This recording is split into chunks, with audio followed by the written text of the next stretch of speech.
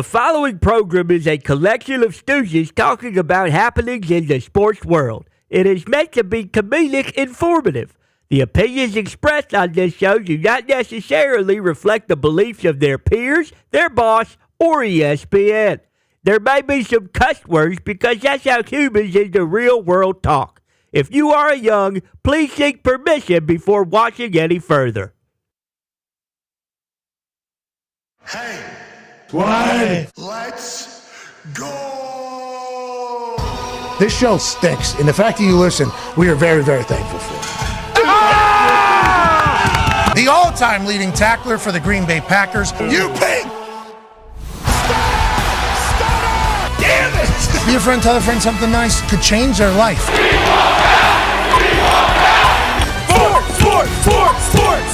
Sport!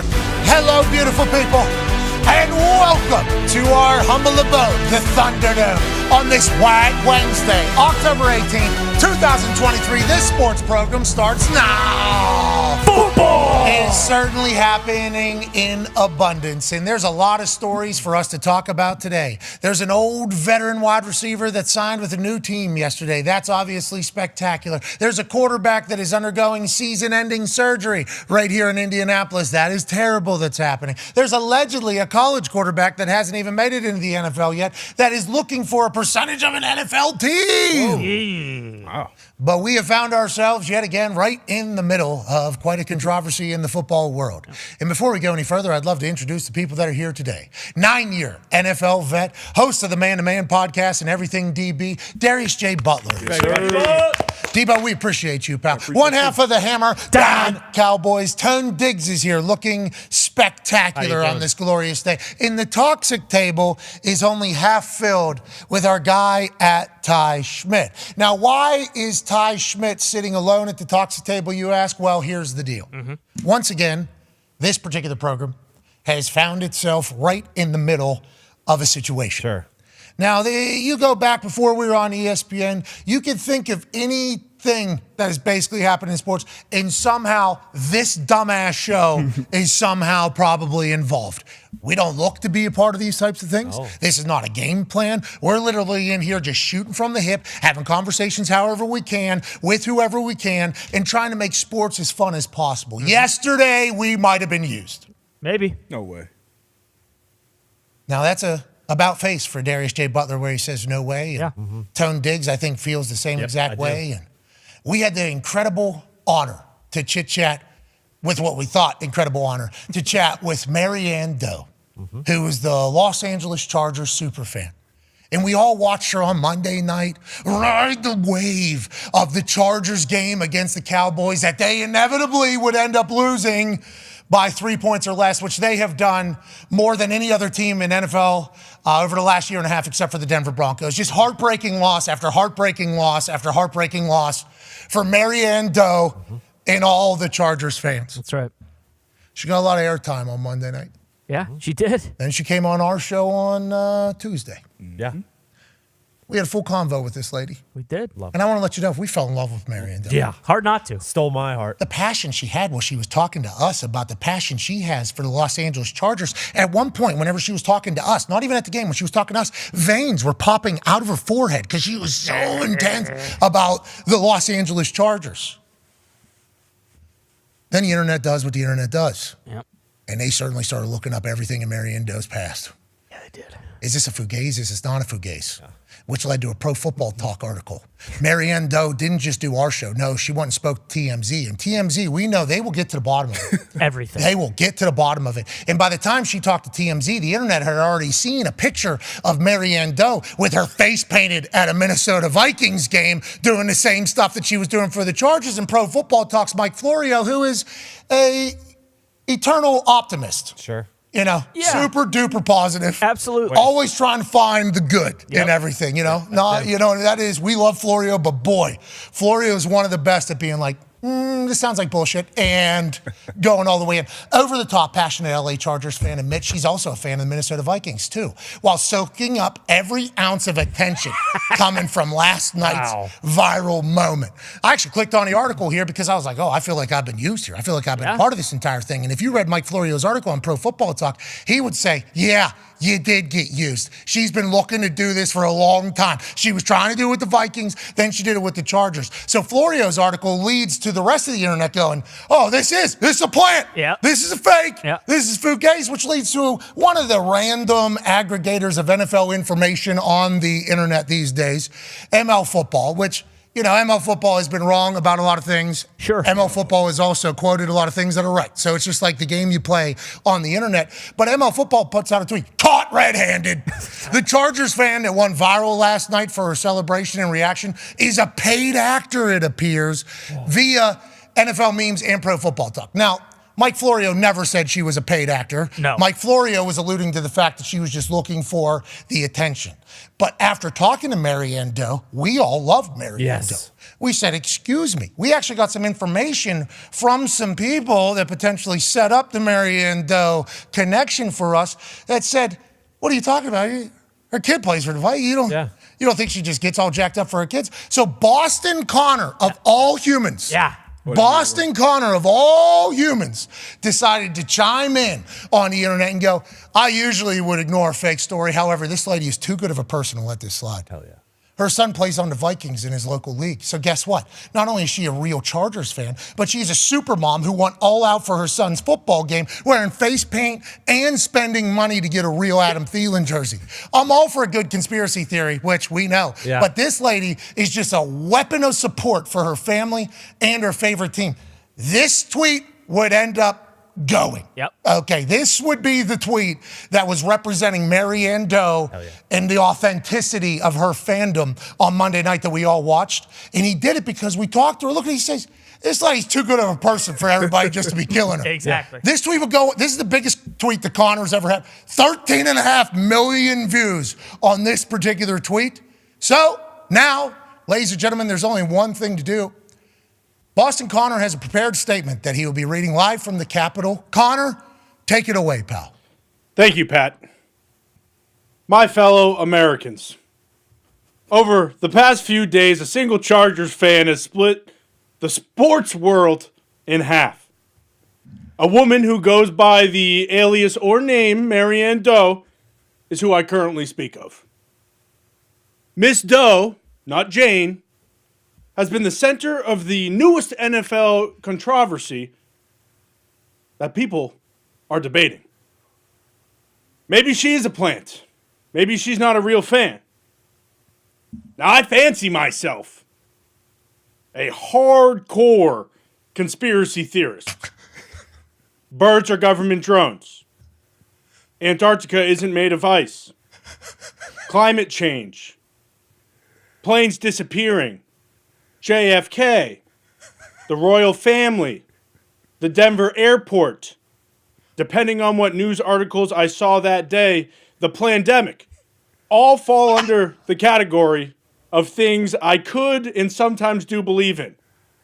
After coming on the program known as the Pat McAfee Show, I bought in to the artist known as Maryann Doe. As I watched her get buried on the internet, seeing things like, this lady probably isn't even a mother. This lady is an AI robot sent to harvest our organs. Why is it Aaron Rodgers Tuesday and we aren't talking about vaccines? I thought to myself, I like this lady, and I should say something or figure it out. Yeah. I volunteered myself, as Pat mentioned, as a helping hand to aid Miss Doe with the internet trolls, if you will. I was told that Miss Doe wore her Vikings jersey because of her son's pop football team in support of her sweet little Asian boy and his brothers. Now, I don't know if her son is good at football or not, okay? But I do know I believe Miss Doe wholeheartedly, start to finish. With all that being said, at the end of the day, I regret to inform everyone, I don't know what's real here. I want to believe in Maryann, so I posted on X in her defense. And little did I know,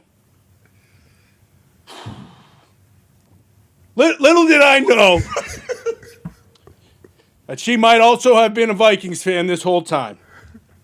I don't know if Miss Doe's a real fan. I don't know if she's a real person. I don't know what to believe anymore about anything. But I do know that if she is a robot, that's how I want them all to act. Not just the robots either. Humans, robots, whatever thing you are. When you're at a football game, Maryann Doe put on a clinic on how to act as a football fan. I'll leave you with 2 things. 2 pages. Number 1, I will never, ever, under any circumstances for the rest of my life, help anyone. No matter what. And lastly, number 2, and this one you should probably think about for a little. Maybe we're all plants. Thank you. All right. Thank you, Connor. Hop on your plane. Well said, yep. Get back from the Capitol and Safe travel. rejoin us if you can here on the. He was breaking down a little bit there. yeah. Yeah, as he should be. He was messed up from this whole thing. I think we all have been, to be honest with you. Yesterday I was watching it all unfold.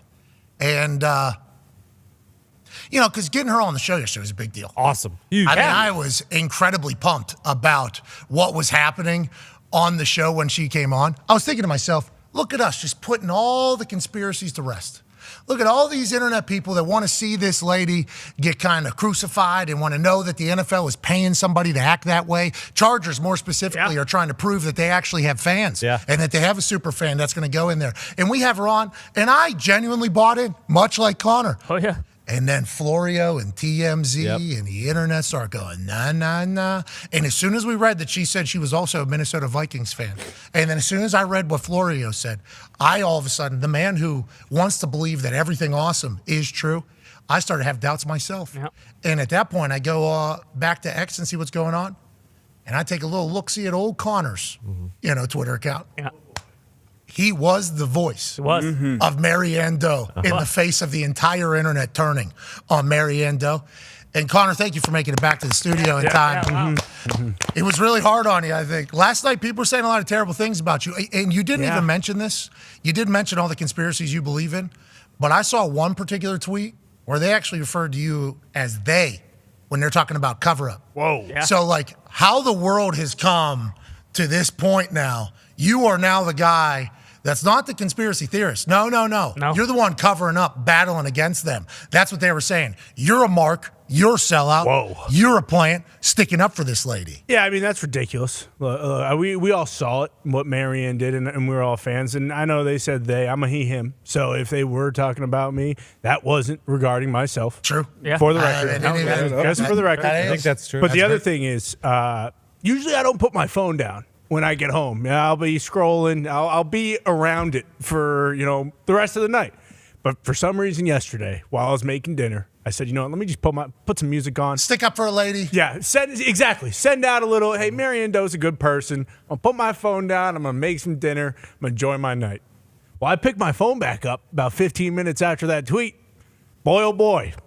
You shouldn't put your phone down, people. Mina Kimes retweeted it. Yep. She has a very active following. Then Mina Kimes is following everybody. Every one of them retweeted it. Yep. And then all of a sudden, you were in the middle of bang. Well, you're just trying to have a little night. Exactly. I get a FaceTime from Connor, and he goes, "That's the first time that happened."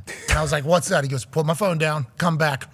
Holy hell, I'm in the middle of it. Yeah. He said, Mina Kimes retweeted. Have you ever thought Mina? So we would like to say for this particular show, yesterday, Aaron Rodgers said something. Fox News wrote about it. Yep. Mm-hmm. Last night, Connor put a tweet out. Mina Kimes and crew retweeted it. It's like, we're talking about depth here. Yeah. Okay. We're talking about having some real range. I don't know if anybody's given us credit in that entire conversation, but you did what you thought was right. Yes. And at the end there, you said your 2 things on page 2 of your speech, where you said you're never sticking up? Never, ever, for the rest of my life, as long as I'm drawing a breath, I will never stand up or help anyone forever. That's a shame. Yeah. It's a bummer. That's a shame. You were doing what you thought was right. I know. I love helping people, too. I loved when I first read your tweet, I was like, look at Con Man growing, maturing. Yeah? Yeah, I was proud of him. I was pumped for him. He's like, you know what? I'm sick of this. This lady's getting dragged through the mud. And then the more and more everybody starts rocking, it's like, she's like kind of asking for it almost, telling these people she's Minnesota. Because I think they could have got away with her kid's game. Absolutely. I think they could have got away with that because it wasn't an NFL stadium that picture was in. And then Florida was like, let me get you. That was a soccer stadium. Yeah, that was the StubHub Stadium. That was why. The reason why it doesn't look like that is because that was a soccer stadium. It's like, that probably makes a lot of sense there, actually. I cannot thank him enough.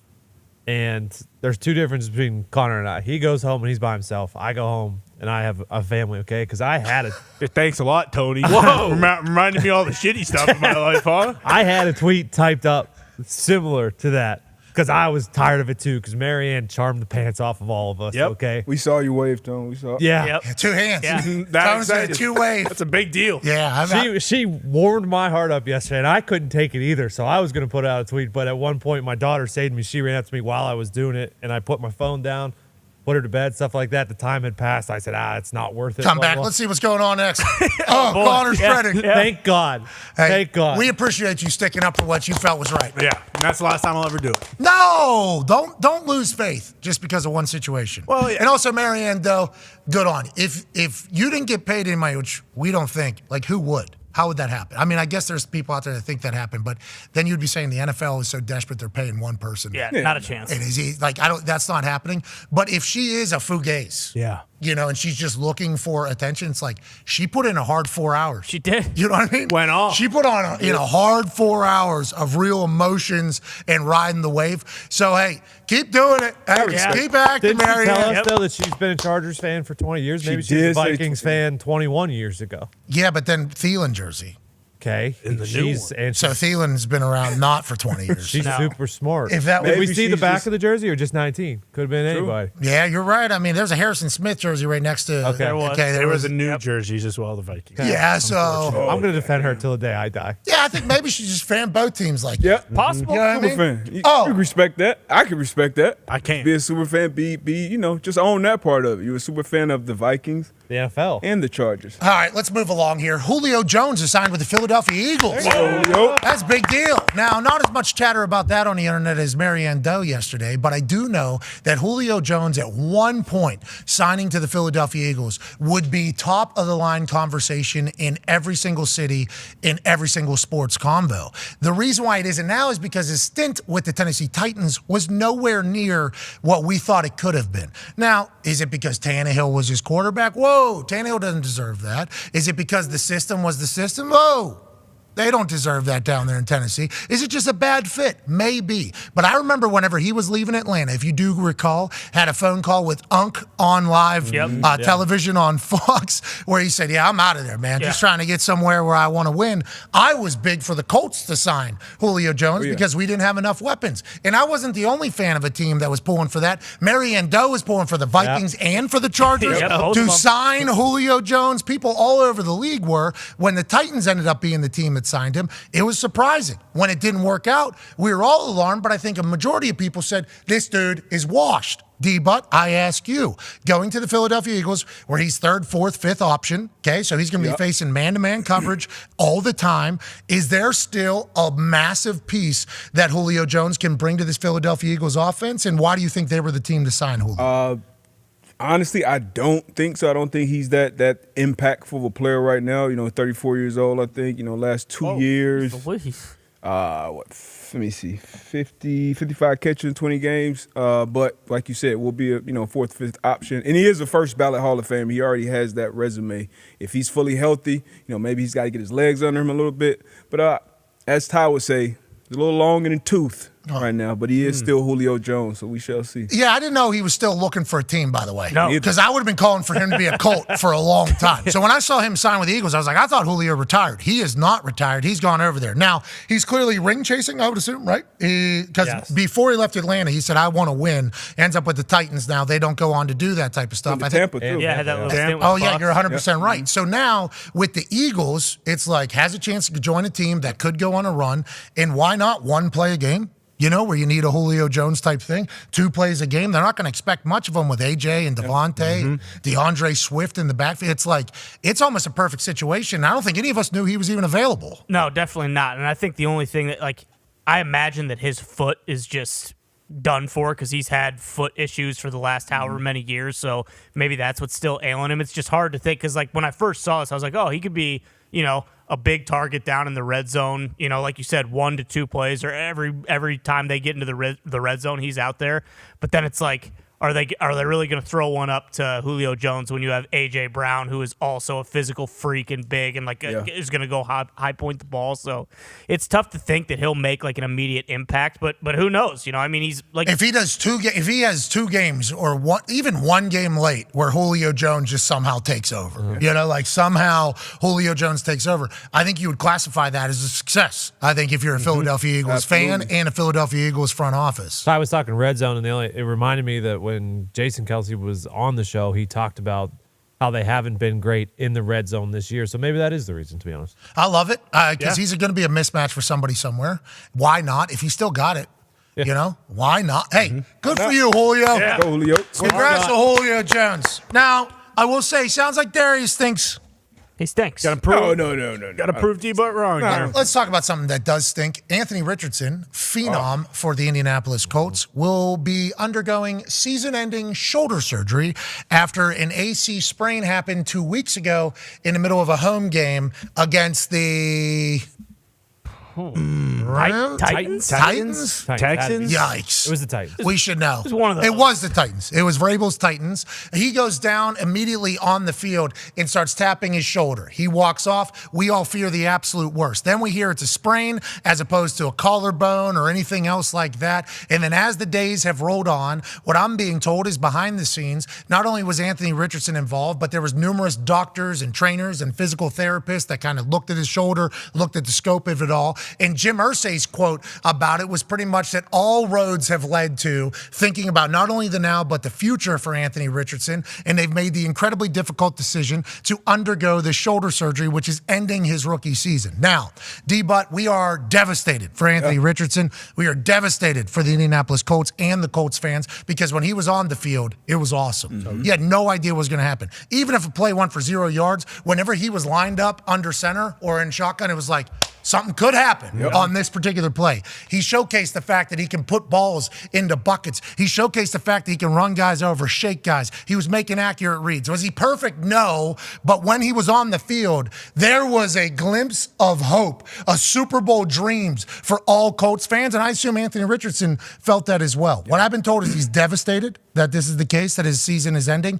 But the big thing about Anthony whenever he was drafted is hasn't played a lot of ball. And now here we are going into week 7. Yep. He's not going to be playing ball for the rest of the year. When does he get a chance to catch up on these football reps? And how do they manage to not have this happen next year or the year afterwards? And this just becomes a big wash. I'm bummed, but I'm very, very, very worried about how this Anthony Richardson era is going to go here in Indy. Yeah, we talked about it. To start your career like this, it sucks. And bummed for him. Bummed for the team, obviously the other players, because, when you have a dynamic player like that at quarterback where anything can happen when you play like a Josh Allen, Lamar Jackson, like a Cam Newton, like in any point. Patrick Mahomes. Mahomes, of course. At any point in time, they can make a spectacular play with their arm or their leg. So for him to be out, it really, really sucks. And it's like, man, you start to think, like, is there really like a curse or something on our team? Dude, Like, you start running through. Man? Yeah. Phil Rivers, we shot out, got us to the playoffs, but he literally couldn't move. No. He couldn't move. Ankle weights. And then you got Carson Wentz comes in over there, and that was a disaster. And then Matt Ryan comes in and disaster. Yeah, completely. I don't even know if disaster is the right word. Like, worse than disaster. Like, I don't even know. Well, beat the Chiefs. Yeah, but like, I agree. We didn't go completely defeated with him as we're close. Yeah. We're very close. And he didn't even finish the season. He ended up just getting benched, healthy scratch. Like, hey. That was the same year we brought Jeff Saturday? Yeah. Okay. That's right. Hired Jeff Saturday at one point, fired a coach. We had players gambling on the Colts, against the Colts in the building. People late for me. Yeah, there's a chance the curses happen. Jeez. And I hope you're happy in Detroit. Hope you guys are living a high life up there, the brand new Lions, and everything's going good. I know what the curse is, Pat. What is it, pal? You guys cut Peyton Manning. That's the curse for sure. Yeah, huge chance. Everything has gone downhill since you cut Peyton Manning. Literally the year after we cut Peyton Manning, we end up in the AFC Championship with a rookie quarterback named Andrew Luck. Now, after that. Yeah, after that one. Deflategate, potentially. That kind of adds to it because I feel like the football gods, they are a vengeful bunch. They say, hey, let's give them the next one after they cut that one. But then Deflategate happens. And let's build him up, and then let's just have him retire out of fucking jeez. Golly. That's true. That's true. Loose leg. You're disgusting. We didn't even make 24 minutes. This isn't even Oh, 1/6 don't of the talk. way in. We're not even a sixth of the way into this thing. Jeez. My Guys. first one. Oh, You're no, a pig, dude. He is. Okay, we're talking Good about Lord. curses too, and you're going to curse word all over this place. Yeah. I can't have it. Maybe that just double cursed, jinxed the whole thing, flipped it back to your. But you're right. There are football gods. We believe in them here. Now, there's people watching the show that are going to say these doofuses are talking about an invisible being. It's like, well, I can't wait to hear all the things you believe in your life. But I do believe karma and football gods exist. I think they punish some teams for a long period of time to let them know you can't do that in football in this beautiful sport. It happened to Detroit. And then Peyton Manning and Jeff Daniels swam in their piss, drank whiskey in the stadium, reversed the curse from them taking money from Calvin Johnson and Barry Sanders whenever they both decided to retire. Now look at the brand new Lions. I'm not saying we are at a stage now where we need to be drinking our own piss and having whiskey in a bathtub in Lucas Oil Stadium, but it won't hurt. Honestly, it has been a tough team to root for. It has been a tough team to be a fan of. And then going into this season, you think about the Jonathan Taylor situation that kind of unfolded. It's like we just had the 4th pick in the draft. Now our best players like, get me the hell out of here or pay me a bunch of money, even though running backs aren't getting it. And I'm coming off my worst season where I was injured. It's like just one thing after another. And Grover Stewart, one of our best defensive linemen, he's now suspended for 6 games because of PED. He's been unbelievable. Can't do that. Jeez. Can't do it. It's brutal. It is brutal. Yeah, it's terrible. And listen, in comparison to things happening in the world, no problemo. Of course. If I was Maryann Doe, okay, if I was Maryann Doe, I don't know how I'd be able to wake up this morning with everything that's happened to the Indianapolis Colts. I didn't hear what you just said there, but I do know that it has been difficult to be a Colts fan. Something we missed? I just said we even bring up Takate. Like he's It's Takate as well. That could be the worst part. I mean, you can also look back when this curse started because you're mentioning what the football gods love. Football gods love more than anything the history of the game. Yeah. And the Colts, unfortunately, painted over most of their history and decided to eliminate it from Indianapolis. Not That just is the true. books. As soon as the new regime came in, that our coach, the people's coach, Chuck Pagano, was a part of, they decided just to paint over all the walls inside the building that had all the history of the Colts on it. That was awesome. I see all my friends just get a gray, basic-ass realtor gray paint right over their face. Oh, Peyton Manning was here just like painted on with like a great moral, just yesterday. Not anymore. See you, Peyton. Edge, Unitas. Don't need them. Dwight Freeney. See you later, everybody. Yep, just painted right over to that basic-ass gray that they had on the wall. And that was something where I was baffled. I'm like, what are we? Oh, brand new team. Okay, we're not the Colts anymore. Yep. All right, we're brand new. We're the Indianapolis Grigsons. Got it. Exactly. Here we Makes go. sense. Now, I will say, to that man's credit, he did bring Darius J. Butler into the building and brought many of other people. Slow down, D. Hey. Hey, that is true. They did bring him in, which I appreciate as well. But that whole thing might be the reasoning why. And all we hope for is Anthony Richardson for you to get healthy. Now, Gardner Minshew is coming off his worst game. Yeah. Okay, he's coming off his absolute worst game as a professional football player. But now he knows it's his team for the rest of the season. Now Shane Steichen knows this is the quarterback that I have. Everybody remembers what Shane did with Jalen Hurts, obviously. Sure. Because they went to a Super Bowl. It's the most success he had. He's done other offenses in the past. He'll be able to cook one up for Gardner Minshew. We don't have a lot of weapons. Michael Pittman Jr. is certainly a dog. What's that? Go ahead, Ty. Well, I was just going to say that is the biggest issue is I think that someone mentioned on Overreaction Monday where it's like, hey, we kind of knew this was going to happen with Anthony Richardson when it came out. It's like, hey, he probably is going to have season-ending surgery, but now the Colts are in no man's land, because I think Steichen is a good enough coach where they probably are going to win 6 to 7 games, and they're going to miss out on being able to get one of those top-end weapons that they definitely covet and need. So it stinks. And to your point about Gardner, this is his team now, but everyone else preparing for the Colts knows it's his team as well. He's very, very effective when it's like, oh shit, Minshew's coming in the second quarter. Watch this guy. I mean, what's your deal? Well, I'm just saying he's an all-star relief pitcher.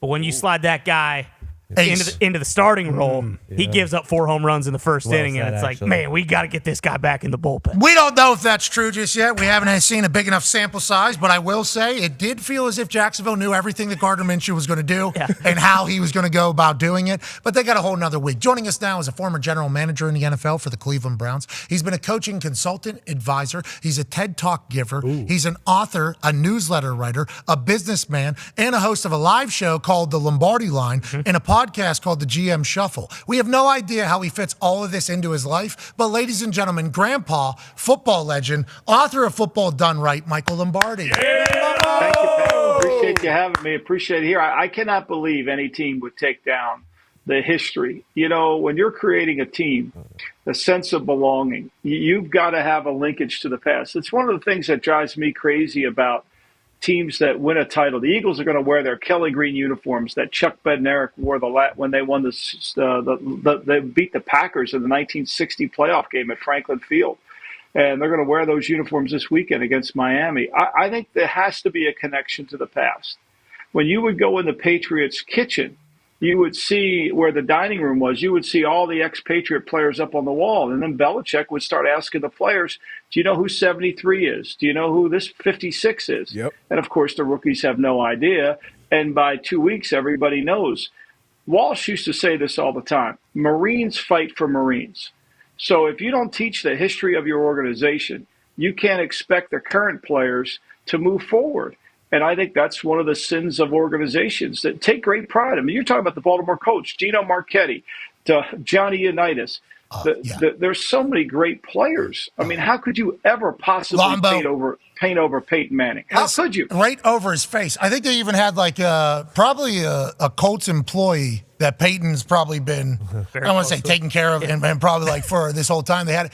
But it was like them trying to institute a new building, it's a new regime. We're ranked number 32 out of 32. It's like, well, we also just got out of the winningest decade in NFL history with a guy who's going to be the number. It was fascinating. I was too young to have an opinion. I was the youngest guy kept on the team. Everybody else was like Vinatieri, Mathis, I forget it.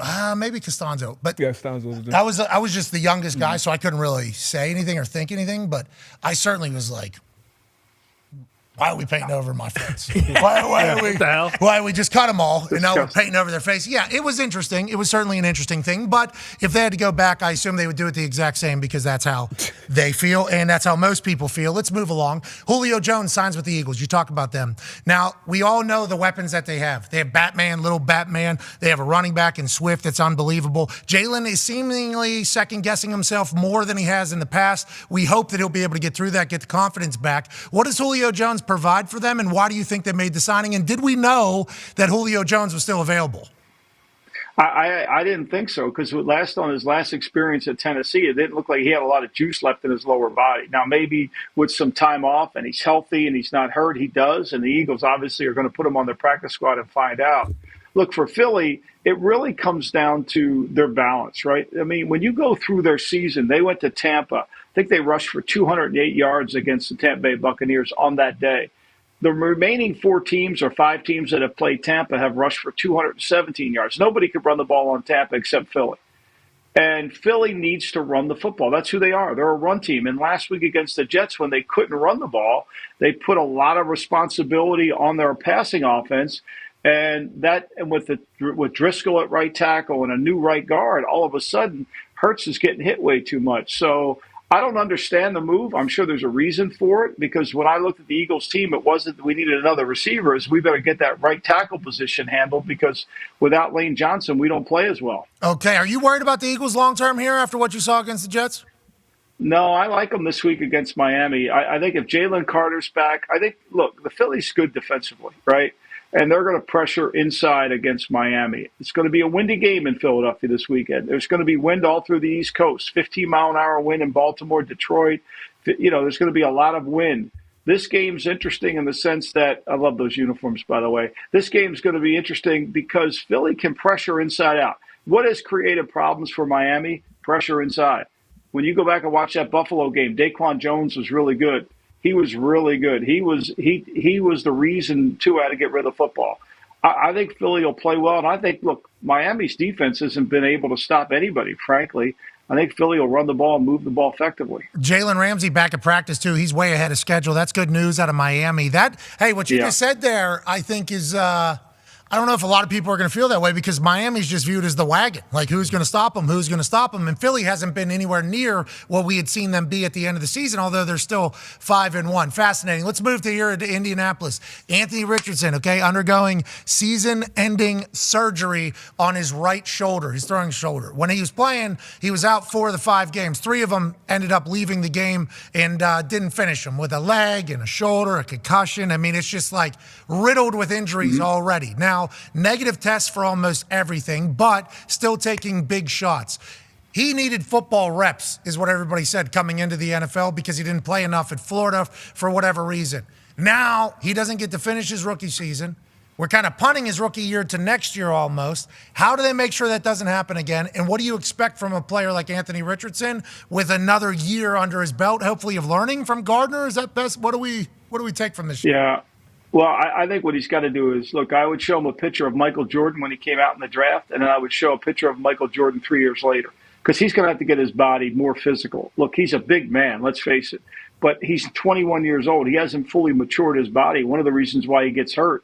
You're not going to sustain this if you're going to miss games like this. So he's got to protect himself. He's got to get bigger and stronger in terms of the physicality of his body.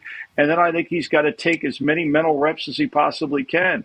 The problem you get into for Steichen is when they go to Minshew and the defensive coordinator of the opponents have time to prepare for him, like last week in Jacksonville. Oh, come on. Jacksonville, they take away the passing game. They take away the quick rhythm game. They play a bare front up inside, so they cover up the guards. No run game in there. And now they say to Minshew, throw the ball on the outside, see if you can win. They'll play tight man-to-man, which is what Jacksonville did. It's a challenge. It's going to be hard for them. They're going to have to create some turnovers with their defense. Look, I think he's a really good offensive coach, but it's hard when you go to Minshew. It's hard when you go to any team that goes to their backup. It's always hard. That's why they call them backup. So for me, for Anthony Richardson, it's about get your body. You're going to have to get yourself physically ready because every kid that comes in the NFL, we think they're ready to play by their bodies, but they really aren't. It takes more growth. Yeah, you got to get calloused a little bit. And it's good news that they're going to play man on the outside and try to make him make plays because I think the Browns are like the best man-to-man team in the NFL. Good luck, Gardner. Should be fun. We're going to be there. Hey, I'll be screaming for you. I'll be screaming for you. Just so you know, the Browns have allowed 52 first downs all year. Okay? 52 first downs all year in 6 games. So when you get a first down, have a beer, have a drink. Yeah, and 1,002 yards total. Which is like the lowest since the 1971 Colts, which got painted over on the wall. You know what I mean? Which is an incredible crew. Poor Artie Donovan. Artie Donovan. Saw you heating up on the internet this morning. We love that. D-Bud has a question about it. Yeah, I want to ask you about a guy who's not in the NFL yet, but been a lot of storylines about him already. Caleb Williams, we heard the stories about, the top 5 teams he'll play for, possibly staying in school, and now even having some ownership in the team. So as a former GM, would any of these things concern you with a guy coming out in the draft? Come on, man. Tom Brady can't even buy his way into the league. He's trying to own part of the team, and they said, no, you're not paying enough money. Caleb Williams, come on. Now, to me, he's got to play better. There's no lock he is the first pick in the draft. I know the media says that, but I don't think the tape says that. I don't think the tape says. I think Drake May's still out there. Michael Penix Jr. is out there. There's too much evaluation left. There's way too much evaluation left. I watched him play against Arizona. That wasn't a great game. Last week against the mighty Notre Dame Fighting Irish, that wasn't a good game. Look, this USC offense, I mean, let's face it, they're not a physical group. I hate to sound like Lou Holtz talking about Ohio State, but they're not. I mean, let's be honest. I mean, they're very much like the Doug Moe Denver Nuggets, all offense, no defense, but we'll go with it.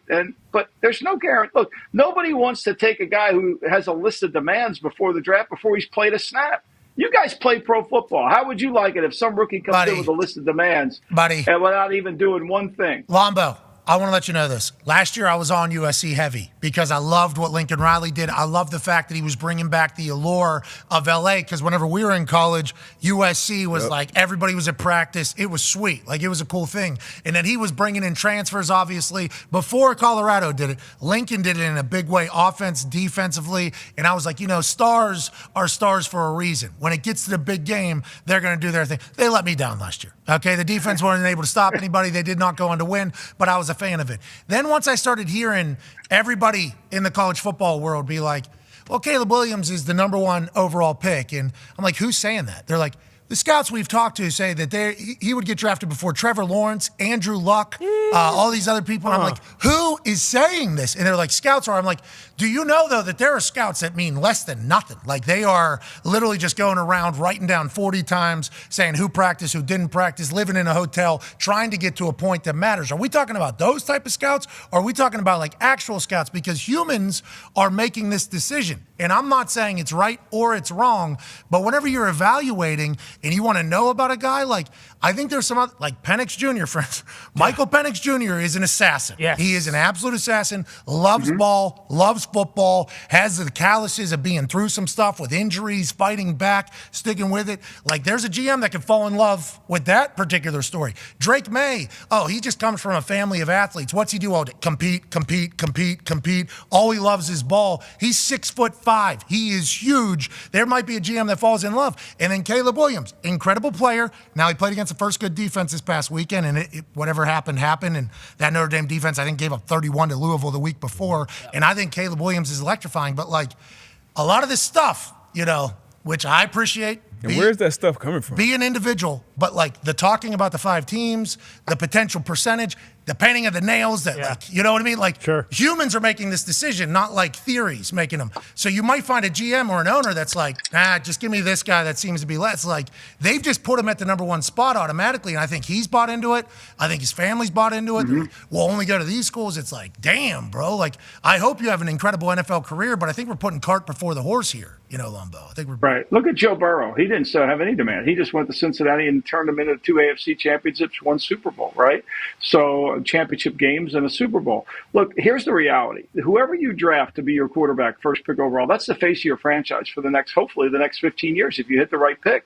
And you want that person to be the hardest working person on the team. You want that person to be selfless. You want that person to be everything Peyton Manning was, about the team, helping the team, hard work, all those things. You want them to get paid, too. That's right. They have every right to get paid. But, when you start going in there with I instead of we, that's going to turn a lot of people off because you will be the face of the franchise. You will be the guy. And that's the problem. And somebody needs to tell Caleb Williams this. Like, the way you're behaving, don't think that you're God's gift to the NFL because there's other guys that have come before you. And the NFL is going to live longer. Look, I say this all the time. The Michigan-Ohio State game is sold out in the year 2050, and the kids are going to play and aren't even born yet. The NFL is going on without you. It don't matter whether I'm in it, you're in it, who's in it. So, like, let's have some humility here, please. Yeah, I know he's a hard worker, has to be for how good of a football player he is. But, like, all this stuff that's already happening, it's like this is a lot of not good stuff that, like, the people that are making the decisions want to, like, avoid. Like all these things, and they seem little, but the little things lead to the big things. And it's like, if this is already coming, going to have to be the right match. I think he's going to have success in the NFL, but also every new thing that comes out, it's like, bro, you need to relax. Like for your own good. Yeah. You need to maybe think about relaxing, but hey, do your thing, be an individual. Hopefully, you'll have a story that goes into the NFL and you just absolutely dominate and everything like that.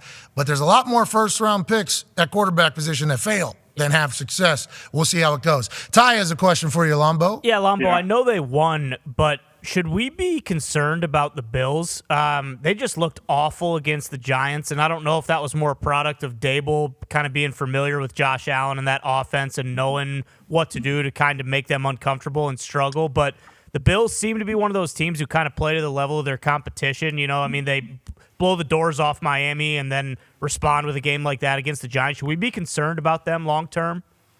Yeah, without Milano and Daquan Jones, we should be. But also, we have to be concerned when they don't play from in front, right? I mean, that's been that when they get those slow starts like they did against Jacksonville, like they did last week against the Giants, they have to score 14 points in the fourth quarter. That all of a sudden their defensive liabilities become real. I mean, they give up 5.3 yards a carry, but they do the same thing that Miami typically does, is they hide their defense by playing from in front. It's hard to run the ball on a team when you're down by 2 touchdowns. It's hard to call running plays. Now, this week against the Patriots, I mean, look, they've outscored the Patriots 139 to 81 in the last games they've played. I mean, they've gotten ahead of New England quickly, and they've been able to put New England away. These games haven't been close as they do that, so expect them to turn it around. But I think the Milano injury, the Daquan Jones injury, I think those are 2 significant injuries to a defense that really is going to be hard to overcome come January. We might have Jordan Poyer joining us today. Obviously, he got back from an injury and had a couple of big-time plays, or maybe tomorrow. That defense is going to have to do a lot with the way the offense is going. You know what I mean? It's that's an interesting. Speaking of defenses, Tone has a question for you. Yeah, Lon, but we talked about the Eagles and the Finns. I think the other game of the week is Lions and Ravens. What is your read on that? It's kind of a measuring stick game. What are you looking for in that one?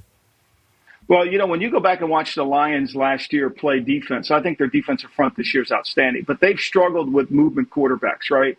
I think when you look at it, they gave up 164 yards to Josh Allen, gave up 254 to 58 yards to the Bears during the regular season, and at the last game of the year, 200 yards to Justin Fields. So they've had trouble with running quarterbacks. Even Aaron Glenn has mentioned that. I think it's going to be very, very windy in Baltimore. I think it's going to be a very difficult game. Look, I think the notion about Jared Goff not playing good outside, we can put it to rest. Last week, what was really impressive about what the Lions did was typically the Lions need to run the ball for their offense to be able to be successful. And they couldn't run the ball against the Bucs at all. Only one team's run the ball against the Bucs. That's Philly. And so they were still able to make plays in the passing game. And with Jamison Williams back, that's huge. Now, Montgomery's injury, to me, it hurts them. And if Gibbs isn't 100%, not having a ground game against Baltimore is going to be problematic. Kyle Van Noy said you're a bitch. Oh! That's what I was told. I watched every play he played last week. I enjoyed it. I did. I got no problem. I didn't say anything negative of him. I think he's a good player. He's on the Patriots. I would have never said a bad. I think he's a great. When he's in that, I think he knows how to rush. I think there's no question. I said nice things about him. No, obviously he was just joking with that, but he did say, "Hey, relay a message to old Lombo after that." Just tell him I'm watching every play. He's watching right now, so he definitely heard that. Foxy, who obviously Lions fan, he believes that the opposing team quarterback will always hit the over on rush yards against the Lions defense. Lamar seemingly throwing more. Should we bank on him kind of getting loose this weekend against the Lions D? Well, I think it's going to be a great test, right? So they got, the Campbell kid they drafted from Iowa. He can run. They needed more speed at their linebacker. Alizoni, they've gotten him in there. And what's his name? Run better. What's his name? Alex Alzoni. I forget how you say his last name, but the linebacker, he's from New Orleans. He's a good player. Anzalone? And I think Anzalone, thank you very much. And so I think the speed, they're going to play they'll play nickel against Baltimore because this front's really good now. I mean, these tackles are good. And the way they scheme with Hutchinson, moving him around to the worst guard. But Baltimore's finally healthy, right? I thought Baltimore, other than the horrendous red zone last week, was really good offensively. They made a mistake with an interception, but I thought Lamar was really good. Wind is going to be a factor in this game, though. Don't make it. It's going to be over 15-mile-an-hour wind in Baltimore on Sunday. Odell Beckham Jr. got into an actual scrap with Simmons after the game, which shout out. No, I wouldn't do that. Yeah. I wouldn't do that with Jeffrey Simmons. I don't think that's a smart play. I think you had a question here. Hey, to your point, though, I asked Vrabel if he thought he could still beat up guys in the NFL. Yep. Because we talked about, as we're playing Lake Tahoe golf, I asked him, you could beat up every other coach in the NFL, right? And he said, well, I don't plan on losing a fight ever or something. I forget his answer. It was awesome. He had maybe I think he had four. He had pouches up and down. I think he had a couple zins in his side. He had a vape and he was opening a cigarette at the same time. Nice. And I think he had a drink. This was out of Lake Tahoe at that golf tournament. So it was this is one of the most legendary humans. And then his answer is I'm never planning on losing a fight or whatever. It's this is the coolest guy of all time. Which led me immediately do you think you could still beat up guys in the NFL if you had to? And he's just joking but kind of spelt serious. He was I feel like I beat up most of the guys on my team, except for Simmons. Never going to fight Jeffrey Simmons. Never going to do that. Yeah. So then when this past weekend in London, when I see Odell Beckham, knee him, Odell Beckham, gives him a knee. Yeah, boom. And then Simmons hits him back, and then Beckham flops, gets a 15-yarder. And then from the sideline, they were still chirping between OBJ and Simmons afterwards. I guess after the game, Marlon Humphrey said this on his podcast. After the game, this is what he heard and saw. Bro, did you see the post game? Did that get? I don't think that got out. I don't think. Why? What happened? No, it didn't. Dude, I'm sitting there after the game. Okay. I jersey swapped with a dude So like it took me a while. So I'm like taking my jersey off and like I saw Big fan of the guy. Yeah, right. And he's looking like this. Helmet on. Coming on. Helmet on. I'm like, oh, he must got like family on our team or something. He's still just looking. So like I'm over here trying to take the jersey off my pads. And then I walk up to him like I'm thinking like, oh he wants to show me love. Like he respects my game. So yeah, bro. And like he wasn't. Like I really just went up to him. He wasn't waiting on me either. So I'm like, okay, whatever. Like go holler at somebody. And then as my back's turned to him, our guy goes, Rodney. Starts yelling. Rodney's our security's name. And I'm like, anytime you start yelling security, like Rodney, like freaking out. I turn around, Odell and Jeffrey are like fighting. No way. Bro, I'm pretty sure Odell's grabbing his face mask, like they had to get separated and everything. I don't know how this has not hit like the media. Crazy. Dude, he wanted the fade from getting that PI. Okay, so that is what Odell Beckham Jr. is doing, because we have seen some videos already this season of somebody getting chased by a D lineman or offensive lineman and talking and turning the corner and that's what I thought, you bitch, into the locker room. Odell Beckham Jr. goes right up to Jeffrey Simmons after the game, and they actually have like a little scrap. I have so much respect for Odell Beckham Jr. Yep. And I also love that the Titans-Ravens rivalry is still a little bit of juice. Yeah. You know what I mean, Lombo? Yeah. I love that that's that it is. That playoff loss still affects Baltimore. Losing them, having home field advantage, of them going in there and beating them.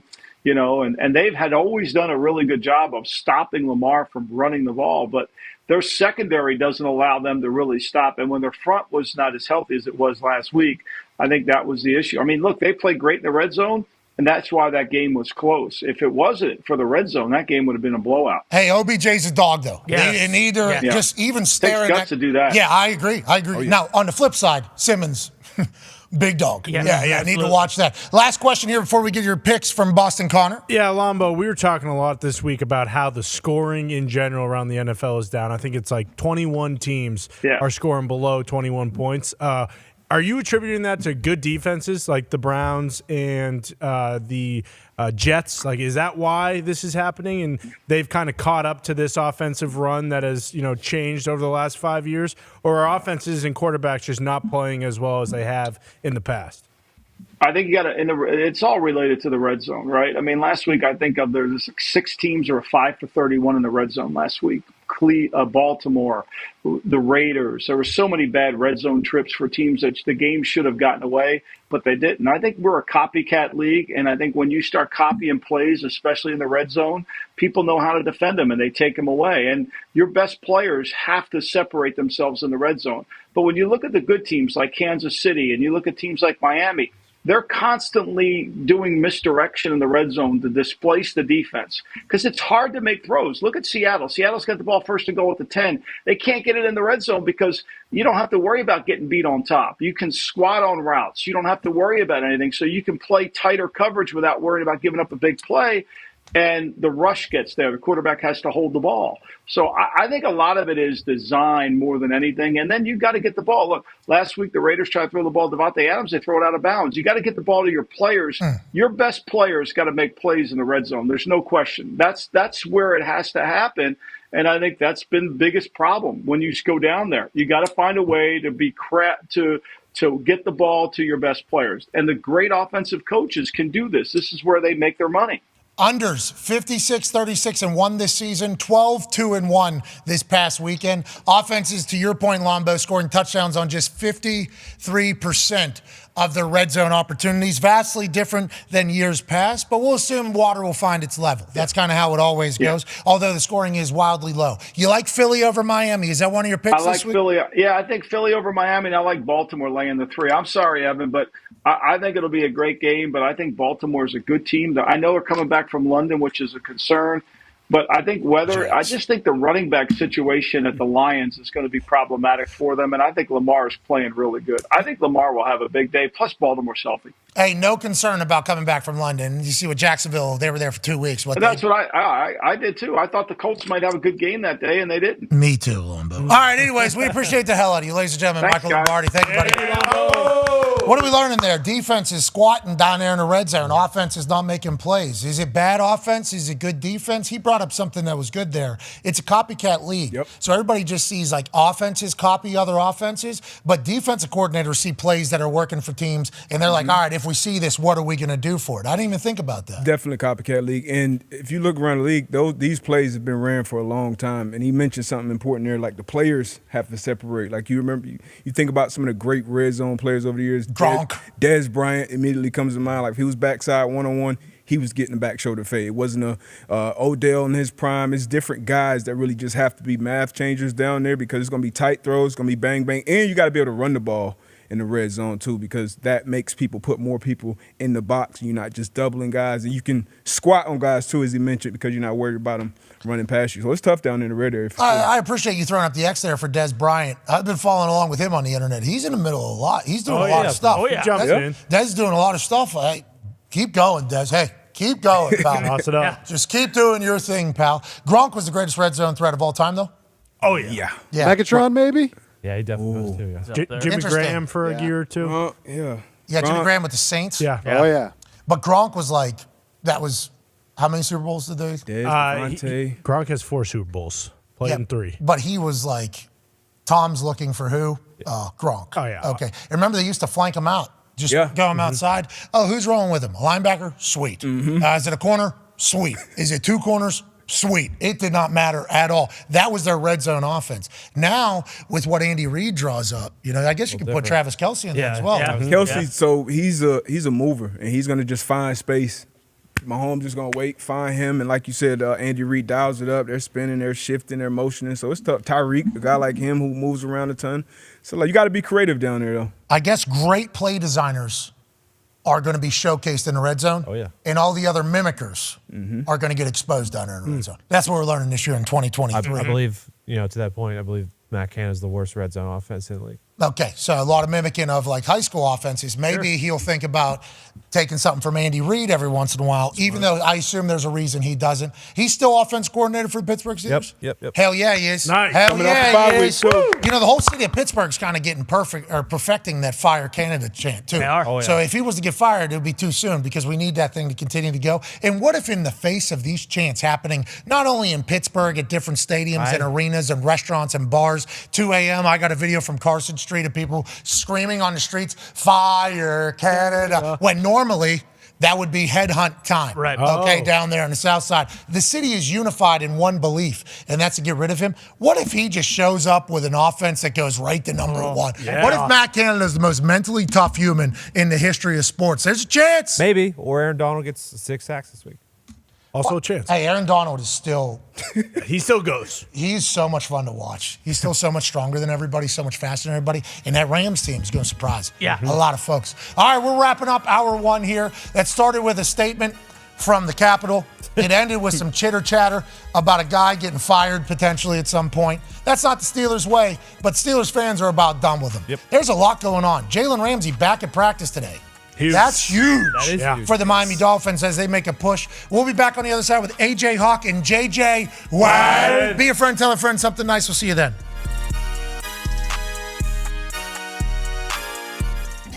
In an abandoned warehouse, Arthur Isaac Fischel, the world's AI authority, has summoned the Earth's most influential doofuses for an emergency meeting about the terrifying powers of artificial intelligence. Antonio Margherita, influencer from Italy. Vladimir Borobashnakowski. Chad Speed. Jim. We catch up with them mid-dinner as Artie Fish tries his damnedest to get the influencer's attention. Yes, that'll work. Thank you. Scram. Let's get down to brass tacks, boys. The real reason we're here. AI is it's a problem. It's going to kill us all. It's hard to take you serious with the way your face looks right now. I mean, you look like a fucking asshole. What are we talking about? Oh, the only thing artificial is those fucking balls you call balls. You look absolutely absurd. You guys don't understand. You're not listening to me, okay? I'm wearing this Because AI can hear your thoughts. They can get into your brain, guys. You ain't got no fucking brain. Once again, struggling to take anything you say serious. My team told me I should come to this. You look like he looks like a joke. Like an absolute jerk off. Does this look like a joke? Huh? That's a nuclear bomb. Nah, that's fake. Just fucking bad man puts marbles in plastic You case. need a guma, my friend. You guys aren't listening. This right here, AI gave to me. A nuclear freaking bomb. Told me the only way to save this screwed up world is to blow it up. This guy awake? Idiot. Wake up, asswipe. You wouldn't hit somebody with a No, yeah, fuck. No, don't you worry. This one is foolproof. I doubt it. I brought it here, boys. Not just for show. What? But because I'm gonna blow up the world right now!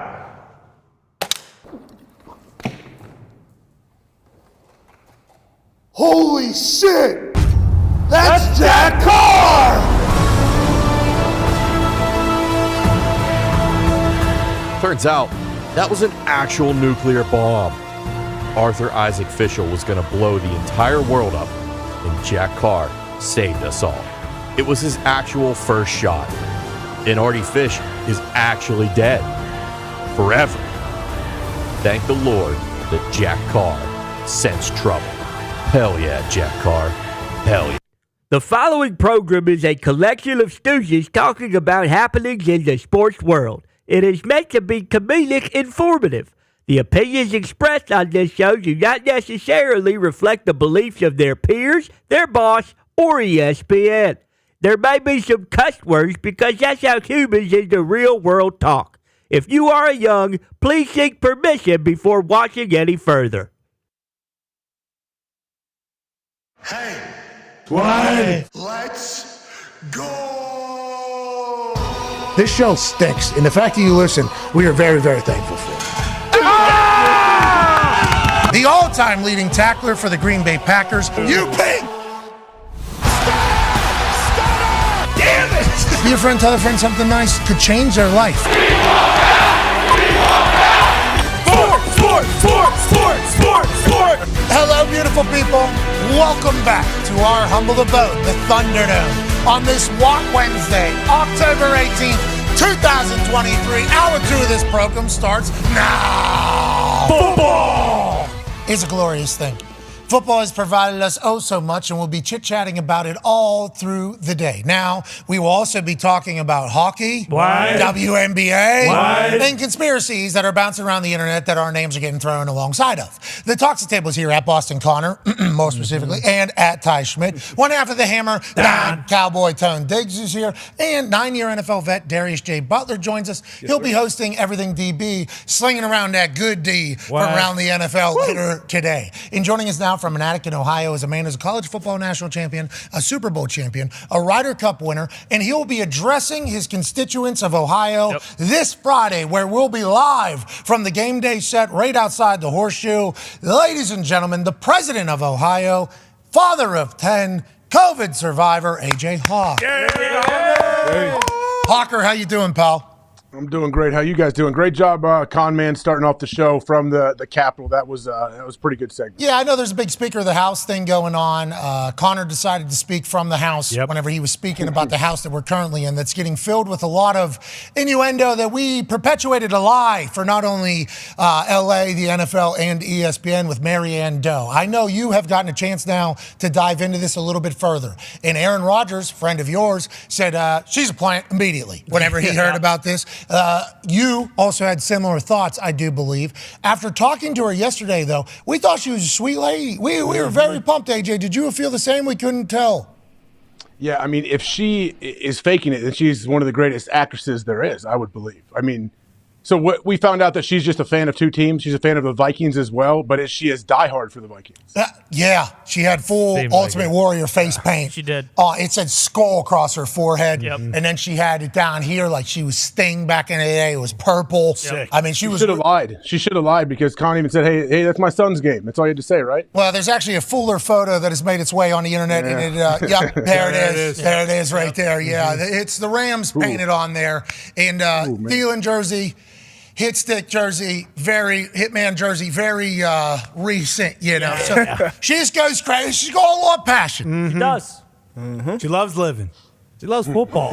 Nothing wrong with that. So I guess she should have just told us. She should have said, "Hey, I'm also a diehard Vikings fan." Right? Is that all we needed? That's what she said to TMZ. But the internet ain't gonna believe that you got that much passion. Okay, for two teams. If you have that much passion for the Chargers, how do you have that much passion for the Vikings, lady? Nobody has that much emotion, and I think Maryann does. I think Maryann does. I think she is that. But boy, we were right in the middle of that. And Connor's tweet, 13.5 million views. Okay, that 13.3. It has grown since this morning when he addressed it all.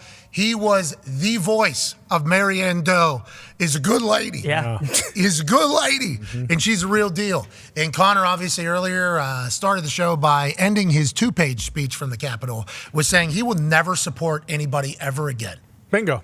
Yeah, that's exactly the case. And, I didn't do it, but AJ really wanted me to wear his Viking costume that he wore to the White House at one time. And I said, you know what, AJ, it's not about that. This is about Maryann. You talking about when he was the Speaker of the House? When he was standing on the, when he was standing there. What was that, for like 15, 20 minutes he was up there? Yeah, just living, just Where is enjoying that his guy? life. Where's that guy? Oh, I think he's in jail.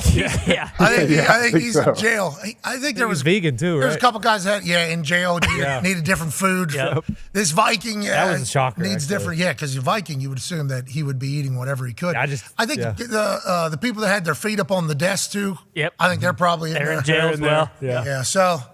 We appreciate your little birthday party you threw at people ending up in jail. For us, Connor just had to clear some stuff up from the Capitol, and we appreciate him doing that. Let's move on. Julio Jones signs to the Philadelphia Eagles yesterday. We've talked about it a couple different times. Michael Lombardi said it felt like he maybe lost a little juice in his legs, but maybe the break kind of is going to make him better. Darius Butler said, he only had like 52 catches in like 20 games over the last couple years. But if he goes to Philadelphia, all they're looking for him is what? One good game, one good play, kind of keep him moving. What are your thoughts, AJ Hawk? Yeah, I mean, I don't see any issue in signing Julio. We know what Julio can do. I saw D-Bud even said, hey, first ballot Hall of Famer, no question he is. And congrats on that, Julio. Yeah, congrats on everything that he has done. But no, I'm all right with this signing because, like you said, there's going to be a moment, a big game, a big third down, something happens, and all of a sudden Julio is going to show up. Maybe it's a red zone, maybe I don't know where it is in the field. But if he's feeling healthy, yeah, Julio can make some plays. It just feels like this type of thing happens in the NFL where somebody gets signed and there's either haters to it or whatever. And then in a gotta-have-it game, in a gotta-have-it moment, somebody like Julio reminds people why he's Julio. You know what I mean? It'll be like a home field clinching maybe for the playoffs, and Julio will have some 3rd and 9 that'll be late in the game. It'll just be absurd. And then we'll go, that was smart. Hey, Howie, those are good. Yeah, great I didn't even know this dude was signing. available. We thought he was retired. Yeah. So whenever I see him sign to the Eagles, I'm like, oof. Good deal for him, too. Hey, let's go get a ring, man. Let's do what we can. I guess at Tampa, he was not that great, is what we were told from people at Tampa. But it was just a situation. Tennessee was not a good situation. Tampa, not a good situation. Philadelphia, good situation. Let's talk about a situation that's brewing over in Arizona. Joshua Dobbs has been the starting quarterback for the Arizona Cardinals. And there is some breaking news coming out of Arizona. The Arizona Cardinals are planning to open the practice window for quarterback Kyler Murray today, the first step in a slow process to ramp him up. Coach Jonathan Gannon said, Murray and the team will be smart with his return from an ACL tear, but being on the practice field is a good step. That is reported by Ian Rappaport, who is best friends with the owner of the Arizona Cardinals, as we do know. Yep. We know a lot about that rap sheet. A little too much. He's now the host of a daily show at the exact same time of our show. Going on right now. So you can watch that right now on NFL Plus. But he's breaking the news that Kyler's back in there. Now, to get a little bit more information on what that means, there's a practice window that just opened up. What is this practice window, and what does this mean exactly? So a player who returns to practice after missing at least 6 weeks with a major injury may practice for up to 21 days. If at the conclusion of the 21st day, the player has not been added to the 53-man roster, he cannot return to the 53-man roster for the rest of the season. Goes back to the IR for the whole season. So, ladies and gentlemen, we have breaking news. Kyler Murray will be practicing today. Wow. So that is a decision that he is telling the world that he's back on the practice field, not just cleared to practice, not just opening a window. I'll be back on the field. So I'm walking on the sideline, looked good. There was conversations on this program by Michael Lombardi before the season started that the Arizona Cardinals might not want to bring Kyler back this year because if he does come back and gets injured, that automatically locks in like a $25 million guarantee that is in the injury guarantee of his contract. So, with all this being said, with how we've seen the Cardinals play, a lot of fight. Hey, a lot of fight from that Cardinals team. I think Buddha's coming back soon as well. With Kyler being inserted into that lineup, are the Cardinals poised to make some noise in his first year of Gannon's run, AJ Hawk? I mean, I think when's the earliest Kyler could get back on the field in a game? Well, next 3 weeks. I think this week within the next 3 weeks. Anytime within the next 3 weeks, or does he have to wait till the end? No. So I think they have to make the decision on what's going to happen this season within this 21-day window. Right. So like you have a 21-day period to be like, how is he? Probably a week out, 2 weeks out. By the end of the 21 days, if it's still not good, I think they have to designate him to be done for the season. Now, I think he can return any time in there. Yep. If Kyler is the weapon that we all dream that Kyler could be, and if this is the healthiest Kyler we've seen, and I think he's even reported a couple different times or said a couple times that having the game taken away from him has changed his perspective, which might be the maturity that everybody is hoping from Kyler Murray. What are your thoughts on this, and how do you think this plays out for the Cardinals? Yeah, I hope that's the thing. New perspective, new start too. You got a new regime in there, and this team, you turn on the tape, they're competitive, they're physical every week, and now you get your best player on offense with Kyler back, and your best player on defense if Buddha comes back as well. So that's a joke for both sides of the ball. Definitely think they'll continue to compete. And Kyler, I mean, let's not forget, you turn on that tape, it's plays that he makes that very, very few people can make that position. Super, super talented. For him to be 5'10", go number 1 overall pick, drafted first round in NFL, MLB, like that doesn't happen. Top 10 in both NFL so, and like, MLB. He's rare when it comes to his skill set. It's just about everything else that we always talk about when being the face of a franchise, being a quarterback, and if he can improve in those things, this Cardinals team can compete for sure. Down the line, I don't think this year they'll make real noise, but I think. Well, and that's why, is it even worth it? I mean, I obviously, he is the face of the franchise, and if he has, grown and matured quite a bit, you probably want him around a young team, but.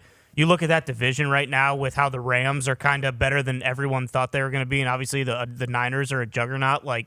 Is it even worth it bringing him back if they're not going to be in any type of situation to compete for the playoffs? I think Kyler wants to play football. Now, granted, if they were thinking about moving playing that system too, that Gannon system, I think he wants to get in. If they were thinking about moving on from Kyler, it's like, don't risk a $24 million activation if he's to get hurt.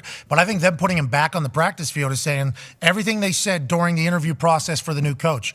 New coach has to be in on Kyler. We decided to pay Kyler. Kyler is the pivotal piece of this entire thing. New coach, new GM, you're building around him. I assume they're just going to want to see their guy back out there. But nobody's expecting them to do anything this year in the long run. I assume even their fans. But it would be nice. This guy got paid a lot of money. Yeah, I think it's definitely worth it for him to get out there and play. Like you mentioned, for him, of course, he wants to play, and for the team, for the organization to see your guy like, oh yeah, he could sit out, but nah, he's back here playing. Even though make him at week 8 and we're not in it, but he's still playing hard. So I think it's worth it for sure. Yeah, and just the rust factor, not Russ Wilson, rust with a T. You don't want to start next season off with Kyler's kind of got to get back into his groove. If he plays those last few weeks, but with that 21-day window, can Kyler be the third quarterback on the roster spot, even though they wouldn't put him in? So it could be longer than 21 days. They could kind of get around that. 53, so I don't know. Oh, like a healthy scratch? Well, because know how they have the third roster spot now on teams. Yeah, and you can only play QB if you're that third roster spot. I would assume they have to make some designation in the next 21 days. Yeah. I would assume there's no. And is that true? If that's not active roster. Yeah, I would assume there's some sort of something they have to make a designation for him to activate to be a guy in the next 21 days.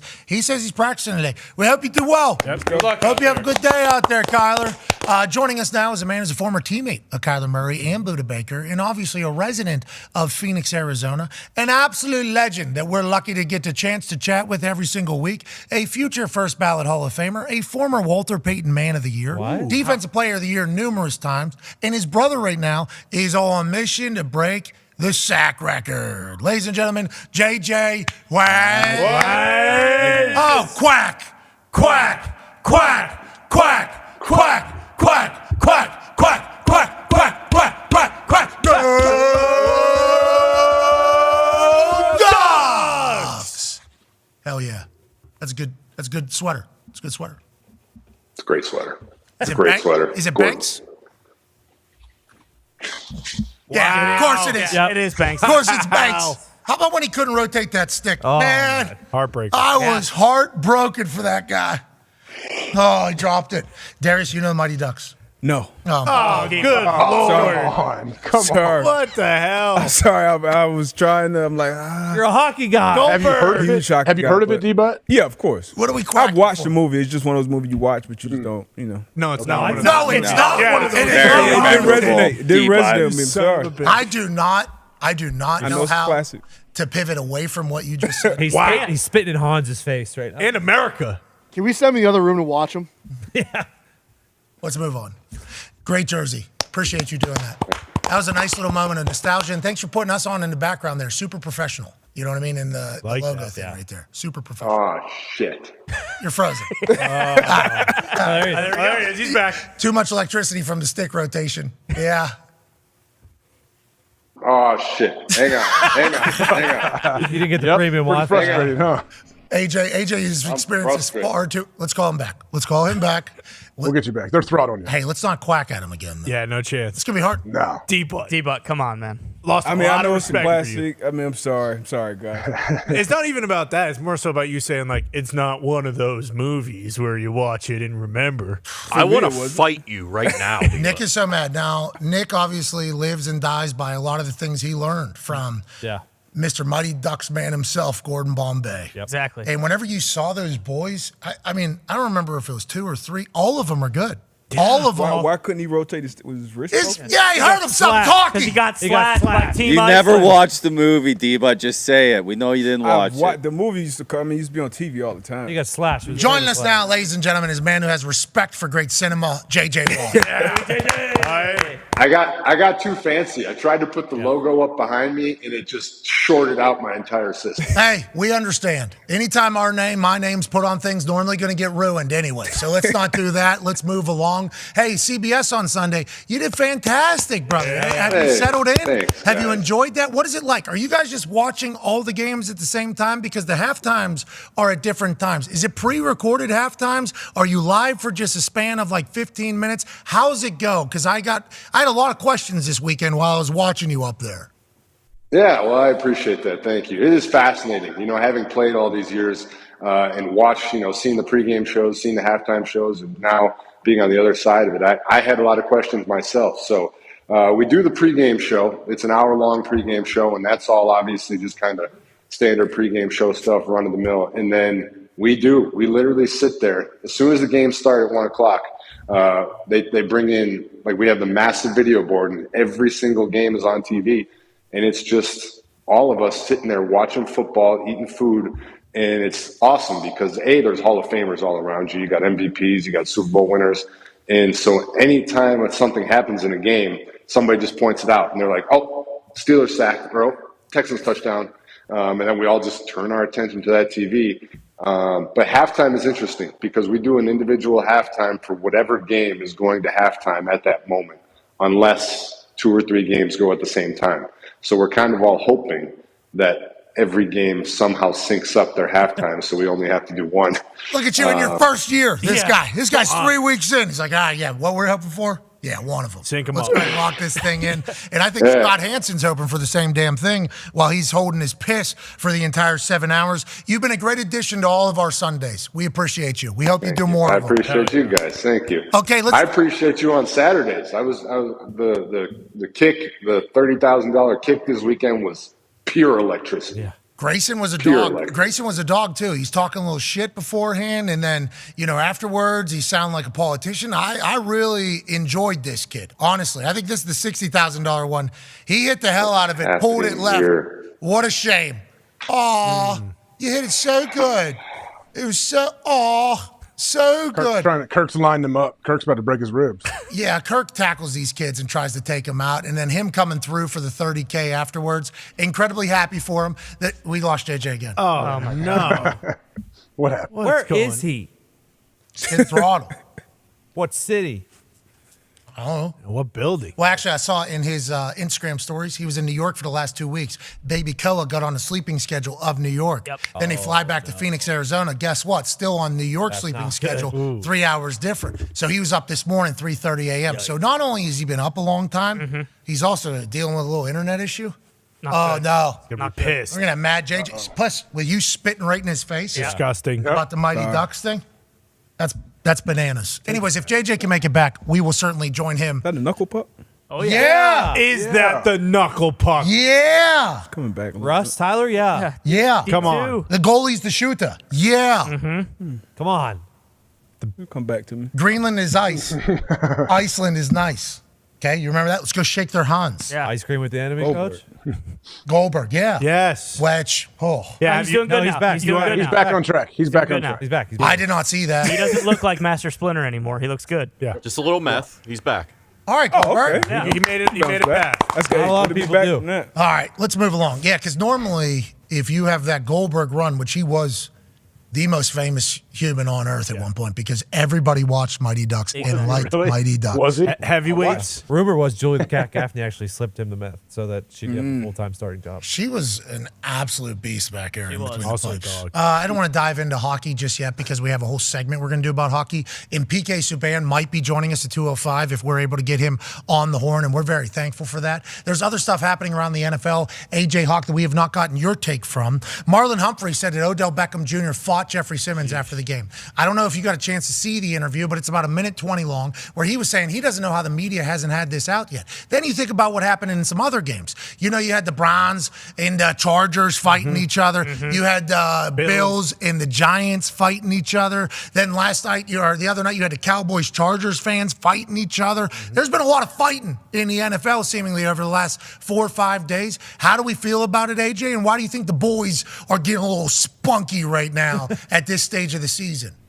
Well, I think part of the reason these fights are happening is because teams are walking out for warm-ups. They're running through each other's warm-ups. That'll cause it when you're trying to they need to somehow manage where you got to send them all the way around these teams. But when you're trying to go, this was awesome. Awesome. Yeah.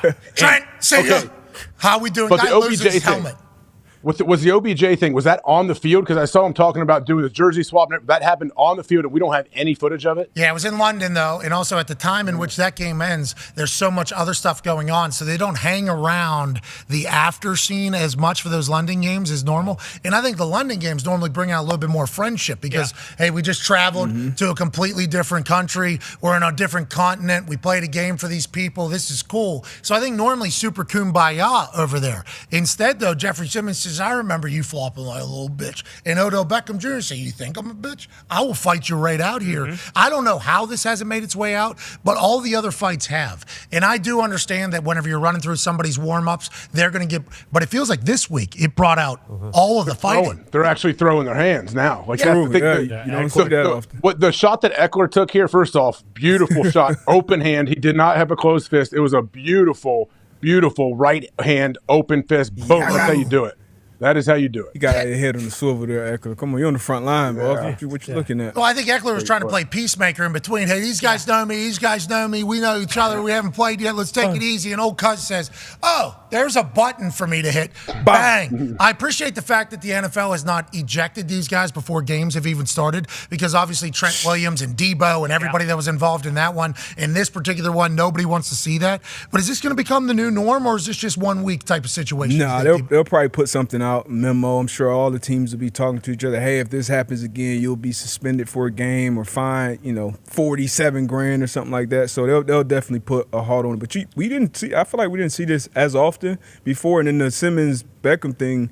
Usually, if something happens during the game, it's kind of over with by the time the game's over. So maybe it was something else there. But it's a little more entertainment. I often wondered if it was because we put over the hockey fights. And all the NFL guys. Because there was a lot of tweets about, like, the hockey is awesome, where I said, like, hey, old Cuz literally said, oh, you cheap shot at my guy, I have to fight you. Like, that is what I have to do. That's just like the hockey culture. And the hockey people, shout out to hockey people, which we are. I'm a hockey aficionado, obviously. So as the hockey people started spreading it on X, you saw a lot of ex-NFLers go, like, if we were allowed to fight, we would fight every single play, like almost saying, like, let's calm down here on who's doing what.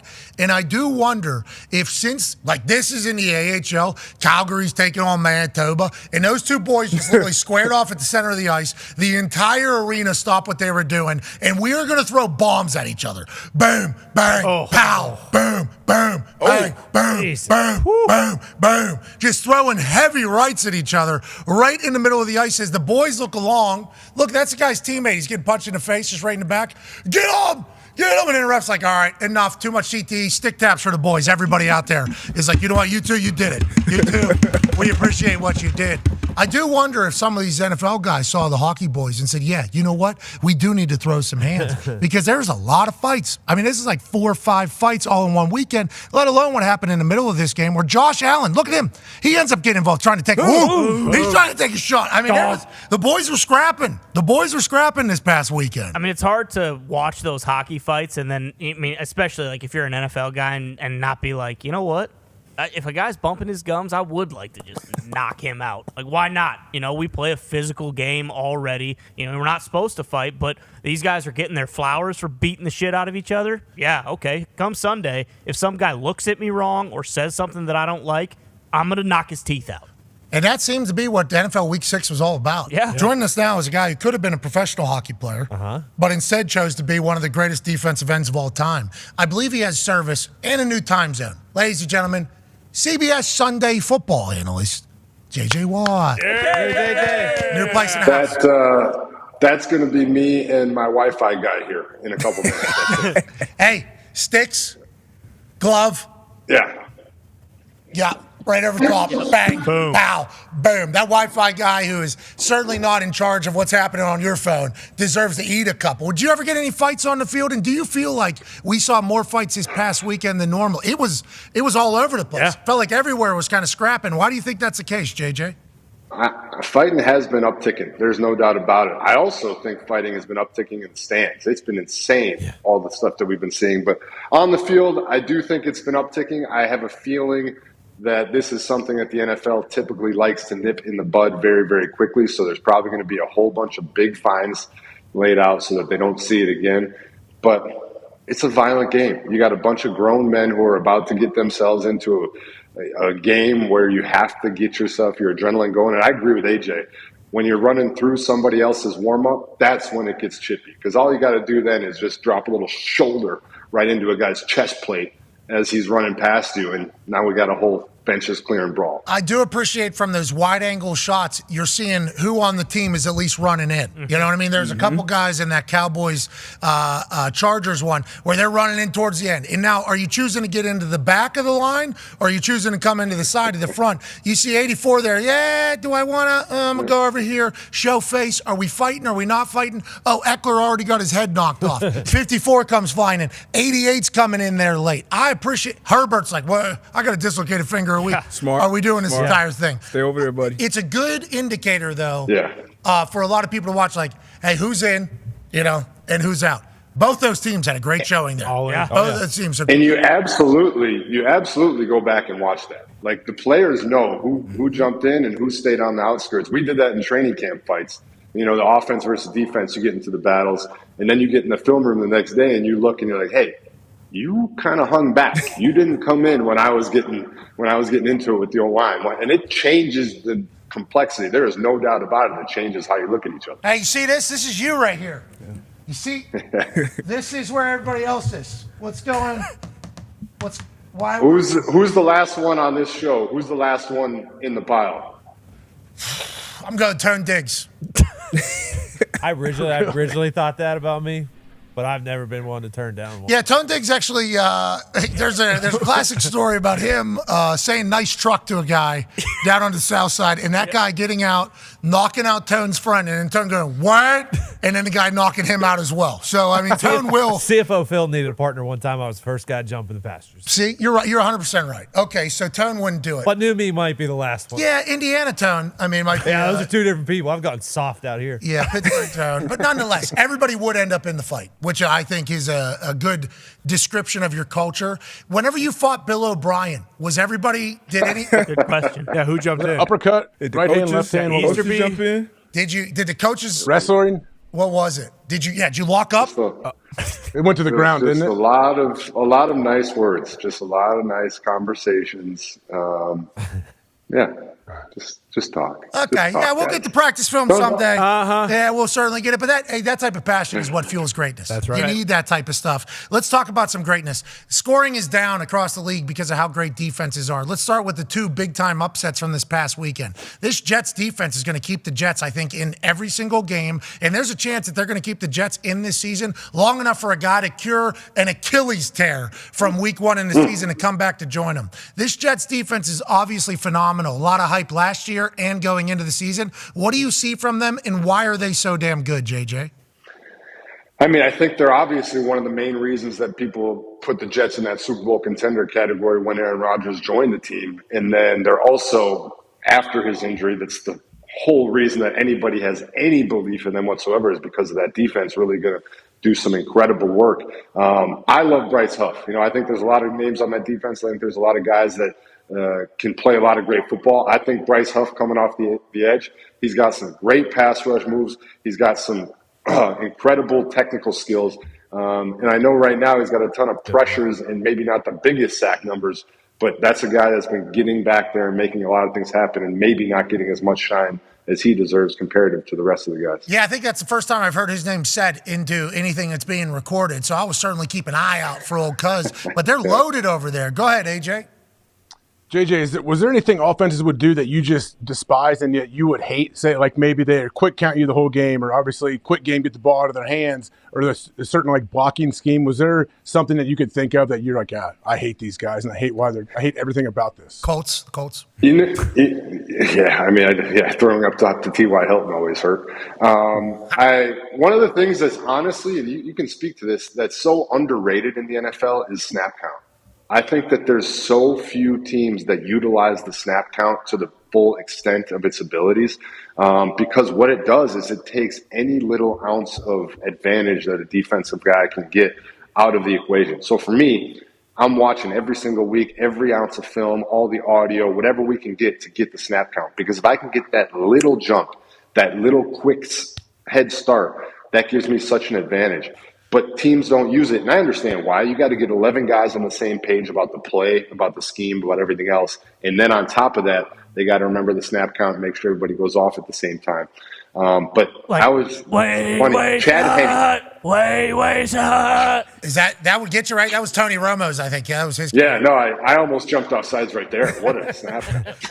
You were about to say Chad Henne. There it is. Chad Henne had one of the best snap counts I've ever played against. It was incredible because the key to a snap count is it has to sound like your regular count.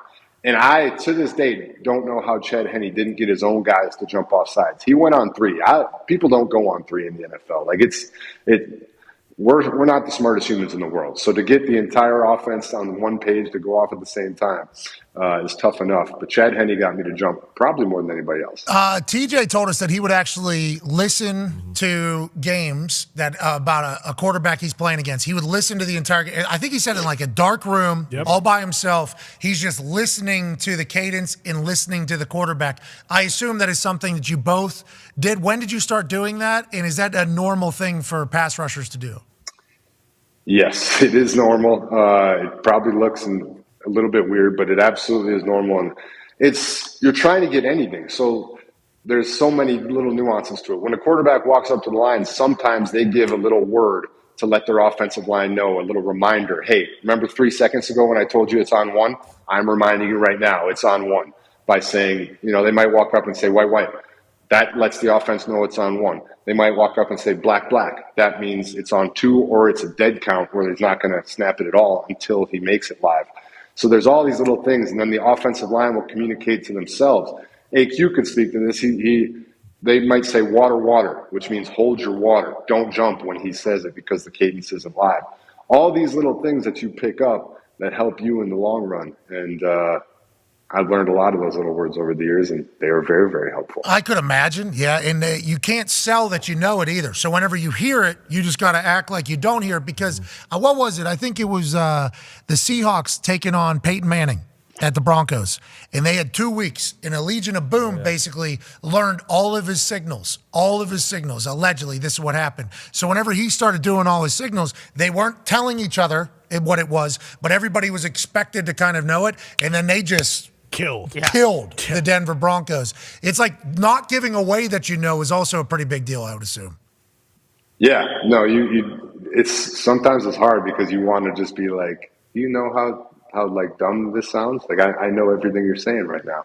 But also some people are really, really smart and they'll switch it up on you. They'll know that you know, and then they'll dummy you. And I've gotten caught with that before. Somebody changes up their signals because they know I know the signals, and all of a sudden I'm standing 4 yards in the backfield and the ball hasn't been snapped. So I'm prone to look like an idiot from time to time myself. Well, not today, not with that jersey. No way. Not with what you got going on. Let's talk about a defense that is problematic and has 1,002 yards total given up on the entire season, which is the best performance since the 1971 Colts defense, basically, in the entire history of the NFL. I think the 50, how many first downs? 52? 52 first downs on the entire year. The Cleveland Browns seem to be unstoppable. What Schwartz has been doing is fantastic. They have the weapons, obviously, to be great.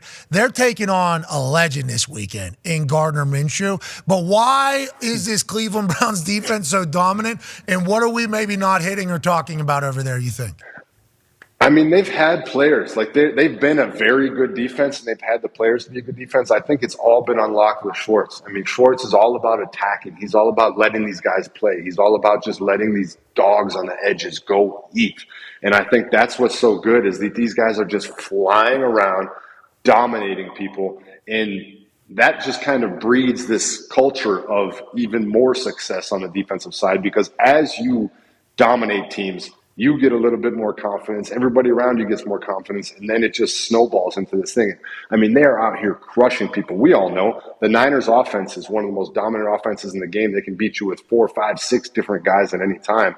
But the Browns took away basically all of it, and they went out there and they won that game almost by themselves on the defensive side of the ball. So it's pretty incredible what they do. I'm curious to hear your thoughts. How many first downs are the Colts getting this week? How many points are we putting up? Probably 20 if I had to guess. That ain't going to happen. I know Gardner Minshew ain't going to throw another pick. He had 3 last week. I don't think he's going to have another one against this Cleveland. It's in Indianapolis too, JJ. It is in Indy. So we're going to be there. And it's like, I almost wish that before the game starts, the MC would be like, ladies and gentlemen, today the Indianapolis Colts are taking on a historically great defense. So let's not start the boo birds, you know. Because, like, I assume, you know what I mean? Set the expectations. Yeah, I wish they would tell everybody, because I don't know if everybody in Lucas Oil Stadium is going to be in the know that what the Cleveland Browns defense is like godly, pretty much. So, like, once Gardner Minshew, so we got Grover Stewart just got suspended for 6 games. Anthony Richardson's out for the rest of the season with a shoulder surgery.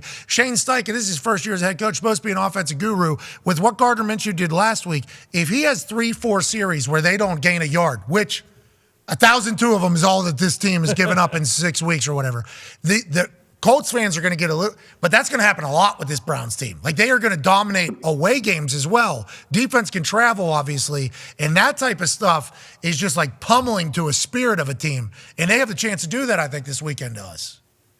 But the Pittsburgh Steelers did put up points in to win against them. And, I mean, they're not the offensive juggernaut right now. So maybe the Colts come in here and they put up a performance. Who Kenny knows? has thrown for the most yards against the Cleveland Browns. Well, listen, here's the deal. Until Gardner, maybe the MC needs to say, Hey, listen, this team's really good, but they haven't seen Gardner Minshew yet. And then, then it really set the expectations of what it's going to be. But they've been fun to watch. Why is Schwartz? Just because he's so aggressive? Why isn't every defense coordinator aggressive?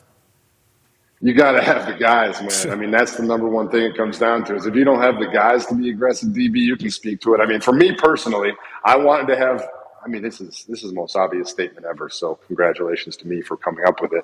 But having lockdown corners that can play cover 1 or can play cover 0 and allow your defense to rush 5 and let those dogs up front go eat, that is what it takes to be successful. But wow, that was a good. Hey, that was a good. That was really good. Nah, they got dudes though, like dudes that are versatile too. Like Greg Newsome, former first-round pick corner, he plays inside. He's a dog. Emerson on the outside. Ward, lockdown guy. Grant Delpit, who came in second-round pick, he's playing up his potential. Having Zadarius opposite of Myles Garrett now is a game changer. Wosu, the linebacker on second level, he flies around. Anthony Walker, like they got dogs on every level that communicate, fly around. I forget who mentions it about like their loaf. And how they celebrate AJ. Loaf celebrations, like that. It pops off the tape that they love playing for each other and they love playing for their coach. So that's a deadly combination. That's what Wade Phillips was a guy like that did that. Obviously, my first couple of years in the league, Wade Phillips is a guy who he loves to play man-to-man coverage and he loves to let his guys up front eat. I mean, I was very fortunate as a defensive lineman to play in that and be successful in it. Aaron Donald was extremely successful in it, obviously, for Wade Phillips. He was up there in Denver. He had DeMarcus. He had Von Miller. So, I mean, it also is that combination where, like I was talking about, you build that confidence and you guys get better because of that style of play. That's kind of what we've all had with Wade, where you got to have good players to do it, but you also make your good players look even better with the schemes you pull up. There's a bunch of stats that say the Browns are the best man-to-man defense team in the NFL by far, too. So it's like it all kind of feeds into each other, and they got a buzzsaw on the Colts this weekend. Conman has a question for you, JJ. Yeah, JJ, right now there's the whole entire tush push thing, and everyone thinks it's so easy, and they tried to get rid of it. But what does that play in particular cause problems for on defense? And then also, why isn't every offense getting first downs automatically every time they do the tush push? I got to be honest. I'm surprised at how many people are failing at it because I'm on the side of if you have a 3rd and 1 or a 4th and 1, you should be quarterback sneaking it every single time. Nothing frustrates me more than seeing a team line up in shotgun on 3rd and 1 or 4th and 1. But I'm almost having to try and change my mind a little bit because of all these teams failing at it. The Cowboys failed at it. The Giants failed at it. Patriots. I think like the biggest advantage that you have in this type of situation, because it's almost everything's equal. It's a scrum, everybody's lined up, but the one advantage the offense has is they know the snap count. So you get to move that massive amount of weight faster than the defense gets to move it. Now, it may only be a 1/10 of a second, but that's all you need to get 1 yard. So, I mean, when you sit there and you look at it, you're like, okay, the one team that's really, really dominating it is the Eagles. They have Jason Kelce, one of the best, if not the best centers of all time. They have a quarterback that squats 600 pounds, obviously, which really helps when the quarterback can drive the pile. They're just doing it that much better, and I think it comes down to the center and the quarterback and the ability to take that extra 1/10 of a second advantage and just dominate people. But I'm really shocked at how many people are getting stuffed on it. Yeah, Dak said that they didn't push his tush enough. That's why he didn't pick it up. And I assume the next iteration from the Eagles is a hard count, because the amount of – I couldn't even fathom the amount of on the defensive side. Like you have to submarine pretty much as soon as that ball moves. Hard count's coming at some point. It has to come. Just natural human instinct would be to just move a little bit. Can't get your own guys out. That's right. Because then you get out of tush push territory. That's bad. And once you get out, fake it and take a shot downfield though. What if you do that? Yeah, with a release, like back away and let a tight end release down the field and pop it right over the top. Pass, We haven't even seen the evolution of this thing yet, and it might somebody this past week tried a little flip out of it. They were like in tush push, and then they went with the flip out the backside, and I believe they dropped it. I'm trying to think believe that was the Patriots. Yeah, I think the Patriots did that. Mac Jones went to flip it to Ramondre Stevenson, and it was about a quarter mile behind him. Oh yeah, and then it went out of bounds. 4th and 1. Bingo. Yeah, I do remember that. Tush push, backside. A lot of butt talk out of you, JJ. I love everything about it. Let's talk butts. Let's talk about a guy who's a game closer. Ladies and gentlemen, Ty Schmid.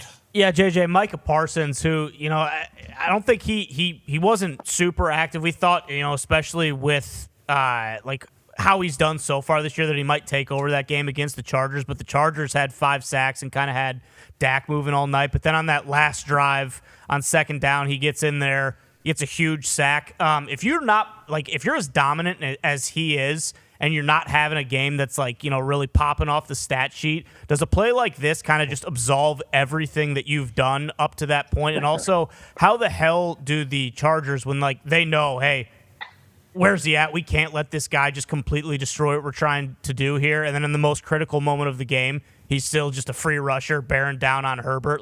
How the hell does that happen? Yeah, I think that what you're speaking about it kind of works twofold. So if you're not having, let's say, the numbers or the stats that you want to have, but it gets to the end of the game and it's crunch time and it's time for somebody needs to make a play to try and end this game, you do kind of get into that mode where you're like, okay, maybe not the best body of work. Maybe I don't have the numbers I want, but if I do this right now, none of that matters because it helps us win the game. And this is the moment that people remember. And obviously he did that in this game. I mean, being able to end it with that and then the pressure on the interception, obviously. The guy is an incredible player. Now, to say that he was free on Herbert, I mean, he wasn't. He kind of split. He didn't necessarily split a double team because he was rushing up the gap and then they both split off to block other people, which helped. But, I mean, if it was me, I would say, yes, look at me. I split that double team. What a job.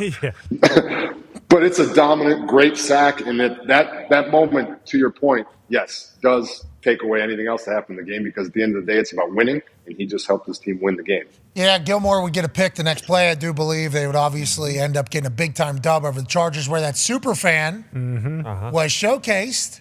JJ, I know you're a guy. Pat, JJ, where are we at on this? JJ, listen. Where are we at on this? A lot of talk. Yeah.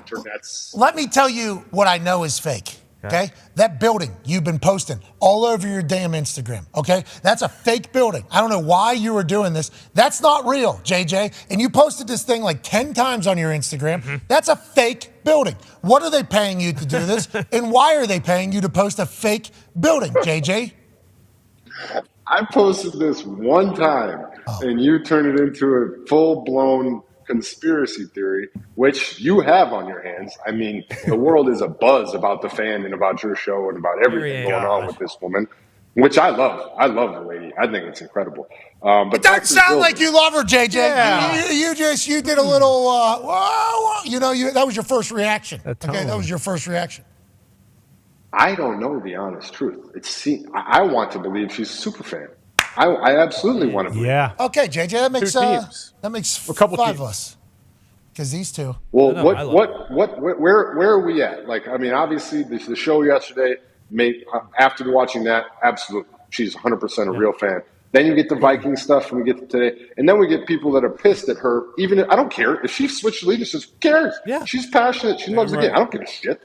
Me neither. Yeah. And also, if that's fake, if that's acting, 4 hours, Good job. Let's and if she's sign her up. I guess people would say, well, then she's getting paid. It's Florio says she's getting paid in attention. That's all she cares. It's well, I don't care. I hope there's 70,000 people at Lucas Oil Stadium looking for attention for being absurd as they take on the Cleveland Browns this weekend. Yeah. That's what I hope happens. So I want to believe, but I do believe the part of it is just human instinct. It's tough to believe that you have that much passion about it. I would love to have that much passion about a lot of that. To live life with that much passion is fantastic. You're right. We need more Maryann Does, if that's her name. If that's her name, we would like more Mary. What's that, AJ? What was that? What are you trying to say? That's not even her name. Why? I don't know what to believe. I was reading a lot of things on the internet last night. Who's she working for, Pat? Who's she working for then? I think she's working for herself. I think she's just out there doing her thing. I think she potentially, she said that she's on the Jumbotron all the time at Chargers games. It's she knows the attention's there. Yeah. And she still shows up for her team. She's not embarrassed. No. She's not scared of the spotlight. What if they play the Vikings though? What if they face off? She's got that Laura Hawk jersey. Yep. Bingo. Right down the middle. Right down the middle. And she's actually painting her face, and it'll just say O-L, because the SK was off. That photo, she was all in on the Vikings. I wonder what happened. What did the Vikings do in the last few years? Maybe when Thielen left. They choked. Yeah, it might have been when Thielen left. Or Zimmer. She looks like a big Zimmer girl. What's that, JJ? You were looking at that photo. That was the Was that at the Coliseum? So she was already living in LA and supporting? Okay, JJ. Yeah, hold on. Yeah. StubHub Stadium. I can't see it. It's I think it's when they were playing in the Gopher Stadium when they were working on the new. I think that's the Coliseum because it's a Rams game. If you zoom in on the logo, yeah, maybe it's a Rams Los Angeles game. Rams. So that's the Rose Bowl, right? Yeah, thank you. Yeah. Who was saying it was StubHub? Who said it was the soccer stadium? Well, when it was just remember, zoom in a little bit. The original photo that the internet saw was that. Yeah. Boom. Pretty much right there. That was all the internet had. So whoever is an old friend of hers that is probably a Vikings fan was like, I'm about sick of this. Yeah. Yep. Okay, this is from Facebook, and they just send out, that entire thing to somebody. And then somebody dug in a little deeper and was like, hey, well, if you zoom out, that is not a kid's game. No, that is the Los Angeles Big Rams. kids. As are adults. So I learned a lot about her, and to everybody's point here, if that was fake fandom, we need more fake niceness. Yeah. Instead of real bullshit. Amen. You know what I mean? Thank you, Maryann. Thank you, Maryann. Love you. Miss you, Maryann. Thank you, Maryann. You know who's not saying thank you? Tristan Wirfs, whenever somebody says, I want your creamsicle jersey. Watch this clip from after the game this past weekend. What up, big dog? How you doing? Dude, you're a dog. You're a dog. Hell yeah. No! Bro, I see you. Let me get that. This? Let me get that. I got to keep this one. This is the creamsicle. What's up, bro? How you doing? Hey, Ken. Well, Jack. I'll send you one. Iowa guys. Yes. All right, you know I got to keep this creamsicle one. I forgot. Okay, I appreciate that Soul was like, yeah, you're right. Boom. This is not a normal jersey. And I like that Tristan Wirfs got super excited. He was like, bro, you see how cool these are? I got my C on here. I got a name. I'm gonna go ahead and hang this one. This is now what week of what? Wednesday now? 5, 6? How many weeks do you think? Is it 6 weeks, 7 weeks? I believe It's probably 6. 6 or 7. 6. 5. Every single week, okay? Yeah. JJ has wanted to talk about jerseys. Without Like, I had no idea. I don't know if anybody knows. Oh, yeah. This guy loves the jersey game. Will you explain the creamsicle jersey and why it's so special? And also your affinity for these jerseys around the league, because I find it to be quite interesting that you are this dialed into all of these things. I love talking uniforms, Pat. I think that it's a fascinating discussion around the NFL, and I think that some throwbacks are absolutely lights out and should become full-time uniforms. I think some are great, but should only be used sometimes, and I think some are terrible. I'm not going to say who I do because I don't want to offend anybody on this show that lives in Indianapolis, and some of them may be coming up. Are you talking about the Indiana boys or the Indiana Knights, but it's a 1 o'clock game, I think?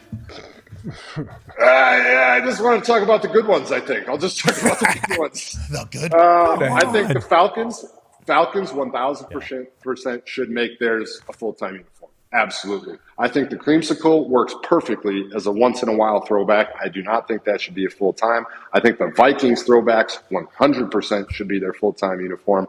I think there's one on this picture that you're looking at that I think is unbelievably clean, but also just makes me cry on the inside. The Oilers. The Oilers uniform is extremely good, but Houston, that's Houston. And I know Titans fans are going to all up in my mentions now. Stop crying about it. Okay. I lived in Houston. All those people in Houston, the history, the tradition, everything that they have down there.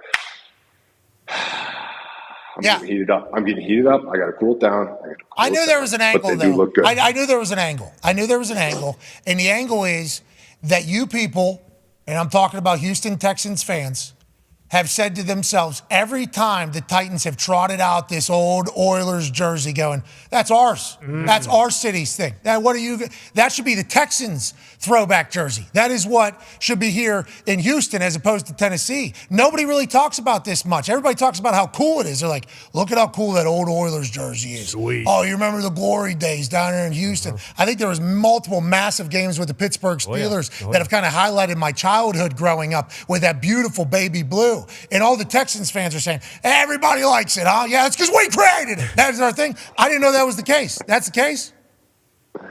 Yeah, I have to say this right out of the gate. So Amy Adams Strunk the Titans owner, is a phenomenal person. She donated $1 million to the hurricane relief. She was one of the first people to reach out. So I have unbelievable respect for her and everybody over there. So a lot of this, when I say it, is a little bit in jest, obviously. But the reality of the situation is the people of Houston, the city of Houston, absolutely feels that connection to Love You Blue. They feel that connection to that era, to that team.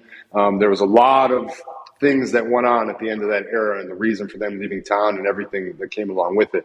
But it's so hard not to be able to wear those uniforms when you're playing down there in Houston because they're beautiful. I mean, it is a beautiful uniform. Yeah, they'd be the second best. They'd be second best in the AFC South, just like they are now. Oh, the Indiana look at Knights. That thing. I mean, what is that? Yeah, but the jerseys. What is that? It's Indiana Make Knights. the jerseys black. Make the jerseys black and the pants black as well. Yes. The jerseys aren't black? Yeah. Hold on. So it's Indiana Knights, but it's a blue. It's a blue. It's a blue. It's like a moon, like a blue moon. What are we doing? What are we doing? Yeah, it's right here. I thought I threw this one away. It is here. Is that paisley? It's blue. Like so sweet. Guys, Yeah. it's Hold it awesome. up. Wow. Show it off. That's how this show Hold it up, man. Come on. Hold oh, up. So cool. Don't be scared.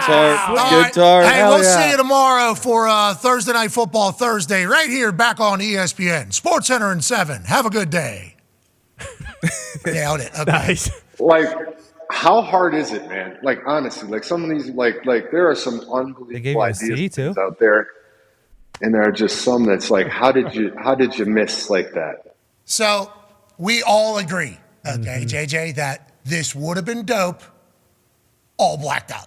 Yep. Yeah. Every blacked out uniform looks so cool. Yep. You look so fast. Oh, yeah. There was a time where the Indianapolis Colts would just wear white Spanx. That was pretty much our uniform. You know what I mean? It was just all white. Here, they had 2 stripes here, I think, or 3 stripes. I forget the exact amount. All white, all white, all white, all white. So we were just wearing Spanx. And as cameras evolved, you know, those of us who enjoyed like Thanksgiving and holidays and maybe got a little bit pudgier, those 4K cameras really exposed some big belly buttons, you know? So I was a big fan of any type of alternate uniform we could potentially come up with or wear. And I think there is a lot to the tradition of the Colts, been around a long time, obviously old Baltimore Colts teams and everything like that.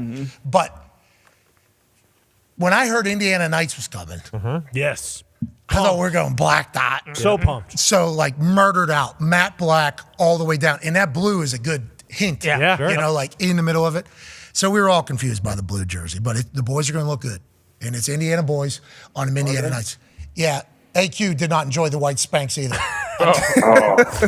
That's AQ. I think it's punters and O-linemen. Like Shane Lecker would always say, please let us not wear all white this week. I don't want to wear all white.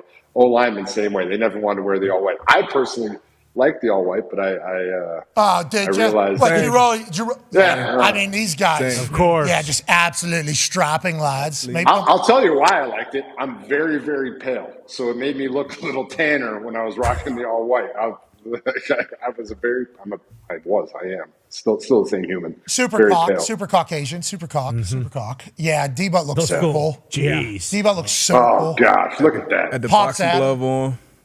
Pops out. I was against Houston. Yeah. I was against Houston actually. Look at that Thursday club. night. That club is sweet. Sunday night. Hey, in the back there, that's TJ Green. Hey, he was cool dude. Yep. He sat next to me every single meeting. I think he was still playing up until like a couple years ago. Yeah, he played in. I mean, that's a great uniform. It's not. Thank you, It JJ. is. Thank Looks you. good. Clean. Real. I mean, on those guys, it looks awesome. Like the picture from AQ On the skill looks position. awesome. Whoa, JJ. Did you mean on black guys? Yeah, sounds like it. Yeah, what's that about? Oh, of course. Old Wisconsin. Oh, Second time today. I forgot. We're on ESPN. Gotta hate white guys. Is that the case, JJ? Jeez Louise, dude. Unbelievable. No, but you're right. Yeah. I mean, there was guys that were certainly much better off with because as the years went on and technology grew, you couldn't even get like the old school like jersey one that was like loose. It was like loose. What are you talking about? We only have the tightest up. That's like 7 times the size. That's like 7 times bigger than the size I'm supposed to have. So it was like, it's really tight on. I'm like, well, give me can I get like a 19X then? Yeah. Can I just get a loose It's a good photo. You look clean, cuz. It's a good photo. Yeah. What is this from? It's a good look. yeah, Antonio Brown just shook the shit out of me in the middle of the fucking field. Right in front of like, Good picture though. there was like 30 McAfees there as Is that well. when he jumped on the? Yeah, then he humped the thing. And Yep. One glove. He's due one for a glove, threesome. Michael Jackson. I always went with one glove. Ooh, that was because the glove technology was so good, and every time I went on the field, I caught a ball. You know what I mean? Like, so I had to catch every single time I went out there. Used to work my hands. Had probably third or fourth. I don't know, D, but Three or four. If I went with two gloves, I couldn't even fathom what I would have been doing on that jugs machine. But like, I worked hard on my hands. Like I did. I think that's a massive part of punting. Like, I think like a lot of younger kids, whenever they ask me, like college kids, they're like, how do I get better at punting? It's like, yo, get better with your hands. Because the longer you see the ball on the tee, like the better you're going to be. It's just like natural there.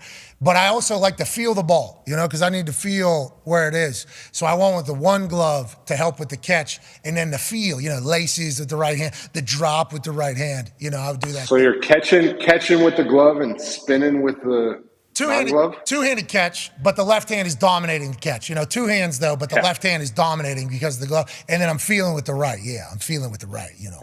Yeah. For Adam Vinatieri, so I don't fuck him over. Because if he misses, it's definitely me, not Adam Vinatieri. Ooh, He's that great. is a stressful spot to be. Bro, first time I went out there holding for him, it was my first time ever holding. Yeah, okay. Lied to Bill Polian and said I knew how to hold. That's why I got drafted to be the punter there. So you guys had a good snapper down there too, Overton, right? Overton was there towards the end. Justin Snow was there at the beginning. Yeah, we had a great operation. We had a good crew every time I was down there. But like, could he snap the laces? I was talking to John Weeks about this for a long time because he practices it all the time. That he can literally snap it so that you don't have to move the laces. That's the most precise. That's how they're judged. Yeah, that's how long snappers are judged. So like, you see, that's unbelievable. Yeah. Well, they just same throw every single time, same distance every single time, and like that's how you get one of the 32 jobs. You know, they're making millions of bucks right now. What about punt snaps, Pat? What about punt snaps? Can he put the laces up for you? No, just strike zone is all you're looking for. Like basically knee to chest. Like people will say, I want it right on my hip. It's like, okay, if you from 14 and a half yards, if you can put that fucking right on right here every time. I'm with you, AJ. I'm with you. Why not? They got all day to practice. I mean, they don't true. What else going on? Like, it's the same distance every time. Come on. Like you got two things. You can't line anybody up either. Think about it, Jage. One is 4. Yeah. Hey, JJ, in college, were you allowed to kill the center? Were you allowed to kill the snapper on like field goals in college, or did they change the rule by then? I don't remember, but I was in that wedge in the back, so I was getting killed. I don't remember if you were allowed to hit the center or not. Got it. They changed the rules. They changed the rules recently. What was it? Like last probably 5 years, maybe. Is that what it was, I think? Where the long snapper, it used to be, you know that tush push? Tush push was happening right over on the snapper. Both shoulders of the long snapper with D tackles down here and then two linebackers behind them. And then as soon as that ball moves, 600 pounds on one shoulder, 600 pounds on the other, and then there's somebody coming up behind trying to get the block. And at some point... But I will say that that's one of my favorite things in the world is when, you know how nowadays teams try and move a guy in the punt formation just to try and get something? So if you move anybody, if anybody goes into motion or anybody moves, the back ref goes like this, and that means that you're allowed to now line up over the center. Oh, when this the second anybody back there moved and the ref did this, the 300-pound nose tackle just slides right head up over the snapper and right down the railway. That's the best. It's literally any time. So we used to have a PP, so we didn't know which way we were punting when we went out onto the field. Like it was, it was a really nice thing that Coach McMahon kind of just not only allowed us to do, but like promoted, and we had a good crew. So whenever our PP was trying to get set, like if he would set his feet and then he would move, then all of a sudden it was the boom, and then Overton's got a guy. So our PP would literally walk onto the field and never stop walking. Okay, the whole thing's going down. And then as soon as we would pick a side or declare what we were doing, then all of a sudden a shift would happen from some teams and he would have to move again. You could hear Overton basically go, motherfucker, up there because he's about to get just steamrolled in that whole thing. Long snappers in the NFL are so incredibly precise. That's why if you see a guy who has a job He's having that job until he fucks up, pretty much. So if you see guys that have been around for 10 years, 15 years at a place, it's like they have been so precise, so diligent in their job for so long. They've been paid well, but they've also been given zero credit for anything that they have done through their whole life, and that's just what it is, trying to stay under the radar. In punt coverage snapping, it's like two things. You got to be able to do two things really well. It's either you snap really well, block really well, or cover really well. So in the punt game, like on field goals, have to be able to get the laces. That's like just, you have to do that. Like laces have to be from 9 o'clock to 3 o'clock every single fucking time. If we're spinning 6 o'clocks on a regular basis, you are fucking fired. Boom. Okay, that is just how this whole thing goes. In the punt, though, like, you got to be able to snap well. It's got to be accurate. But if you're, like, kind of miss every once in a while, like Diossi for the Giants, he was a guy that was not as accurate with the punt block, but he could block, and he was making, like, 15, 20 tackles a year down there. So that's, like, kind of how it's everybody's judged. Didn't want to go on a full long snapper rant, but I got massive respect for him, and it is not an easy job at all, JJ. Hey, we got one of the best, too, here. Luke Rhodes. Yeah, This dude is former linebacker, comes in to play linebacker for the Colts and starts looking around, starts seeing how everything's kind of unfolding. And Tom McMahon is like, hey, you should. And he like picked it up. And now he's like Pro Bowler, everything like that. Beast. Yeah, he's a dog. But yeah, you trying to ruin their lives, JJ, makes so much sense. Oh, cool. Now that I just thought about that. I love that we gave them some shine. They deserve some shine. They worked their ass off. They have a craft that they perfected, and they found a way to make millions of dollars throwing the ball between their legs. All for it. Love it. Yeah, we do love that type of story, don't we? Yeah. Just like we love Taylor and Travis being in love. Yeah. Right, JJ? Same as Chargers fans, same as the building. We love it all. We love it all. We love it all. All good stories. You're the man. We appreciate the hell out of you. Enjoy the rest of your day. I know it's been a long one with the baby on East Coast time, but you guys on West Coast time. So power through, pal. You're a dad. You're a good man. I appreciate it. Love you guys. Thank you very much. Have a wonderful day. You too, JJ. Hey, and listen, Darius. When I come back here, I'll watch. I'll know. Yeah. All three of them. We did it. Let's fly together. Hey, next week. Maybe not 3. Next week, That's awesome. Darius will have a nice summary of the Mighty Ducks Yes, franchise. that'd be great. AJ, have fun in Ohio State. That'll be awesome. It's going to be really cool to watch that. Looking forward to seeing. Yeah. 3 points this weekend, JJ. Come on, lads. Who? Burnley, come on, lads. Against who? Brentford, must win. Brentford. Got to get it done. They're just above you. They haven't been winning. You got to win, JJ. Yep. Thank you for breaking down my own team to me. I appreciate it very much. Oh, shit. Slap the ball the other way. Hey, so, is there anything else I should know? Is there anything else? You're going to want to keep possession with them because they like the long ball. They'll go over the top. They'll burn you real quick. Tell them, JJ, right before the game. Send the text. Get in there and let them know strategy, what you need to break down. I will. So we're not good right now. I had a call with our coach last week. What did the boys say? What do the lads got cooking? Yeah, what do we got going? We got to win, right? We got to win. That's what needs to happen.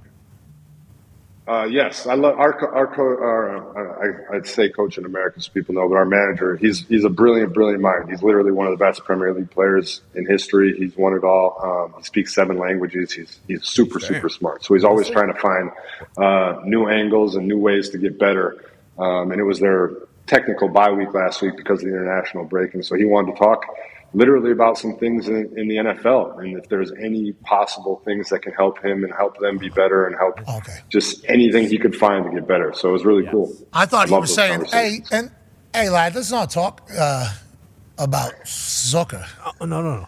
Tell me about this Jets defense. I would have been like, whoa, JJ, we need a new guy. You know, if we're in the middle of the season worried about that, he's trying to find new ways to motivate the boys. Sure. Right? That's what he's trying to motivate. No, like stuff. Like, no, actual stuff. Like how man-to-man defenses work, how zone defenses, how you find ways to break them. He's trying to see, is there any correlation whatsoever? Oh, he got to watch everything DB. No stone left unturned. Yeah. I agree completely, but also we got... I do need to send him some DB. Yeah. I'll send him some clips. Yeah. We got a big game to prepare for. Maybe let's not be watching too much American football. Yeah. If you guys lose, you got to shit can this guy. You got to. You cannot. Vincent Company's a legend. It's Vincent Company? Yes, sir. Why the hell is he talking about football? Wait, the Flying Dutchman? Yeah. Get him on. Get your team on some steroids, Jage. Get him on. Get him on over There it is. Or have one of them release a sex tape. Get some pub for that team. That'll do it. That'll do it. Oh, yeah, I think that'll do it. All right, we appreciate. Hey, let's go, Burnley. Come on now, Burnley. It's Clarence. Ladies and gentlemen, JJ Watt. Yeah. All right, let's get to a break. We all have to. We'll be back in about 5 minutes with PK Subban. PK. I've enjoyed the overtime with JJ Watt. Oh, yeah. You know, too. him just doing, I think you should leave to answer a question about a team that he owns. Yep. Pretty good. That is AJ Hawk saying, why don't we give these boys some steroids? He nailed it, too. This show will remain the same forever. There's people that thought this show would change. Oh, yeah. How? It's the dumbest group of humans of all time. And we're very lucky for that. Thank you to JJ. And thank you to PK Subban, which will be joining us on the other side of this break. We're 2 minutes behind already, but sorry about it, PK. We cannot wait to chat with you, and I'm about to pee my pants. Be a friend, tell a friend something nice. Take 5. Hey, we're up to something big. Hey, we're up to something big, AJ. We are up to something. This is the coolest moment of the history of my existence. I think people are going to be startled. It's a joke, and I can't thank everybody enough, honestly. I'm up to something.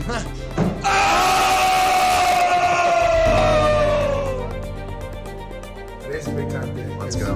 Not only are we going back to Plum to do something cool, but today is the day that our heater horse has arrived for the Super Bowl.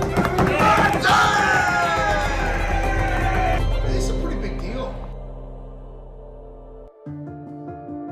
You know, whenever you get a chance to give back to where you're from, especially a place that helped create me and mold me, I'm very, very lucky to do it. I'm lucky to be from here, and it seems like the only smart thing to do would be give back. Stinks here, huh?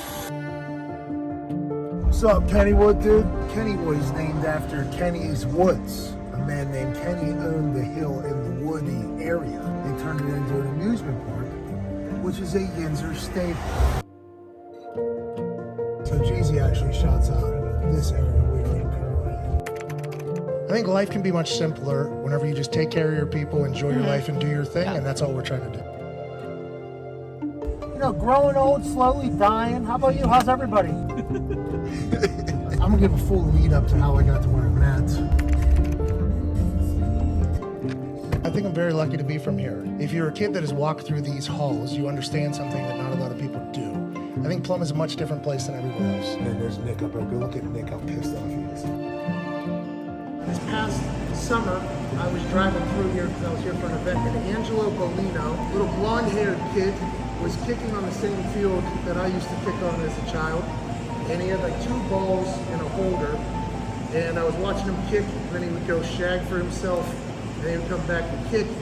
And the easy question is, if he had 10 balls, how much better could Angelo Bolino be? If I would have been able to have 10 balls, 15 balls, new cleats, new everything, chances to go to camps with my teammates and everything, what could have happened? So I said to myself, literally after meeting with Angelo, great season by the way, dude. I said, if I ever get a chance, I'm gonna try to take care of the potential humans and kids that were in my exact position in Plum. I'm gonna give $200,000 to the Plum area soccer. I'm gonna give $150,000 to the PMFA youth football. I'm gonna give $100,000 to the baseball youth. I'm gonna give $100,000 to the lacrosse. And then we're gonna have $2 million in this fund that'll just start. And hopefully it'll only go on from there. Sweet stuff for sports. Just anything to make everybody's, the teams and the players' lives easier, better, trying to streamline the entire process of taking care of the athletes at Plum High School is kind of what it's all about.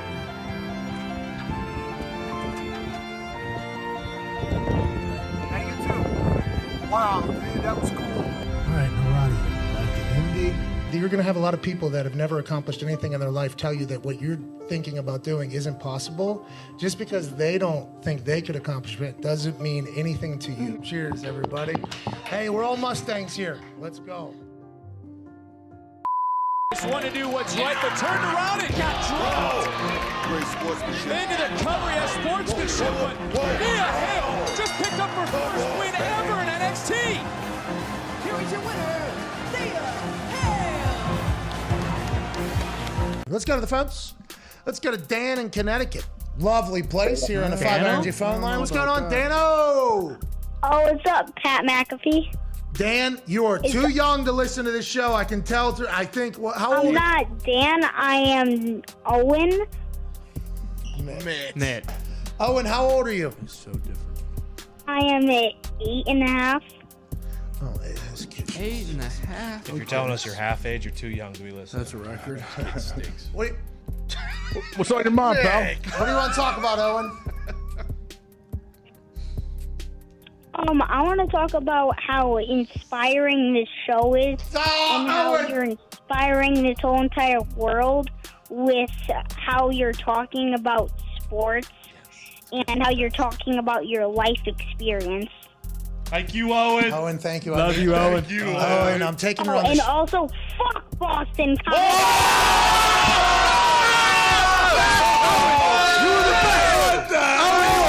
I will let Owen know, if you're still listening, Owen, you're inspiring. Best kid ever. Owen, the way you talk about sports is inspiring. Yes! I didn't know 8.5 could do that. Wow. Shout out Timing. Owen. That timing. Go, Owen. Hey, Owen.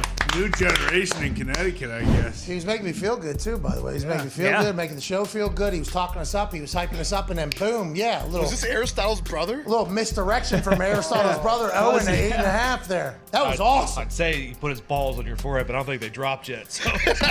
Hey, Why? let's go! This show stinks, and the fact that you listen, we are very, very thankful for it. The all-time leading tackler for the Green Bay Packers, you pig! Damn it! Be a friend, tell a friend something nice could change their life. Sport! Hello, beautiful people, and welcome back to our humble abode, the Thunderdome, on this White Wednesday, October 18th, 2023. Hour 3 of this program starts right now. Football is what we normally talk about, but boy, are we in for a treat. The Toxic Table is here at Boston Connor and at Ty Schmidt. One after the hammer, Dahn. Cowboys, Tone Diggs is here. You look great, Tone. Thank you. You do too. You look really, really good over there. Thank you. 9-year NFL vet Darius J. Butler is here. AJ Hawk will join us whenever his camera's back operating. Joining us now is a man who played in the NHL for 13 seasons. And listen to this story. Not only is he a former All-Star, obviously got dangles as a defenseman, as a stud and everything like that. Whenever he signed a deal with the Montreal Canadiens, he pledged $1 million every single year from his contract to the Montreal Children's Hospital. You're talking about a good human, great hockey player. Now he's an ESPN analyst for the great league that is the NHL. Ladies and gentlemen, PK Subban. What's up, dude? What's up, man? You listen, that's an amazing intro. You just forgot one thing. I'm also doing some part-time modeling now that I'm retired. So on the side, I do have some modeling gigs going on. Ladies and gentlemen, a man that played for 13 years in the handsome son of a bitch. No, let's dive in here. Obviously, good human in the NHL on ESPN was a massive move, right? Because I think all of us that are from hockey towns thought that the explosion of the NHL would be great for all sports world. Now, we're a couple years into this. How do you feel about the ESPN NHL relationship? How do you feel the game is growing? And are you enjoying being a part of ESPN's NHL coverage? Well, first of all, I feel like it's a privilege for me to be able to work with ESPN and start my second chapter of my career here, and also be able to come on this show. These are the types of things that we'd like to see more in hockey. Obviously, to get more exposure in the game, but the game is at an all-time high right now. I think ESPN's done a great job of highlighting the superstars. I think that's where hockey has been behind in the past. But you look at Connor Bedard, he's come on your show. He's been front and center the first couple weeks in hockey, and everybody in the world knows who he is now. And they're going to know more about him as the season goes on because this guy's an unbelievable talent. He's going to help drive revenue for the NHL, bring new people into the game, but his skill set is comparable to a lot of the star athletes that we see in other sports. And we just got to get that on the platform that we have here at ESPN and show the world who we are. Well, I'll tell you what, it is very stupid that our name is even being mentioned as that. We were incredibly pumped to talk to Connor Bedard, but it does feel like the hockey culture for a long time has been very tight-lipped. You know, like you had an incredible personality, which I think every hockey fan loved. It's like, okay, this guy's different than most hockey players. Now, obviously, you're a black dude, so that is going to be a conversation that happens immediately. But yeah, I mean, that is which I think is only going to grow. Yes. I think that's going to be something that's going to continue to grow with the development of ESPN's deal and more people seeing, and that's going to be great for the sport, for everything. But you had a personality. You're outgoing. You're chit-chatting, telling your stories.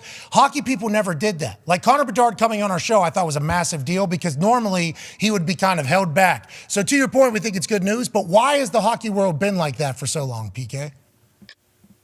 Well, I think, first of all, the confidence that I had to be myself in a world where the culture was so consistent from player to player, coach to coach, GM to GM, organization to organization, was the impact that I knew I could have on the ice, right? As a player, as an athlete, you're always confident based on your abilities first and what you can bring to a team and bring to the league. I never second-guessed my abilities. I had a lot of confidence coming out of junior hockey, and I wanted to come in and break the door down. And I was going to do that while being myself. I knew that I was going to be tied in to other things that were interests of mine, like the hospital, the foundation, all of those things, building my brand, doing things away from the game. That allowed me to be a better hockey player. But in a sport where the culture was so tight-knit, it definitely pushed people. It definitely pushed people to get comfortable with my personality. And you know what? I have to give myself credit. I didn't bend. I didn't break. I stuck to who I was going to be. But I also did it the right way. And that's the best part of it, is that I respected the game. I respected the Shield. I respected the guys before me. But I also knew where the game needed to go. And I wanted to see not only more people like me, but people from different walks of life that had never watched the game before to have an opportunity to play our game and celebrate our game, just like I had the opportunity to do. Hell yeah. Hey, I appreciate it. Hey, I got to give me credit. And then you list off, like, for real, because there was probably so many moments. And I'm serious with that whenever it comes to the hockey world. We're from Pittsburgh. Sidney Crosby has been like the greatest player on earth for a long time. And I know next to shit about him because he never really taught. Every answer is the same answer. And he's not the only one. It's like every hockey player has been that way. So whenever I assume you were going through your career and doing the things you were doing, you were probably told by so many people it would be in your best interest to not do that. So hell yeah, you do deserve some credit. And by the way, in the end, I think you made hockey better, PK. Yeah. Hey, you made hockey better, pal. You made hockey better. I definitely did. And you know what? I just don't know how to do it any other way, Pat. Like where I'm from, my parents only wanted me to be myself. They didn't want me to be anything that I wasn't. And I would tell that to any kid out there that's listening, that aspires to be an athlete in any sport. Be yourself. Everyone else is taken. And, if I was something I wasn't, maybe I wouldn't have the opportunity to be working on ESPN. Maybe I wouldn't be on the Pat McAfee Show right now. So I'm happy that I stuck to my guns and did it my way. PK, we're lucky that you're on the show. And we know what you did today to come on our show. So, we appreciate the hell out of you. Yeah. You need to know Hell that. yeah. Guy was supposed to have a flight, change his flight so he could come on the show. It's like, bro. We do this tomorrow. Season's just getting started. Not that big of a deal. So we appreciate the hell out of you. You mentioned McDavid and this next generation of greats. He had a goal last night that was just absolutely filthy. It feels like every time he's on the ice, something spectacular happens. Gets tripped, spins, no problem. How you doing? Keep it moving. This isn't a movie. This is professional hockey. Let me put this away. He is now obviously up in Edmonton. Wow. And I think, he's filthy. That's very average for him, by the way. They call him McJesus, like Christ, because of what he's able to do on the water, the ice, and also how he goes about doing his thing. But he's been kind of hidden from most of the world, except for highlights on the internet. If you're in the hockey world, you'll see it. Connor Bedard being in Chicago, massive ordeal, right? And I think this is a huge ordeal. Do you think we're about to get into a point where maybe I don't want to say the NHL sets it up, but Connor being in Chicago is a big fucking deal. It's the third largest city in the United States of America. They have a very deep hockey history. They have not been great for a long time, and he's supposed to be the next guy. So it's that's huge for hockey. Is there more guys that are going to come up that are like Connor Bedard? Does the future have those types of superstars? And how do you see it kind of transcending outside of just the hockey culture into the world of sport pop? Well, let's start at the top with McDavid. You said they call him McJesus. I call him McNasty. The guy's absolutely filthy. His hands are disgusting. And what he does on the ice, I wouldn't even consider it hockey. It's video game-esque. The speed and the pace that this guy plays at, the things that he can do at top speed It's not human-like. I'm being completely real with you. What he does on the ice is out of this world, and he's box office. You got to go watch this guy play, because I don't know if first of all, we've never seen a player play the way he's played. We've never seen a player do the things that he does on the ice, and I don't know if we ever will. So with Connor McDavid I think he's about 50 points away from 900, and he's about 150 points away from 1,000 points. That puts him in the category with Gordie Howe, Wayne Gretzky, Mario Lemieux. Right. So Connor McDavid, that speaks for himself. When it comes to Connor Bedard, I put Connor, whether you want to put him at the top of the list, I wouldn't put him there yet, because I still think that Jack Hughes and a couple guys are ahead of him. But he's in that group of Jack Hughes, Logan Cooley, Trevor Zegras, Cole Caulfield in Montreal. Like, these guys are the next wave of talent that are coming. And what these guys are doing on the ice on a night-to-night basis, Austin Matthews as well. Back-to-back hat tricks, fastest U.S.-born player to, I think it's 300 goals, fastest Toronto to 300 goals. Absolutely nasty. So we can go down the list of numbers and the records that these guys are breaking, but it's the entertainment aspect. And you spoke about it. How do we grow the game? Well, hockey's the best game to watch live. It's not even close. I know some people talk to me about tennis, and tennis is great. No, not even close to hockey. I know. Can you imagine that? That's people's rebuttal to me is tennis. I'm like, guys, I love tennis. I don't miss the U.S. Open, but it's nothing close to a hockey game and watching these guys and the talent that they bring. I think with the NHL, we got to continue to bring the cameras closer to these players, show who they are, and highlight the individuals on these teams. Hockey's traditionally celebrates the team and the history of the team, which is all great. But I'm sorry, when Cleveland was winning championships, I wanted to go watch LeBron play. And when Chicago was winning championships, I'm going to watch Jordan play. Chicago Blackhawks are playing, I'm going to watch Connor Bedard. That's just me as a sports fan. So you got to go watch these guys play, but the NHL's got to continue to shine the lens on the individuals in the sport that are doing great things. Hell yeah, I agree. Logan Cooley, Pittsburgh guy. Ooh, yeah. There's a reason. That kid's got grit. That kid's got a lot of grit. Ty has a question for you, PK. Yeah, PK, this might be my own bias because I am a Las Vegas Golden Knights fan, but I think one of the best things about the NHL compared to other leagues is that the expansion teams, for whatever reason, are like immediate cup contenders or at least good right away, whereas in other sports, anytime an expansion team comes in, they fucking suck for, like 5 to 7 years until they actually get their guys in. Do you think that's a conscious decision by the NHL? And I'm curious, are players are they kind of pissy about the fact that like these new franchises come in and are immediately one of like the top 10 best teams in the NHL and a team that could go win a cup right away? Well, if any player was complaining about that, I'd tell them to park their ego at the door. This is about the league. This is about the growth of the game. And we've seen revenues only continue to climb. We've added teams to the league. It's all been great for the game. Players are getting paid more money. Teams are making more money. Everything is trending in the right direction. Okay. So as far as I'm concerned, players got to check their ego at the door. What we really got to talk about, and I want to talk about this quickly, I'll keep this short, but my last year in the league, my last couple of years in the league, Vegas came in and Seattle came in. I'll never forget that first game in Las Vegas. It was one of the best sports atmospheres I had ever been a part of. And I played in some amazing games in Montreal, playoff games. I'm telling you right now, Vegas has got to be top 2, top 3, maybe number 1 place to play in the league. Toughest barn in the league. I'm not even joking. I'm not even joking. I'm dead serious. The drums, the theatrics before the game, the energy in that building, second to none. And then I went on NBC and I did the Stanley Cup final game, the last game where Vegas was playing Washington. Washington beat them. I could not believe the energy in the building before the game. So a lot of this credit, though, has to go to Gary Bettman. A lot of people didn't believe that Vegas was going to work. A lot of people didn't believe that Seattle was going to work. Well, he had that vision. He made it happen, and I lived through it. I got to play in both arenas, and I can tell you it's amazing to watch and to be a part of. Those 2 places now are in the top 5, top 10 places to play. Vegas is in the top 2, easily. We have a great relationship with the Vegas Golden Knights. We're very appreciative of them. Hearing that from you, though, is a little disappointing because Ty has been a fan of the Vegas Golden Knights since day one, and he's literally said, toughest barn in the league every single time he talks. And I don't think I've ever heard anybody else say it. Now you come in and legitimize it, he's going to get loud. And they're the reigning champs. I mean, it's going to be a loud year. Undefeated right now. No big deal.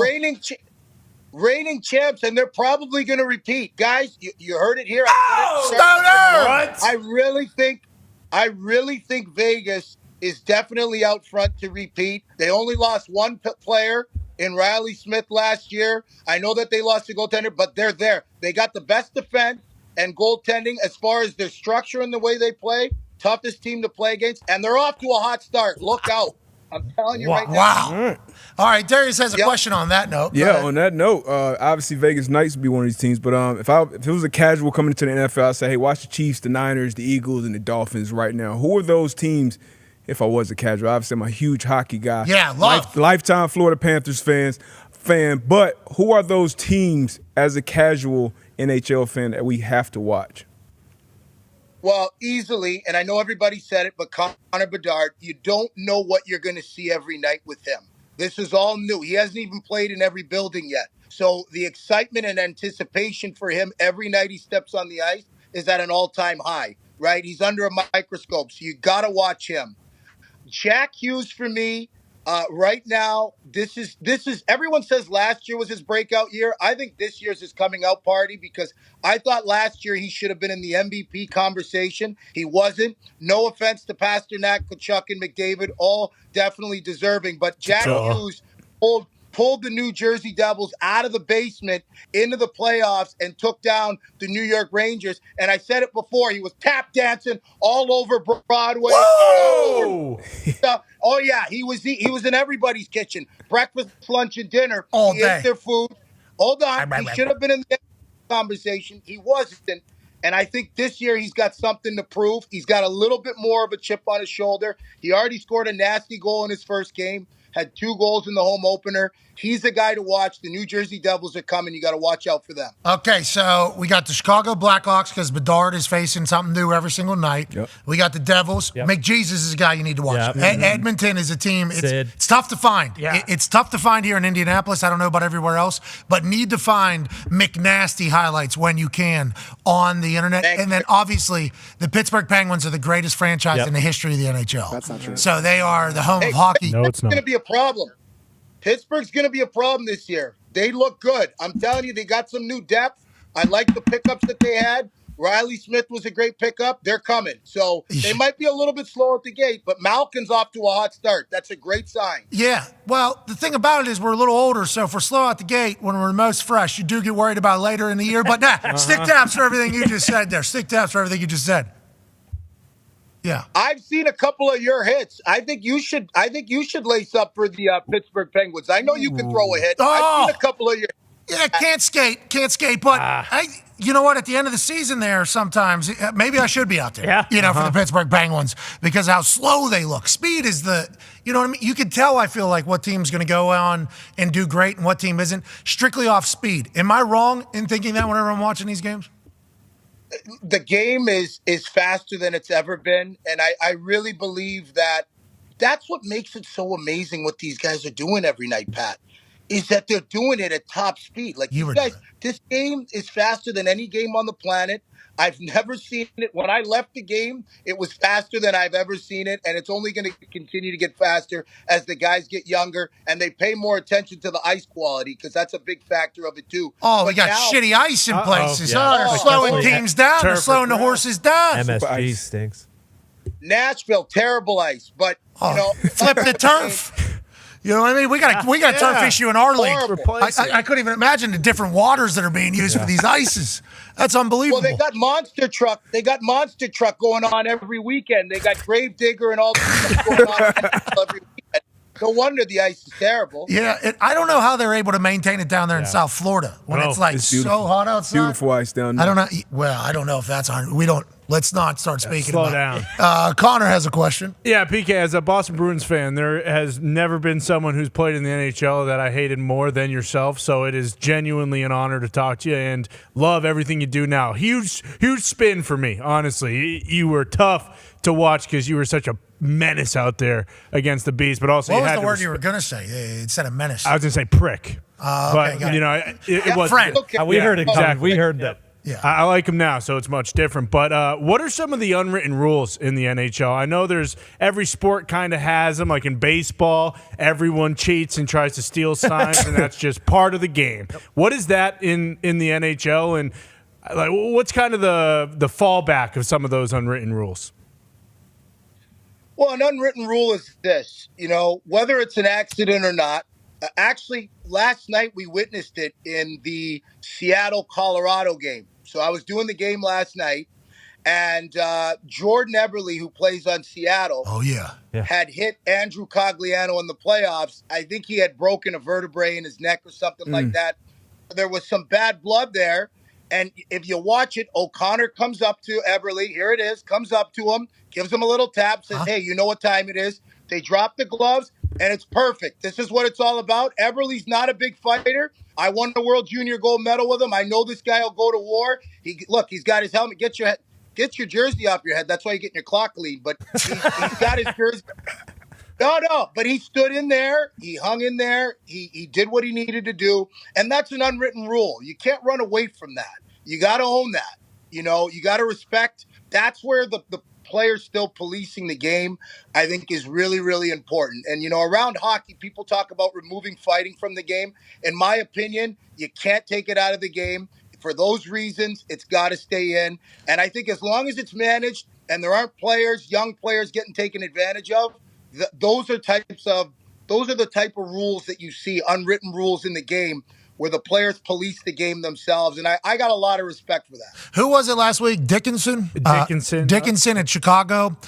Beecher hit, I forget who it was, but it was a board, like a clear board from Beecher in his first game as a Boston Bruin, especially in the Garden up there. Oh, yeah. And Dickinson, you actually see on the clip, he's just like, yep, we got to fight. And like Beecher was like probably looking for it almost at that standpoint. Hockey has that. Nobody else does. It's like a beautiful thing. It's like an old school.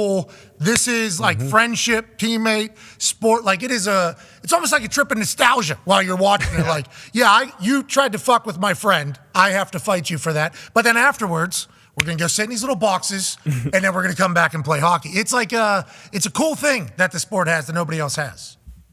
It is a cool thing. And the coolest part about it, if you can believe it, after the game, you're having a beer with the guy that you fought. Yeah. You're hanging out with guys. Like, it's not like there's sometimes the hate boils over, but very rarely. We know that this is a part of the game.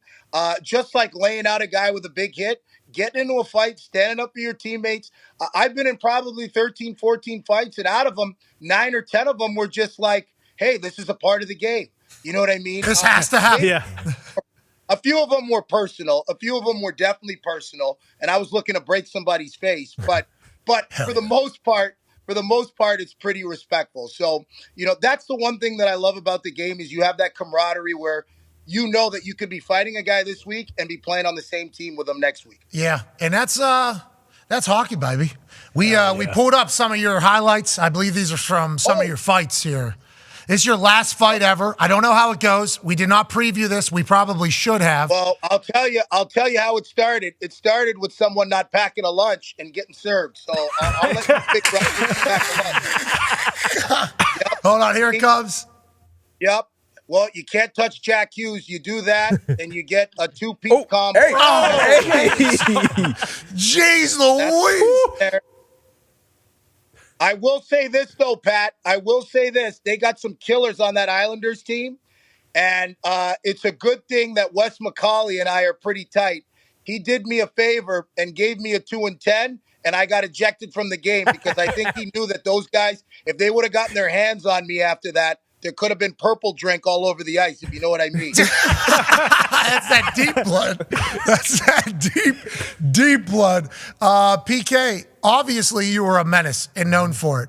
I would assume you were a talented fighter. What you just, here, they're showing a replay now. So here's the shot on Hughes. Yeah, I didn't like it.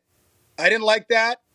I don't think it was intent to injure, but you got to be more responsible than that. Jack Hughes is a star player. You're up 3-0. It's a 0-0 game. We're not going to the playoffs. Wallstrom's a young kid, and he learned his lesson the hard way. Yeah, that's hockey, baby.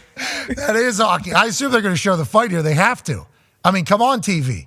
We see the hit. We get it. We get the hit. Go to the beginning. Well, it's coming. It comes later on. If this is the one off YouTube, you got to fast forward. You know how many times I've shown this clip? Oh, there we go. Oh, here it is. There it is. It's way at the end. Way at the end. Yeah, around the 3-minute mark. Yep. Right above like the HD symbol. Right there. Right there's good. Right there's good. Okay. Yep.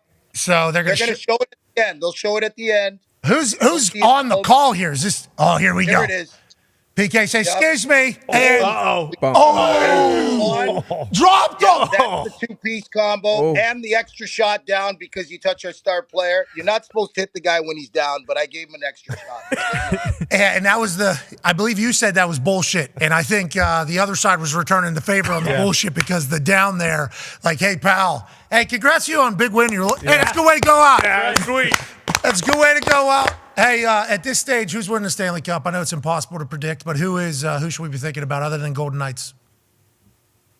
I'd like to see Edmonton get there just because Connor McDavid is so explosive and deserves an opportunity to have a chance at it. I think if he gets there, he's not going to let us down. I think he's going to get it done, but he's got to get there first. And the West continues to get better. I'm going to tell you this, every year that he doesn't, that Seattle team is getting better. Colorado's still in the mix, and they retooled. They got Manson back. They've added Jonathan Drouin, right? So they've added some pieces there. You got to watch them. And then you got Vegas. That's a well-oiled machine.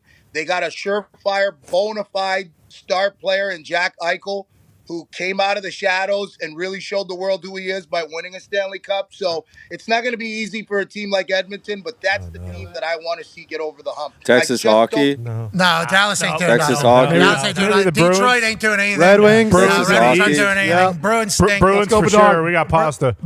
Panthers stink too, just like the ice down Just got there. our first win, baby. We're talking Dallas. We better be talking about my Cowboys. I don't want to hear anything about the Stars. My Cowboys, baby. Let's go. Hey, you're all the way back. You're all the way back. Cowboys are all the way back. Big win in prime time. Yep, we're up and we're rolling. I just think that we got to get a hold on that play calling. I just don't like the play calling right now. We're putting Dak in too many sticky situations. I don't like it. Hey, that's your head coach, PK. It might be time for a new one. I don't know. Big Mike's like, we just got to win. PK's like, get his ass out of there. Hey, we appreciate you, man. Safe travels. Hey, thank you, Pat, for having me on. Anytime you need me, dude, I'm always available. Thank you. Yeah, let's definitely do this again on a pretty regular basis. I'm in. All right, you're the man. Ladies and gentlemen, PK Subban. PK! You know how many times I've shown this video? Gotta fast forward a little bit more. Go to the end. Yeah, go to the end. Yeah, if this is the video I have seen and showcased, you're gonna have to want to go ahead and move ahead there. You can't be hitting a star player like that when you're up 3-0. No. Okay, you can't be doing it. They're not even in the playoff. He was a young player, Wallstrom. He had to learn that thing. Mm-hmm. That was awesome. Yeah, if you don't bring your lunch. Yeah, that's what happened, is what he says. Get served. I appreciate the fact that he started with, and I got to give me credit, to be honest with you. Love I that. never gave in. I did that.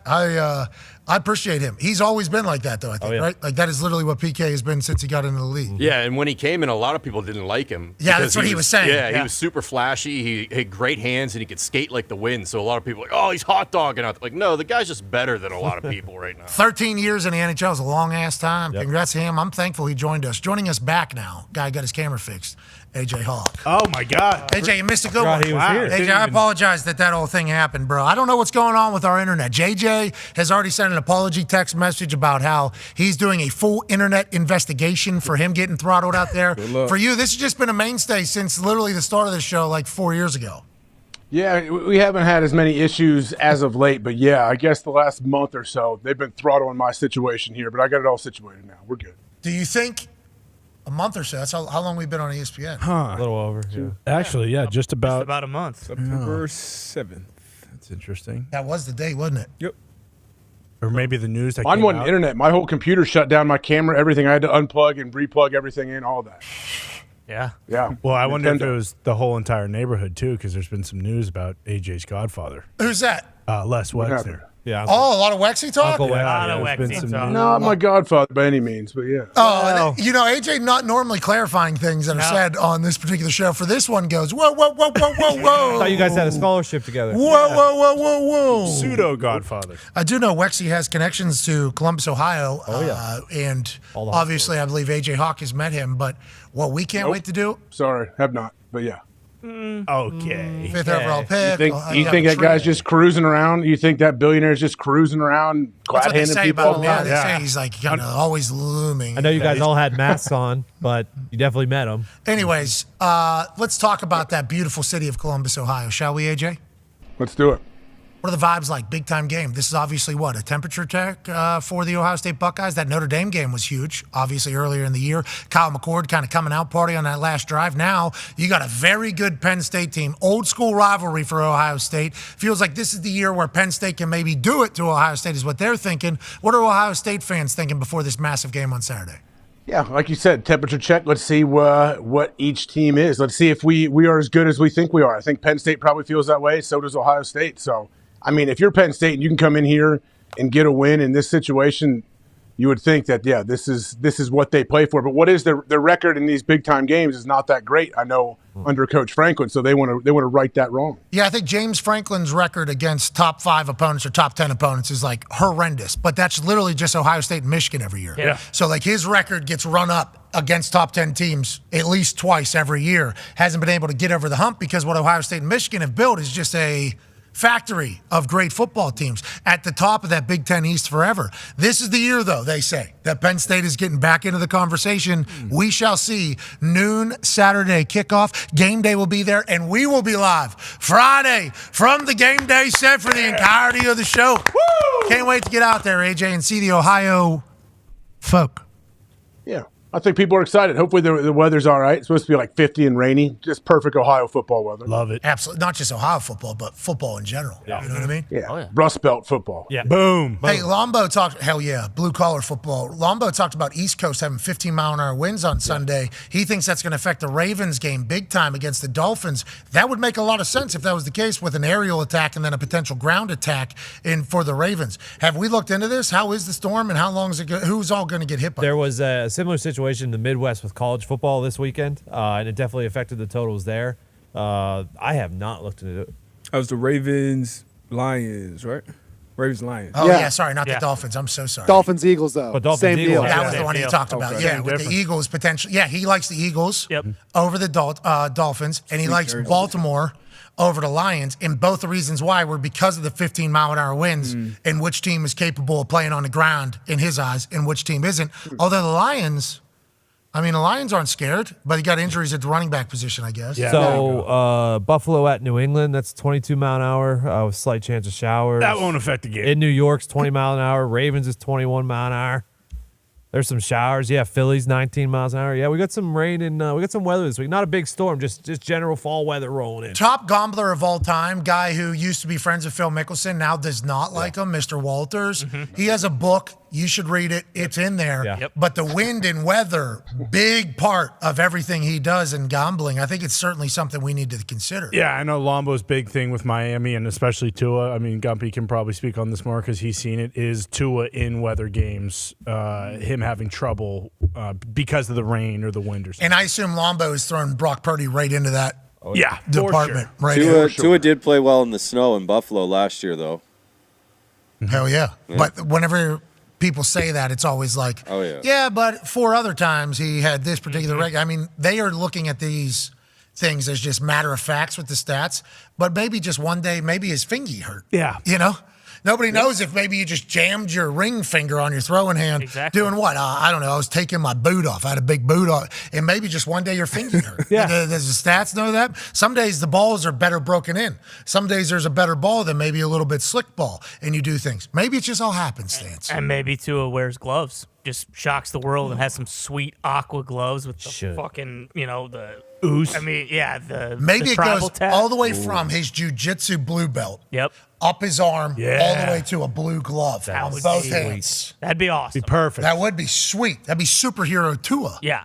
Something to consider. You're welcome, McDaniel. The total for Bills Patriots has gone down 5 points. The Giants has gone down 3 points. The Ravens has gone down 6 points. The Eagles game has actually gone up. They think they don't care about the win in that one. That one's gone up 3 points. Well, if you think about Raheem Mostert, running back, he has 11 touchdowns. And then on the other side, they are very prolific running the rock. So, all right, we got some weather games this weekend. We got Columbus on Friday. Yeah. We got Jalen Ramsey back at practice. We got Kyler Murray back at practice. Mike Jurecki. Ooh, good name. Jerky? Jerky? Mike Jerky. Okay. Mike Jerky.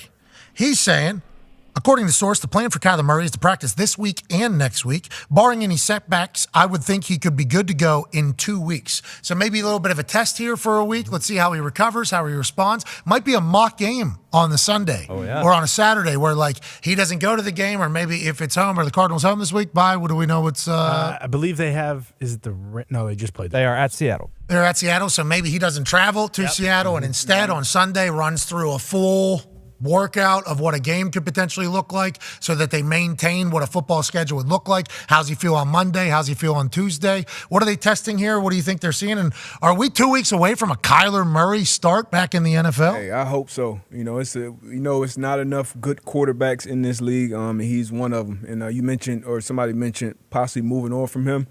What's the alternative, outside of getting a guy who's shown he can play on? Michael Lombardi was the one that mentioned it. Yeah. So, when you start talking about moving on for a quarterback, it's always like, okay, who do you go to next? And this guy's proven he can play at a Pro Bowl level. So I'm excited to see him back out there with this team, who we all thought would be in the sweepstakes for the number 1 pick coming in. But I think they've shown everybody. The Chicago Bears said, "Whoa, slow down, whoa," and then the Broncos were like, "Hold on."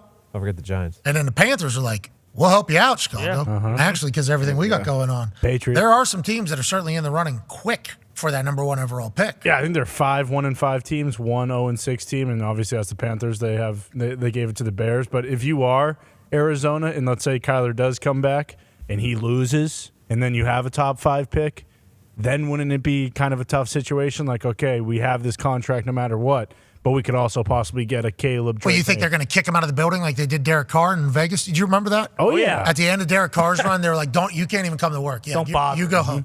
Well, we got 2 weeks, 3 weeks left. I was just a starter. I've been here for a long time. I was a part of the move. I'm like a face of the franchise. And they were like, stay home. We don't care. We don't want to see your fucking face. Get out of here. Don't roll a fucking ankle on any stair on this property. Correct. Okay? Roll your ankle at home. Because there was like, $10 million or something like that in an injury bonus or guarantee if he was to get hurt. And Derek Carr later, I think, spoke about that and was like, if it was about being in it, I would have signed something that said, like, you're allowed to finish the season with your team. Yeah. Injuries don't matter. And you're allowed to, like, be in a building that you helped build for your final days being there. And for some of the records that you have for that franchise, you can hang out. And they're like, well, that's cool and all, but fucking $10 million. Okay, we got the IRS coming after us. We got Mark Davis got a new backpack he needs. Like, we don't have time to be paying you, pal. Sorry about it. Go to New Orleans. Yeah, nice gesture. Thanks. Turn his fucking key fob off. Get him out of here. I don't want to see his face. So teams have done that before, and I assume the Raiders aren't the only ones. Jimmy G. Yeah.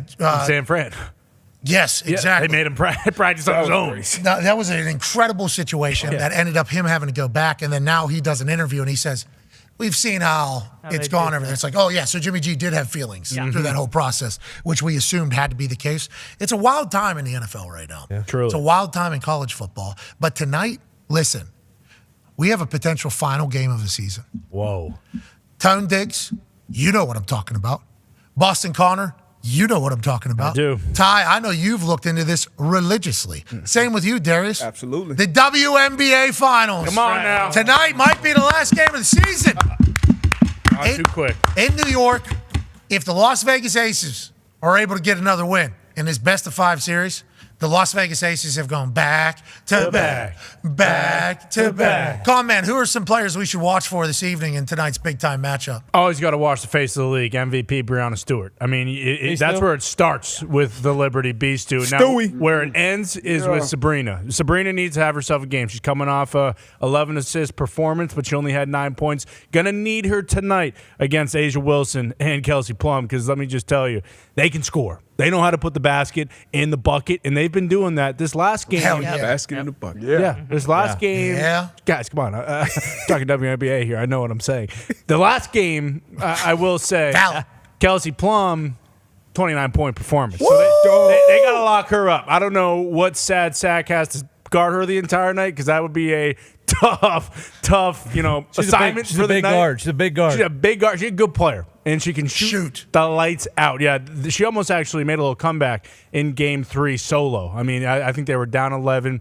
Plum, back-to-back possessions, 3-ball, 3-ball. Bang, and all of a bang. sudden, it's an 8-7-point game. Whoa, wait a minute, they're saying. Liberty Beastu, they finished strong. Beastu wasn't worried at all. You got to be watching her. She's an absolute dog. legend. Asia Wilson, a lot of people thought that she kind of got robbed of the MVP this year for the Aces. She is another absolute stud. This is almost like a 2v2 matchup here. Sabrina and Beastu, Asia and Plum. Let's just see who comes out on top tonight. I got a chance to see Beastu at the Disney upfronts. Right. That's right. So I was standing in cowboy boots on an elevated surface. Her and Angel Reese walked by looking down at me. Yeah. You're talking about being able to control the boards with an incredible ability to dish it and shoot it. AJ, I know you're looking forward to tonight's game. Who do you think wins this one? Let's make our picks official here. Man, this is a tough one. Honestly, I don't know about the point spread when it comes to basketball. I'm kind of a novice. Basketball when it as a comes whole, to that. huh? Yeah, that's what you're saying. 5.5 is like a 3-point spread in the NFL.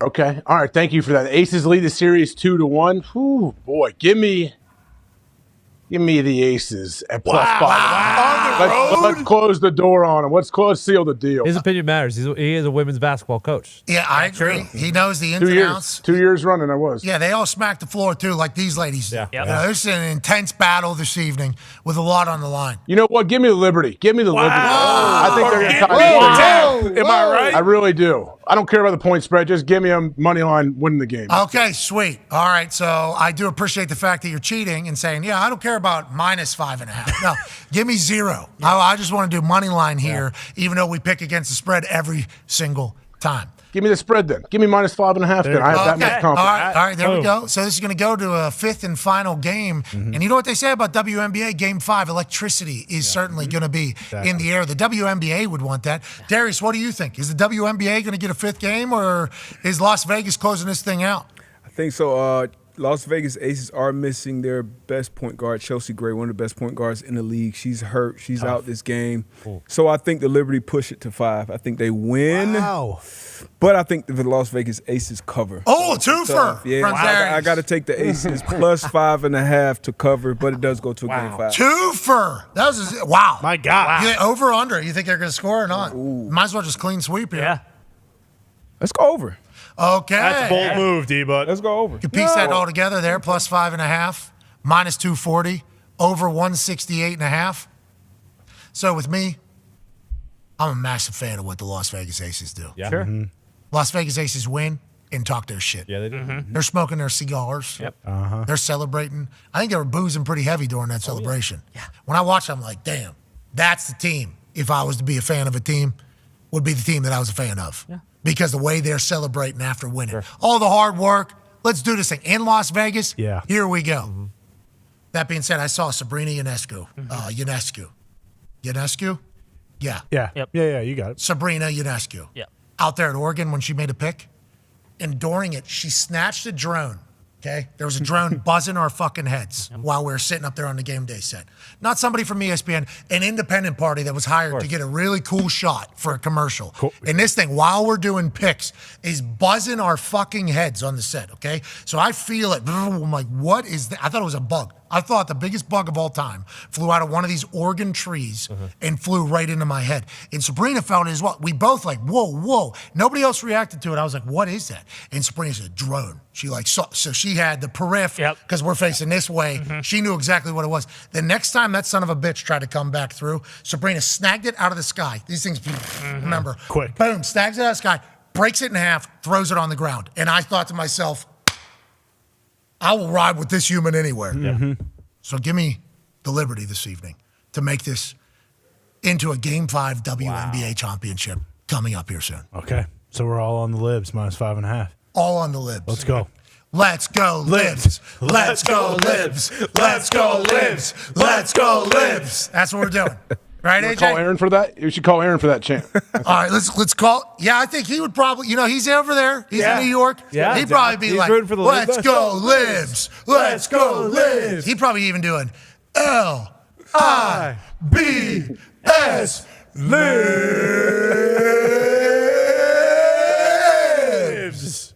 I assume. I'm not 100% sure, but when you're talking about WNBA, you got to talk about the Liberty extending this thing to 5. Yeah, bingo. There's I'm a massive fan of both these teams, though. Yeah. This is who the WNBA wanted, right? I mean, these are the two teams. Yeah, There was no other options. So it has to go to Game 5. Yeah. For sure. Has to. You think Beast too? Yeah, the refs will make it happen. AJ. What the hell was that? Maryann Doe. Now you're doing this. Yeah. Enough. Okay, we need not. It's about ratings, man. It's all about ratings and money. We want to see more basketball. Yeah, but the Libs don't cheat, brother. If they're going to win, they're going to do it on their own.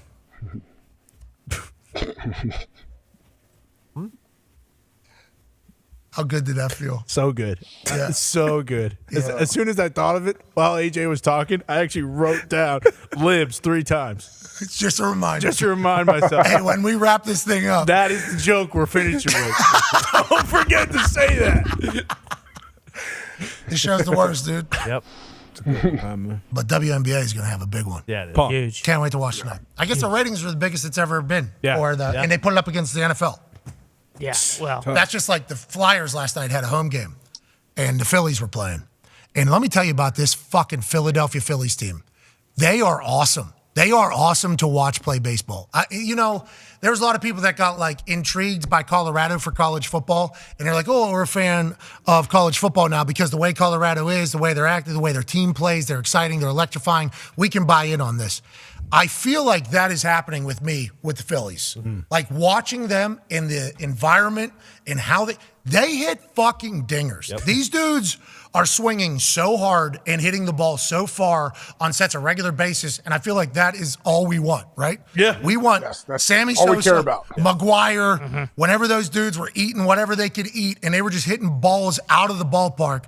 All of us were fans of baseball at that moment. This Phillies team is doing that in front of the biggest crowd in baseball. Is that the biggest fucking crowd in baseball? Always standing. probably up there. It was like the loudest. Got to be the most rowdy. 46. It is awesome. This has, like, And they're having a great time, though. Look at everything that they're doing, their interactions with the dugout. You see it, like everything about it looks like so much fun. That's why I think it's cool to watch. baseball has to be so happy that it's that. I'm sorry, Ty. Go ahead. No, it's just, I mean, you win 10-0 in a playoff game in baseball. Like, yeah, you're going to be having a good time.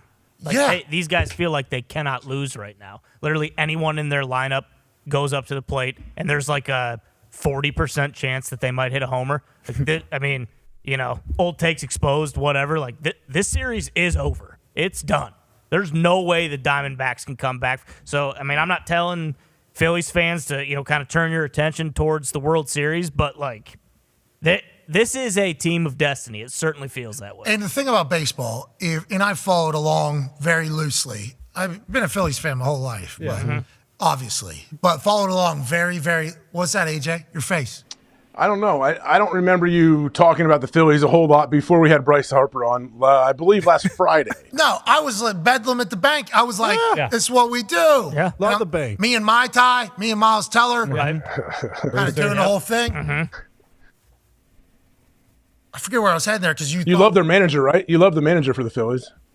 He's so good. Like the way he handles that team. All those personalities. The in-game management. Oh, yeah. Because let the boys be the boys. So this is where I was headed before you ruined it. And so, like, Rod Thompson's the guy, and when he's managing, he really does his thing. Anyway, Z, I see his Manager Thompson really does his thing.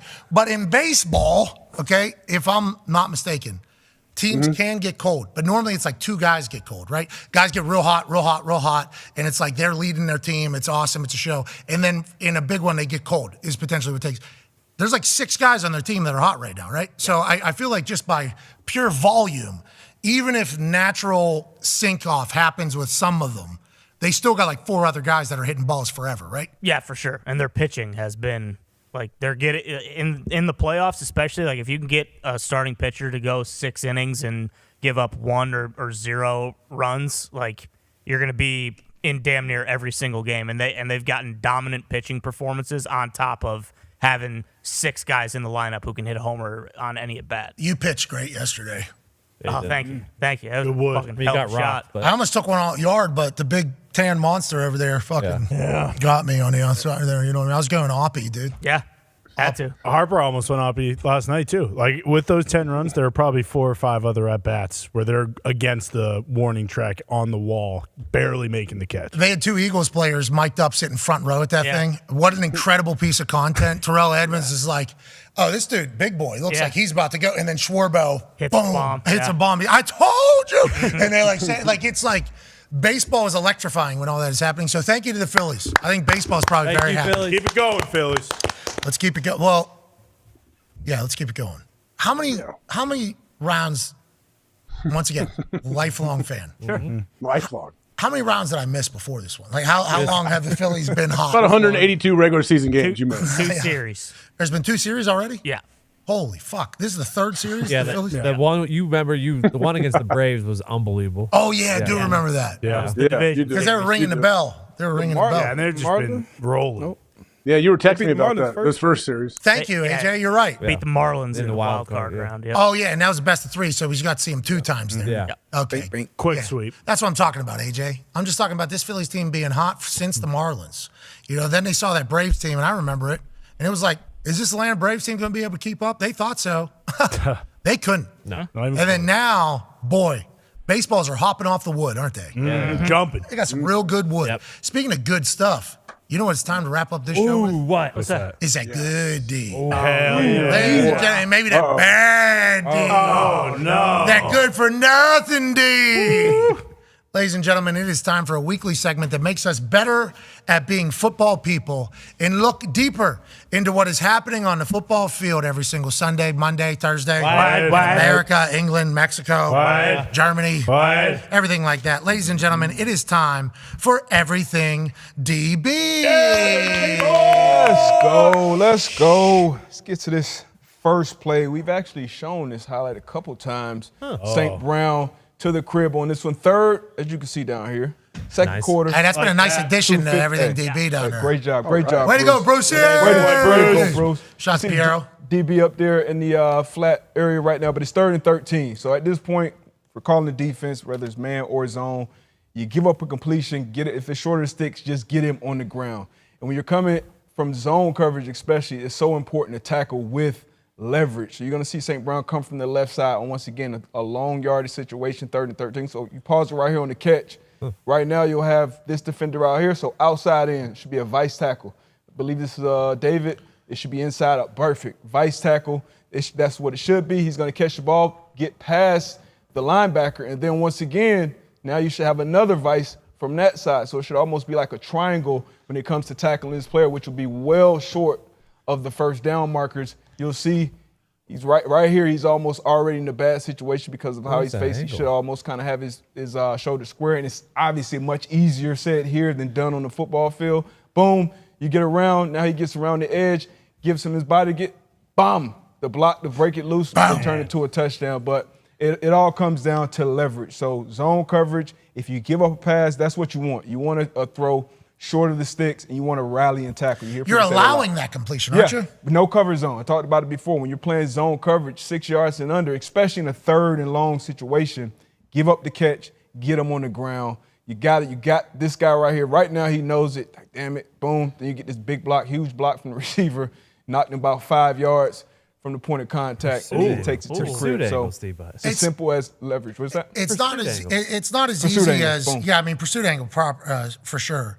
It's not easy to do. Like, you guys make it all look so incredibly easy, but boy, now that we're showcasing it, he does have a bad angle at this thing. Yep. You know what I mean? It's almost like, did he think he was going to cut up? Was he trying to predict that he was going to cut up? What did he think? He's in a tougher spot, and then you do have a lot of different. He's in a tough spot right now because he wasn't set, once he caught it. But right here, knowing you have these guys out here, and I've been in this position a ton as a nickel, like, you got to take a shot. I'm a big believer, especially in zone defense, and AJ probably tested this with the coaches he had.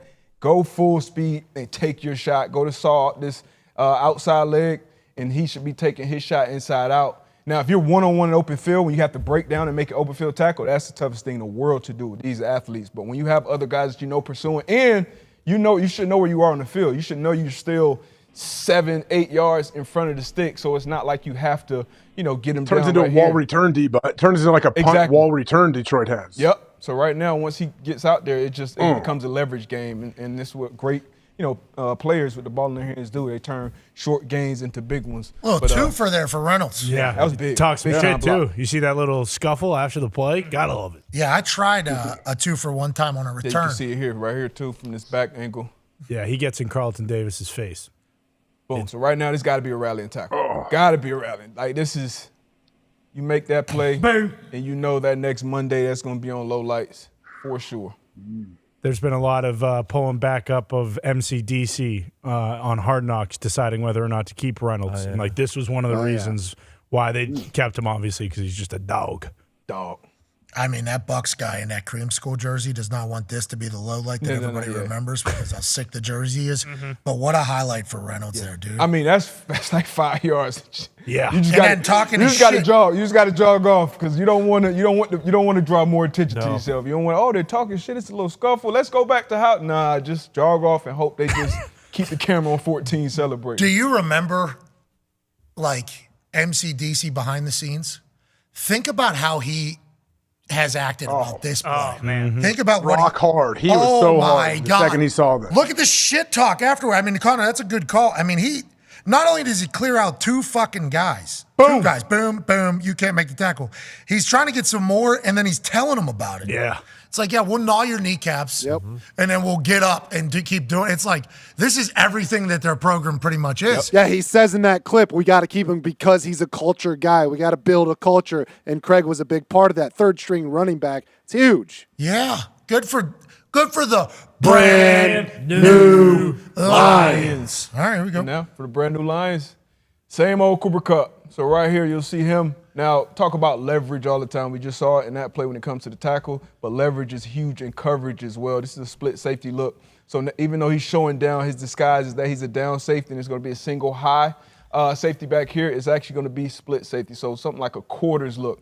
And when you're a corner in quarters, typically you're going to be outside leverage. If you can run it to the beginning, once again, third quarter, 9 minutes left on the clock, 3rd and 9. So right now, this is essentially becomes a 4-point play because you want to hold him to a field goal in this situation.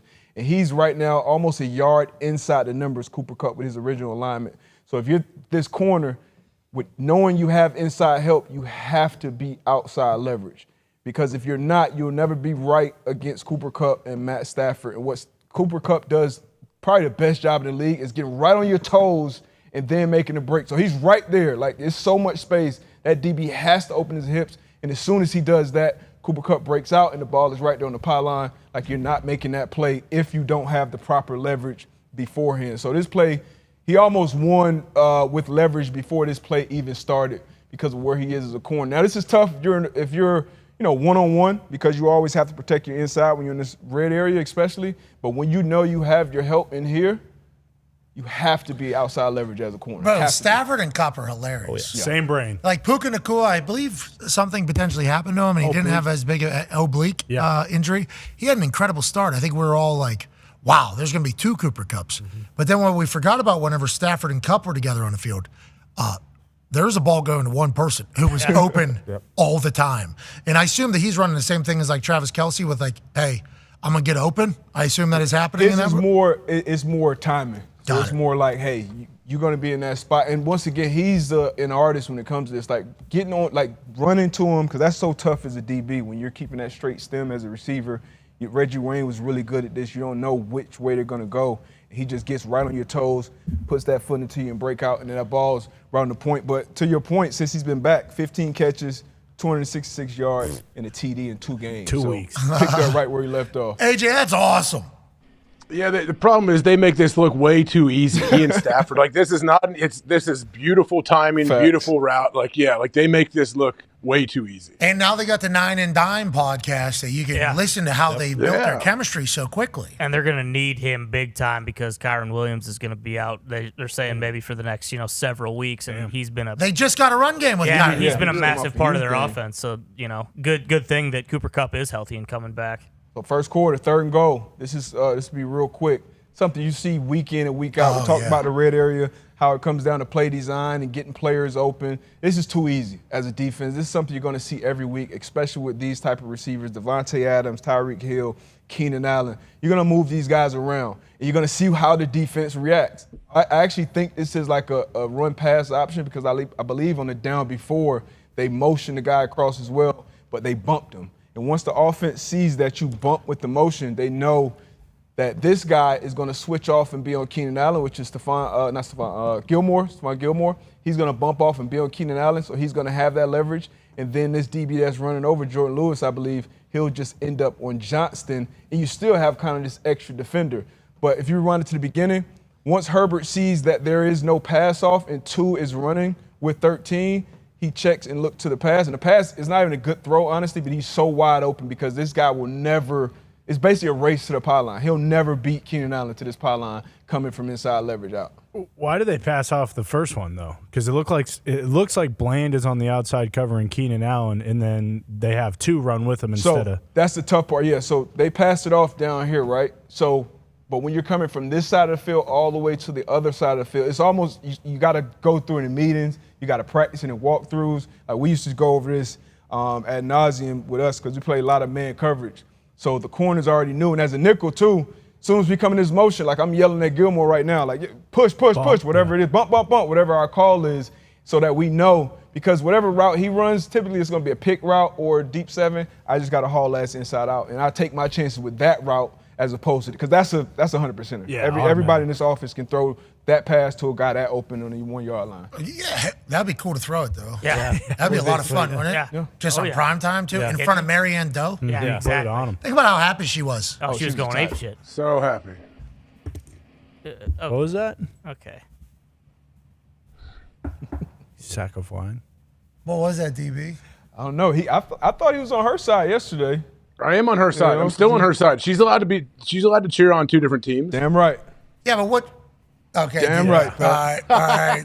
Need more like her. D-Bud has 4 teams he's a fan of, and he is not like how she acts at all for any of them. No. But he does get excited when any of them win. So he is kind of playing the field a little bit. Yeah, a little bit. You know what I mean? She is somehow 100% committed to 2 teams. Like math ain't math in there. I think that's what a lot of people are saying, but I respect it. I hope it happens more. I hope she becomes a fan of 4 teams and is 100% committed to 4 teams somehow. She should. Hell yeah. I am sad that kind of won't help anybody for the rest of his life, though. Me too. You're in a position where you can help a lot of people. Yeah. Yeah. Use your platform for good. I tried.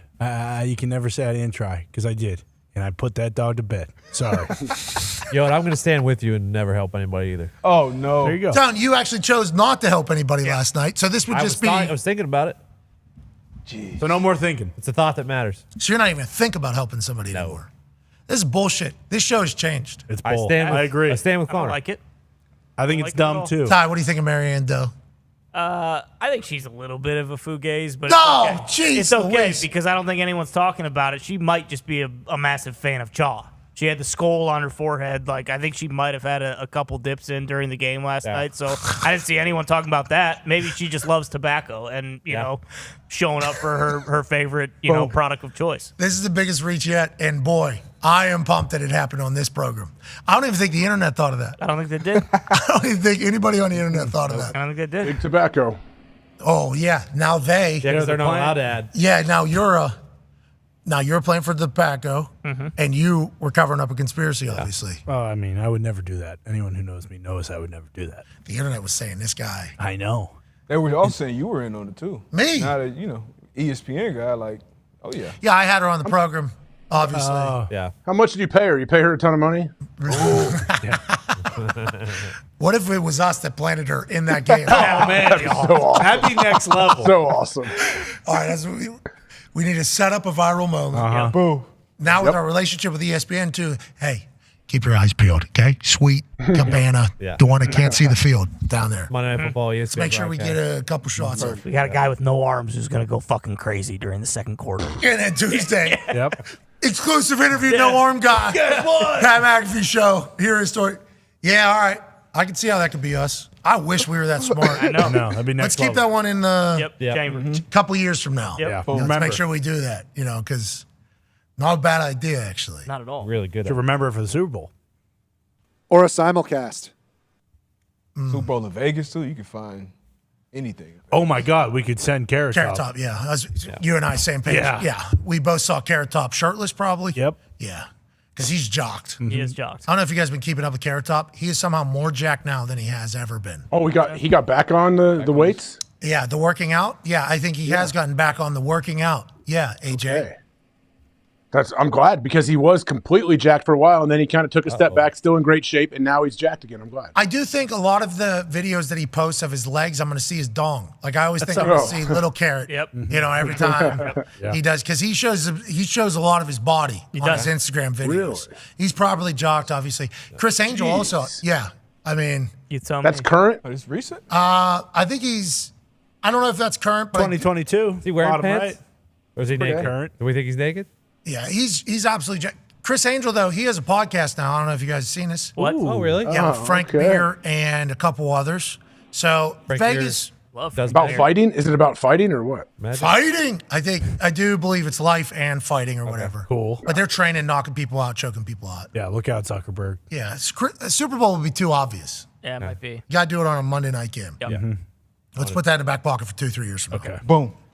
No arm guy, not a bad idea. Yeah. Great idea. Not a bad idea. Let's remember that 2-3 years from now. Okay, write it down. Let's go to the Bengals. This is good D. Let's get some good D now. So we talked about it earlier in the week about Seattle getting in the red zone a bunch and not walking away with a bunch of points. Third quarter, 9:24 on the clock, second and goal. Got to get points here as an offense. We're a little funky formations. They run all the time, especially down here. Watch Mike Hilton. So right now as a nickelback, it's kind of hard to figure out where you're going to line up because you do have a slot receiver in the backfield. He lines up there. Jackson Smith and Jigba Smith almost had a Lombardi situation. Runs a wheel route here, and they run a guy in the flat, two guys in the flat. And I mean, Geno, I don't know what he's looking at here because Mike Hilton is in great position, and even on top of him, you got a corner that's kind of in great position too, looking. And you have two guys down here because when you are that flat defender, you are responsible for running with that out and up. So if you see that, I feel like this should be your immediate read. This guy, or maybe even the guy behind him, so he has another lead blocker. But he stays locked on to his initial read. I'm sure when they drew this up, when they probably practiced it or scripted for success, that was open. Threw it to Mike Hilton. Mike Hilton makes a great play on the ball, and this is almost teach tape for young DBs. When you're in that position in a man turn, and you have the ability to look back to the quarterback through your man, you play that ball. That's the best position you could be in for a wheel route for sure. I mean, once again, I don't know what Seven was looking at here. He stayed stuck on that, but you got it. I mean, this should be your check down here. I wonder if he was looking left first. Who's that? Does he look left first, then late turn, and then says, "Give me that." Yeah, no. But you have to see. You got to see that defender. The Dolphins scored a touchdown on a kind of similar play where they had the tight end out in front like that, and they threw it to Mostert and had the blocking man out. Yeah. I would think they designed that play for that situation. Hey, if he's covered, just go there. Boom, got Kenneth Walker, who's one of the best running backs in the league, especially in open space. But, he went for the gusto. And once again, situational. It's second and goal. So even if you go and he gets, tackled, they've already lost some yards, been at their back here in second and goal. Lou Anarumo's defense playing good, huh? Good defense. Yeah, good defense. Look at that adjustment by Hilton, though. You see that deep by Hilton slides out with that motion so he doesn't get out leveraged. If he doesn't slide out, he has to run underneath of Smith and Jigba, and boom, it's open. Boom, leverage. Once again, it all comes back to leverage and then getting in that position and making a great play. And Mike Hilton's not necessarily known for his ball skills or making his plays on the ball. He's a physical guy. He's going to get in the pass rush. He does a lot of different things and lose defense. But, when you get down in the red area, it's all about bowing up and holding him to three. Keeping him out of that end zone, and he obviously does a great job here turning his ball over. It's a big point in the game, second half, second and goal right here. Celebrate with your teammates. Yeah. Celebrate with your teammates. Like it. Everybody running in, getting some. I like it. Hell yeah. Are the Bengals back? Yep. We shall see. The Bengals are back. The offense still stunk. What? Well, Seahawks. I mean, they're always going to have a good Great secondary. They're always going to have a good defense. Witherspoon. Big play, fourth quarter. 2 minutes. 2 minutes left, 3rd and 9. So right here, we're showing some pressure pre-snap. Everybody drops out. They only send a 4-man rush. Boom. Throws it right to him. Tony Adams dropping. Once again, you are just like a tackle. Everybody just got to be in their spot. Good zone coverage. Underneath zone coverage is about getting to your spot. And if you pause it like a couple frames later, everyone getting out, hauling ass, good tempo to your spot. Everybody's looking at the quarterback underneath defenders. Everybody's in their position. Jalen Hurts thinks he can squeeze it in there and gets 39 right at the sticks, being aware of where the sticks are, all the defenders right around the sticks. Boom. Once again, a huge play at a huge time in this game, right at the 2-minute mark. Hey, so that's the spot you're supposed to get to, right? Obviously. Yeah. That's what we're calling. Yeah, 39. When we call cover 3, cover 2, whatever it is, you want to protect those sticks because in the league, a lot of things are simple, honestly. And a lot of these route concepts, you can see a lot of guys are going to be breaking around the sticks. You're going to have at least 2-3 guys around or shallow of the sticks for the quarterback, just in case pressure comes out or something. But you want to get your depth. That's a big thing for receivers, getting their depth. So he's getting there. He's breaking out of the sticks. He's running off. So I don't know what, Hurt saw here. I know pre-snap, he probably thought he was getting pressure from that side. And a lot of times you throw into the pressure, but once he snapped the ball, they all drop back. So once again, you got to figure something out here. Tuck it, run it, do something. But this is kind of what happens to quarterbacks, too, after they've kind of been hit and, the front has been getting after you. You can see right here, Mosley, Williams, and Adams all showing pressure. They all that drop was a good out. fake. These four Good disguise, rush. yeah. Yep, so good disguise, all of them holding their water. And then it's one thing, you saw it with the Cardinals clip against Kupp. It's one thing to show disguise, but you still have to get back to where you need to be coverage-wise. And obviously they did a great job of that here with Tony Adams. And you can see, Hurt just doesn't look comfortable. Even though you have space, you got a clean pocket at this point. This is kind of when you start getting that phantom pressure. I'm seeing Ghost, I'm doing this thing when you get this defense is solid, man. Hey, that was good timing on that disguise there. I thought he was going. I mean, if you're watching from the back, you think he's going, and then he knows it's 3rd and 9 too. It's not 3rd and 15. He can get back 8 yards and be fine with his eyes on the quarterback. Yep, and that's something you see there if you run it back here. AQ talks about a lot. We always talk about silent counts and getting a beat on that. So as on a silent count, team on the road, that's usually that guard. He's going to look back once he gets that second leg, whatever the cadence is. He taps the center, let Kelsey know time to snap it. Boom, and they get out. Do you guys like the decision to throw it here? Got the lead, going up against Zach Wilson, 2 minutes left. Run the ball, make him call a timeout, punt it. That ain't Sirianni. No. I don't mind. 2-point game. That's not normal Jalen throw. Like Jalen normally does. Yeah. 3rd and 9, very gettable. Although it hasn't been against the Jets defense, it's like tough defense. Tough. True. If you're just going to run and decide to punt the ball back, that's an interesting. This is it for Jalen. I'm sure when he saw this, as soon as he threw it, this is an embarrassing play. This is something that he's not typically doing. But once again, those pressures and all those things that they've been doing all game long. He had a pick earlier in this game. He thought Adams was coming. He probably in his head, Adams is gone. In his head, he's in the mush getting blocked by the boys right now. Especially on 3rd and 9. 3rd and 9 is when you're going to get exotics and different blitzes, and I'm sure they have things, where they send a rush from that same look. Earlier in the game, I think Johnson hurts his arm. Bryce Hall gets a pick, so he had been hit a few times this game. And this is the game closer after the Micah Parsons sack. Stephon Gilmore.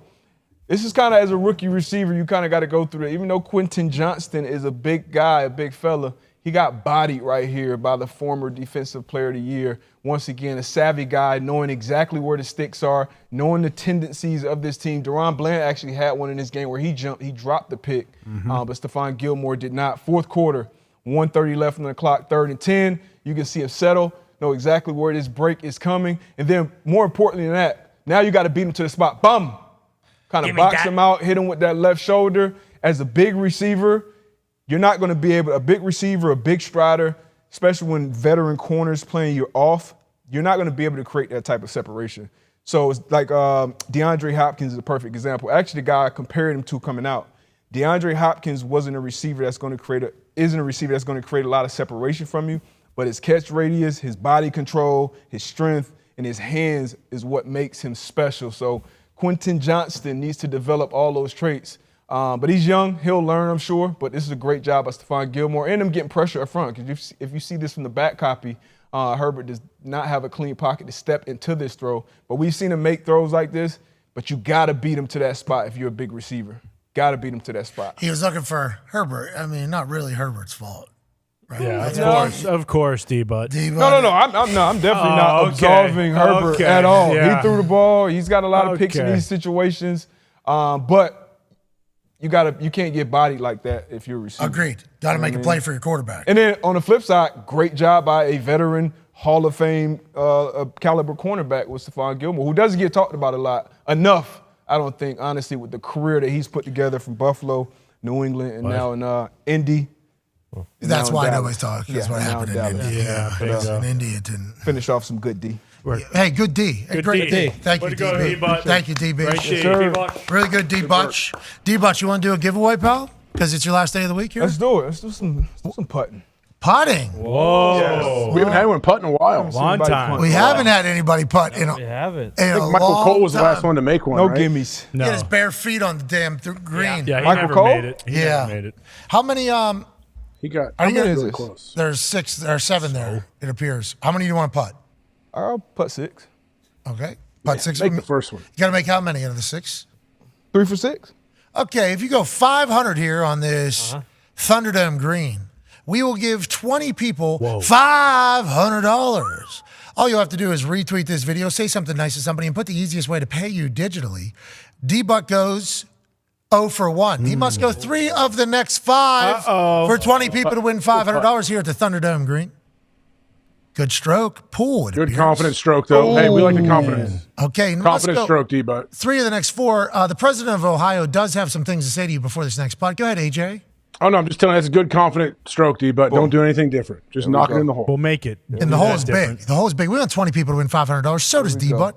All he needs to do is go 3 of the next 4. He found it. Wow. Man, that thing breaks. Big. Tough break right to left there. Tim showed me the line. Good pace. Good pace. I'm sure that was right. Now, all DB's got to do is go 3 for the next 3, and 20 people win $500. We will never find out. It was good effort. 0 for 4. Terrible effort. This ain't what the WNBA is going to have. No change. No. WNBA is going to go to a game 5. They're not going to leave ducks on the pond like Darius Butler just did. Oh, my God. 0 for 5 now. Okay, let's see. Let's choice. see. Let's see. You know what I They mean? missed the ball. 20 people have to pay us $500.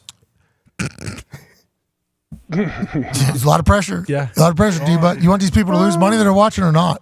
I'm not. Oh, shit. Oh, my. This guy's golfing 4 times a day. Might as well go 0 for 7. You know, might as well. What the easiest way to pay us? There it is. It's a There you jacket. go. Okay. That's what it was. We would like to be paid via our Venmo and our Cash App. If D-Buck goes 0 for 7, this is just how this goes. 40 people owe the program. 100 people. D-Buck, listen, hold on. We see the graveyard down there, okay? So whenever I blocked that out. I don't see it. it's right there. No, yeah, you can see it. You need to look at the hole. Maybe that's the issue. Yeah. You know what I mean? Maybe you need to look down that way. If Darius J. Butler makes this putt right here, Wow. 15 people will win $500. All you gotta do is retweet this tweet, say something nice to somebody, and put the most efficient way to pay you digitally in the same response. Those are not the balls he putted earlier. No, those are just where the balls have been hanging out since the beginning of the program. Darius Butler could go 1 for 1 for 15. This guy sucks. Whoa. Brutal. What the hell? That's a tough putt. You should have gone with the other hole. Oh, this is golf. All right. As we end today's show, we have some breaking news. Jeez. The Jets have informed Mecole Hardman that he has been traded back to the Kansas City Chiefs for another late-round draft pick swap. Congratulations to Mecole Hardman. Nice. It did not work at the Jets at all. There's been a lot of conversations about this. Let's send him back to the place where he was a weapon, and the Chiefs need one at that. Congrats to Mecole. Congrats to the Jets, I assume, getting something in return compensation-wise that they like. And congrats to the Chiefs fans getting another weapon for Patrick Mahomes to do business with. Yeah, and I assume he's going to have 3 touchdowns this weekend. Yep, this is how this is going to go. Yep. It's like Kadarius Toney going from the Giants over to the Chiefs. Exactly. Oh, yeah, he had a hammy. Wasn't good. Didn't fit in. Then he goes back to the Chiefs. Boom, boom, boom. Touchdown. Mecole Hardman, probably the same thing. AJ, this is a big move for the Chiefs, though. A couple people on the move here. Yeah, and McColl's had issues for a while now, right, with the team. Like, it's been weird. Like, there's been a weird situation. So, yeah, this is good for both sides. Obviously, the Jets get a late-round pick. McCole, like you said, probably scores 3 or 4 touchdowns this week. Yeah. The only person this is bad for is Darius J. Butler, who just won 0 for 7 It's a tough putt. That's a tough putt. from 8 feet. Nah, it's not 8 feet for sure. Six- 12. It's got a lot of break in it. That's at least 20 feet. 12. Debo, you've really committed yourself to golf, though. Yeah. All in on it. You know what Too I mean? many gimmies. Too many gimmies. Oh, you're getting those gimmies? Nah. Yep. I'm just trying to find an excuse. Okay. Do you want to line up 7 more right now? I don't know if that's Go to the worse. left. Go to the left hole. Can you go to the left hole? D-Bot. Oh, boy. Oh, You got to no. put it in another hole. no. Oh, for 14. He could have been out of here. No. You fool. This is golf now. At least 50%. Hey, he's a DB, At least and it's golf. You got to have a short-term memory. True. He doesn't even remember those last 7. On these ones, if he can go 4 of 7. No chance. Walk in the park. Yeah, good run. Just What hurry up about and hit the. one? How about one? Yeah, let's maybe think. Yeah, 2 out of 7. Hold on, D-Bot. No, there, over one. Over one. All right. Good stroke, though, dude. Maybe 2. 2 for 6. If Darius J. Butler could go 5 of the next 6. Okay. $10 million. Oh, he just figured it out. Yep. Oh, you Once he found gets it? hot. You know, Once you he figures out it, they're all going every in. day at the range. Oh, figured it out. All right. If Darius J. Butler There it is. can go 3 of the next 7 putts, Okay. we will give 15 merches away Okay. from pmsstore.com. Okay. Love that. Stored up at McAfeeShow.com. At PMS Store. 0 for 9. Okay. Yeah, I don't know if we're going Is that a trick putt? It feels like it's going in, then Nope. it just goes left or right. Nope, just a This is classic not 0 a for 9. gimmick. It's not a gimmick. I don't think. All he's got to do is 3 of the next 6, and we will give away 15 merches. Got one. There it is. Fish They're all on. going in now. Okay, we need 2 more balls to fall into that hole right over there, and we'll give 15 people some merches from store.patmcafeeshow.com. Oh, He's yeah. found it. Pouring them in now. Ladies and gentlemen, No chance he misses. all Darius has to do is go 1 of the next 4, and 15 merches will be given away. Darius has committed his life to golf. Oh, boy, got to hit it. Yeah. Veer's right. Gotta hit it, Sally. That's my mother's name. Whoa. She's terrible at golf.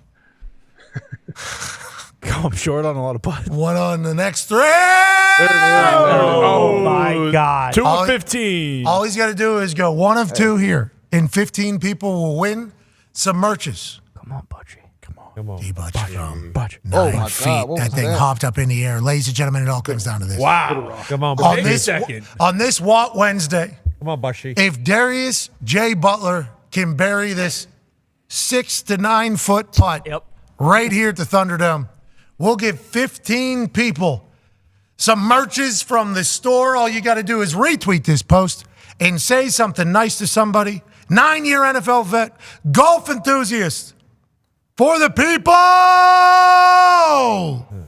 Not even fucking close. Not even fucking close. Sorry, people. Hey, good effort, D-Butch. Tough putt. It's good. Way effort, to D-Butch. hit those balls. You did make a couple. And made contact every single time. Yeah. Ball moved. How about that? Every Oh, single God. time. Solid contact. Every time. Except for that one. Except for the one where Except for that one. Yeah, it's a 12.5% hit rate right there. not bad. You can take that. Hey, they said Tiger's only like 52% from 8 feet. So you're almost there. 40% below Tiger. That's not bad. I'd take that every day. Yeah, I I'd would take too. that every day. It wasn't good enough for a giveaway. Yeah, but still good. And the Tigers. TGL, you saw that? Yeah, they signed a deal with ESPN, right? Pretty cool. Yeah. That's really cool. They have Super Bowl, I believe. That's gonna be a lot of fun. Way to direct the conversation. Yeah. I'm trying to pull the AJ. Smart. That was tough. You're so good at basketball, too. That's What I do don't you think understand. happened? Yeah, what do you think? Good at golf, too. No. Well, Yeah, why don't you shoot hoops? Yeah. You choose never to shoot hoops. You're like a great basketball player. I appreciate that. You want to kind of showcase other skills? Yeah. Is that what it is? Yeah. Well, you showcase great skills on this show. No. did. You did, D-Butch. Baby Butch. Way to go, D-Butch. Tomorrow, Coach Chuck Pagano will be here. I can't wait to see what he attempts to do for a giveaway. Oh, we know what he's doing. Have him putt. I want him to putt. He's slinging football. He won his golf club championship Really? Wow. Dog. He's a player. out there in Idaho or wherever the hell it is. The elder group, I believe, though. 400 milligrams the whole time, too. not the What do you whole do? club. What do you do? Paint over all the past winners on the wall before he jeez. played, or Yeah, I don't know. I don't know how much Chuck had to say in that Chuck, paint. yeah, he didn't. Come on now. That was him. That was something though, bro. That's how about crazy. Lombardi just being like, disgusting? yeah. This is the first time hearing of this. Yeah.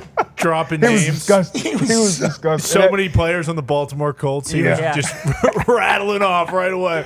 It was wild as I was watching it happen. I'm like, I'm being dramatic. These are my friends. They just got cut. Don't be ridiculous. And then I started thinking about it. I'm like, well, this is the fucking storied franchise. This team won Super Bowl. This team, what you want. Yeah, there's a lot of really good guys out here. Cashola. Boom. Oh. This one's for DB. Let's go. Fuck. This one's for DB. Fuck. Oh, shit. This one's for DB. Oh, bucket. Nice. Holy hell. Coming out of the hand. Yeah, Knew it. Good. Felt good, yeah. All right, that's a good one to end on today. Great ball. We'll be back tomorrow with another giveaway. D-Bud, have an incredible weekend. We cannot wait to get to Columbus on Friday. AJ will be addressing his constituents. Hell yeah. I believe Kirk Herbstreit will be as well. Ooh. Wow. Yeah, maybe they'll both. Is this a dueling podiums. Is it a debate? Is it a debate or are they together? They're together. Remember, they both won. Yep. The debate season's already passed. They are the current presidents Okay. of Ohio. They are Ohio's Bobby's coming finest. for that crown. General Bob Carpenter will be present. There'll be some other surprise guests, too, as well. Ain't that right, AJ? I don't know. The surprise guests I were working on have all fallen. They fell through the cracks. Oh, AJ, this is what we're coming to your town. Yeah, we're coming to your city. Ah. You got a tree there. You know what I mean? Come on. Rascal Flats. What? Not available. What? Tried to get Big Gary to sing. He said maybe another time he's got to What get about that somewhere. one guy who, in front of 105,000 people at Oh, yeah, that's your guy, Pat. said 08, the largest OHIO that has ever been recorded on this planet. Yeah. I don't remember. Oh, I yeah. don't know who you're talking about. Oh, I think his schedule is You pretty were telling free. me. I You were think you telling me about remember. No, I don't know what you guys are talking about. Yeah. If we could Plays an instrument. get an ask out. That'd be great. I love some of those songs. Come on. Listen, I was banking on Rascal Flats guy, buttery voice, singing something. My wish For you. So good. Yeah. And it's so natural for him, too, when he's on that fucking mic. It's like that thing's coming out of Oh, yeah. I miss Mayberry. Oh, Jericho. Everything is black and white. Yeah, I thought we had that. Great. We do not. Life is a highway. What about Big Nut? Who? Big Nut? Could have Big Nut sing My Wish. What about Marilyn Manson? He's from Ohio. Last time you saw Big Nut, by the way, you spit in your mouth. Yeah, Big Nut did spit in my mouth. That was on College Game Day digital version. Pre-show. I don't think I had a microphone, but I did have a Big Nut conversation. He spit in my mouth. Oh, yeah. That was one of the most. That was pretty disgusting. Who was there with? That was the fighter from Cleveland. Steve Stipe Miocic. yeah. We want crowd surfing. He's great. Yeah. He's he's big awesome. dude. He's fighting soon. He is. Yeah, very soon. How's he? John Jones. Yeah, I don't know how he's I feeling. love Stipe. About LeBron. What's LeBron doing? I do. That fight game is wild. You know, you never know what's going to happen. Oh, is he a Buckeyes fan this week? Who's that? LeBron. What's he doing? He was at the game. He was at the Chargers-Cowboys game. He was. Season starts Tuesday. Remember, he used to be a Cowboys fan. Oh, yeah. Oh, yeah. Used to be a Cowboys Big one. fan. He's Got a rocking with the contract. Browns now, though. He 'cause they're just good. he loves ball. Yeah, he does love football. He's making picks. Yeah. Dominating. Great Crushing. picks. Hell yeah. Hasn't missed. He loves it. I like that he's out there doing that. Yeah, I mean, he had Dolphins money line this weekend. Are you shitting me? Great call. Give the guy. Why is everybody a fucking hater? What? Come on. I'm not hating. Why- He loves ball. I took Dolphins money line because of him. Why is everybody out there? not being You get good odds on it? Bro, we talking Yeah. Rich Paul. We like Rich Paul. Love Rich Paul. Love LeBron. Love. I gonna walk love back. Oh, you're in like. I like LeBron. This is what Dion said to his team. Yes. He said, we're in like with football. Yep. Okay, we're not in love with football. Did you see his speech where he actually just walked off the stage? Yes. I like that he has a stage in the middle of that In thing. the locker room. In the locker room. That's smart, by the way. Is it not? It is. Like, It normally, is smart because a lot of times you can't see the coach as much. Yeah, but yeah. normally coach has to do this. Bring it up, bring it up, bring it up. You can only see like 2 layers because everybody's so fucking big and in pads. And you don't even know that behind them, there's still people sprinting in or whatever the case is. He's like, I think the issue is you need to be able to when I'm talking, they need to. Can we build a fucking stage? He has a full stage. Oh, yeah. The Rock was up there with Mama Sanders. Yep. I think it's brilliant. I think it's a really good idea. But he was fed up with him. Oh, He walked done, off. yeah. Practice tomorrow. Tough loss. Yeah, and we're practicing tomorrow. They need that. That was a tough loss. Are they going to bounce back from that? Is this the right team to bounce back? I think they are. This is the first time you're going to be really, tested. You know it's loud. You know it's loud on those mentions, those social media. Oh, You yeah. know it's a lot of shit coming their way. So we're gonna see. Gut check. The Shedeur halftime stuff, that didn't help either. Yeah, his social media person put out a link. Yeah. Because he knew 29-0, a lot of actions coming to Shedeur Sanders' Instagram. Right. So in theory, social media person. Good idea. Good idea. Yeah. A lot of people looking up Shedeur right now. Let's go and do it. And then he come back, catastrophic loss, worst loss in the history of the fucking Colorado or whatever. It's like, oh, and this guy was trying to move shirts at halftime. He needs to focus on football. Okay. Hey, maybe we worry about watching film more. You know, maybe we worry. That's what people start saying. Oh yeah. And it's like, you think Shedeur was the one that fucking was posting links in his story? Exactly. No, I don't think so. absolutely not. But also, tighten up social media guy. Yeah, seriously. Please. You're putting Shedeur in a bad spot. You're not supposed to put Definitely. Shedeur in a bad spot. You're supposed to put Shedeur in a better spot. You're supposed to take work off his table. But what are you doing? Is that Deion Jr.? You think he had to practice the next day too? Hey, 100 posts. Yeah, bingo. Type them all Save out. him in the drafts. 100 of them. Mm-hmm. Not sending any of them. Nope. I'm talking fucking max characters too. Exactly. Good speeches from me. That's right. Deion Sanders Jr. does do a fine job. Yeah, He he does. does. I assume it was not Deion Sanders Jr., by the way, on Shedeur's thing. Probably not. Could have been the kid who was crying in the student section. Yeah. Yeah, it could have been a kid crying in the student Yeah, section. he lost his house. No, just a big fan. Yeah. What did we learn from Maryann? Yeah, exactly. Loves ball. Not everybody's just a couple $100,000 on a game. No. I just always assume that, I guess. Yeah, that's because we are scumbags. And I'm sick of it. I should have stopped. I was gonna say he did have. Yeah, a he had a beautiful. perfect switch. Let's get the fuck out of here. Okay. Enough with the show. Okay. Okay? Okay. Enough with it. I'm sick of it. Yeah. We're watching the WNBA tonight. Can't wait. Yep. We're watching hockey tonight. The Pittsburgh Penguins are beating the shit out of the Detroit Red Wings. Uh-huh. Yep. That's in Hockey Town, pal. Who's favored? You guys are. Oh, Easy Barnes. Oh. Just wait. I cannot wait. The tides are turning, and you know it. I didn't like the fact that PK was like, you guys started a little slow out the gate. It's like, well, that's not good. This is the only time we're supposed to be good. Yeah. We're an old team. That Like, was one guy. Fresh. we're fresh right now. We're not tired yet. We're supposed to be good out the gates. We're supposed to not ruin what we did at the beginning of the season at the end of the season. That's how this Penguins team works. We're in a good spot. Oh, no. Are we going to be able to hold on? We're not. You know? It doesn't matter. Based on what PK said, we could probably just fucking cancel the season tonight. Just give the Golden Knights, Lord Stanley for one more go around the sun, and I fucking love the Golden Knights. I know you do. The Golden Knights have been very good to us. Yes, I have. Well, that being said, I grew up with Tony Barrasso in between the pipes. Ron Francis on the ice. That's right. Okay, you talk about Yarmer Yarg or the boys out there. A long way away. What? They're a long way Chris away. Letang, Gino Malkin, and Sidney Crosby have been together for 18 fucking years. And that just tells me they're old as poop. People are saying that. Your team's old as Pope, too. But tonight, No, they're not. How many cups they won? us, all of them. 18. Just look at years. this. Those Please. are- Question. These are the only stats that need to be Boom. seen. What? Pittsburgh Penguins, hockey, Dahn, are playing against the Detroit Red Wings. Okay?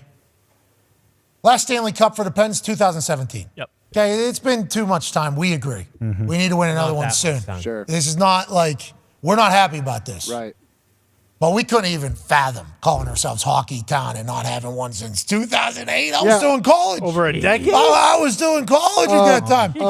How many total cups do you guys have? Because I think we have 11. Don't start. And I talking think about, that's more than your Don't team. start. In the all right? actual league? Or are you talking about it just in the actual I'm league? talking how many Stanley Cups Okay, yeah, have you when it was hoisted? 4 teams There's in a like league. 4 teams, right? Yeah, That don't matter. Hey, Jay. That don't matter. It was you guys. We got Mickey 11. Mouse and All right, then Goofy. you All right. bring up- Sound like an asshole. Can't bring up the Celtics titles then. Yeah, well, bingo. I never do. No, he because doesn't, actually. they don't really count. I am tremendously worried that the Red Wings are going to win and hockey season's going to be over for the show. Oh, no. I am Well said. very worried. Pens I'm a are on a Golden winning Knights guy. streak, Everybody pal. knows I'm a Golden Knights guy. Okay. baby. Okay. Everybody knows Yeah, that. we're safe. You know, Maryann Doe, you know? Yeah. I'm not a hundo, for 2 teams. But I'm certainly probably good at 41% Yeah. for Okay. both teams. It's okay, Pat. Eastern Conference, Western Conference. Everybody's got a second team in the Western Bingo. Conference. When Maryann Doe, Yeah. if the Chargers were to represent the AFC in the Super Bowl and the Vikings were to represent the NFC in the Super Bowl, she would have a night where her head would explode. Win-win. Wearing that Laura Hawk. We talked about this earlier. Yeah. If the Penguins and the Golden Knights played in the Stanley Cup, that would be the hockey gods blessing us with the greatest Stanley Cup. A lot of black and Let's gold. just say, too, when's the last time the Penguins sent us a player, Never, actually. Yeah. Yeah. And I don't think they followed you on Twitter for quite some time. Yeah, all right. There's a lot of worried this. about It's Puck, interesting. okay? No, they're not. They and followed also, a lot of terrible people. Tony's from Pittsburgh and doesn't even like the Penguins. That's how you know you're not hockey town. It's not true. That's just how you know. I just don't He likes the Pittsburgh Pirates, the worst baseball team in the history of baseball, more than the Penguins. No, there was just a period where Pens fans got a little fucking chirpy like they were number one in the city. You're not. Okay? Bingo. That doesn't happen in Detroit, That's because Michigan. there is no hockey town. number one in the city. Yeah. Yeah, Right? we know. Okay, you don't have that problem in Detroit. We apologize. But I will say, I do appreciate the fact that everybody does seemingly have that Red Wing up there in Detroit. You know, there's one mainstay, and it's we're Red Wings fans. My entire life. But this is the first time any other team's been good. So let's see. True. Let's see how long that lasts. You guys are going to look like the Flyers building last night. Yeah. Here in a No, couple weeks. because even Here when in a we couple have weeks. sucked and we've had some bad years, that Little Caesars Arena always sold out. How about Gritty? That's not true. How about Gritty dropping down from the That was rafters in front of 14 people? Yeah, I can't have that. Did you see this last night, AJ? I did not know. So obviously Gritty is the Flyers mascot. He has come in with a lot of fanfare and buzz and attention because of how fucking ugly he is to look at. You know, like that is kind of his thing.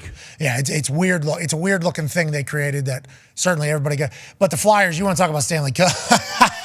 You can't even say that with the Flyers whenever you do that, especially as a Penguins. This is last night. Gritty's risking his life for this Flyers team, and nobody's seeing it. 3 games in the season.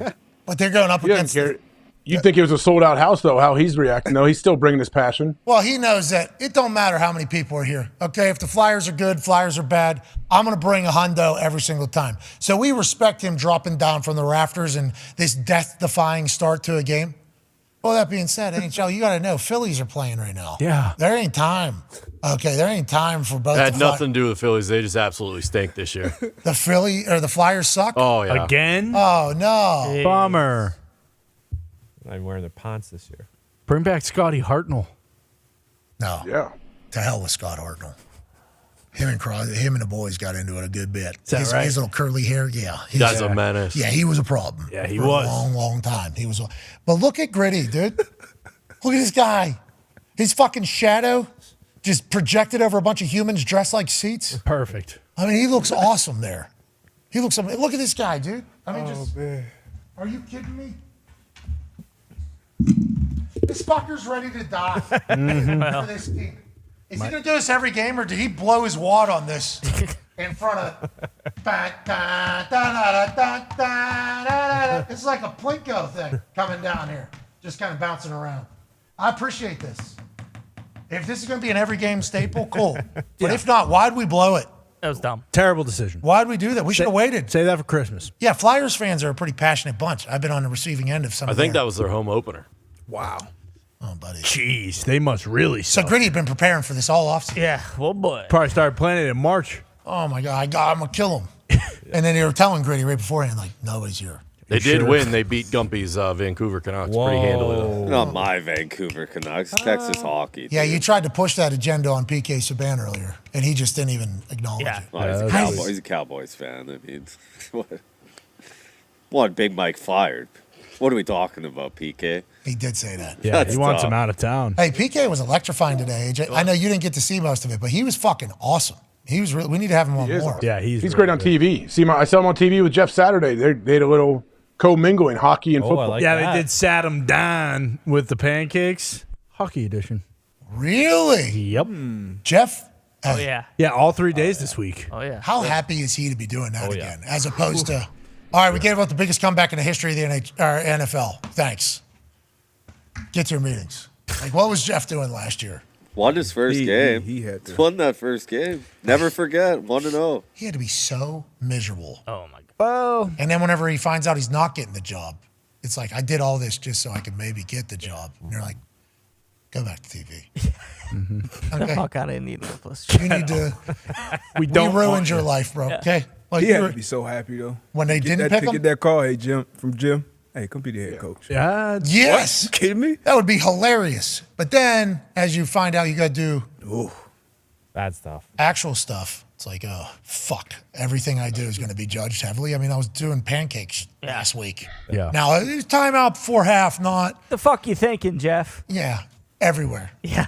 It's a shit show. Got Bill Cowher calling for his job. Everybody attacking him. This guy's disrespecting football. Everybody. It's like, what do you want me to do? Should we go back to pancake? Want me to say, what do you want me to do it. I just said yes. That's all I did. Sorry, yeah. The guy was like, we need somebody that knows the team to come in here. And Jeff's like, I guess I'll do it. And then 4 weeks into it, he's like, I've made a massive mistake. Oh, boy. I have made a massive mistake. Jim Hurst says, brother, this is great. This is exactly what we need. You keep coaching this way, we're going to have the number 4 overall pick. And we did, and now he's out for the season. Yeah. Full circle. Yeah, truly a full circle story. I don't think he was We're relieved. fucked, D-Bud. We'll be all right. Huh? We'll be all right. No, you won't. We'll be all right. Gardner Minshew's got the Cleveland Browns this week. Yeah. Yep. That'll be nice. And then just think about the years, Like next year, it'll be AR's rookie season again, and CJ Stroud will have another year under his belt. And then the year after that, it'll be, Anthony Richardson's second year in the system, So, like, everything just keeps getting pushed back. And then all of a sudden, every other team's good except for your own. Good news is the Titans will draft another quarterback that they want good. That was only third round. Well, Malik Willis was third. they drafted another one this year.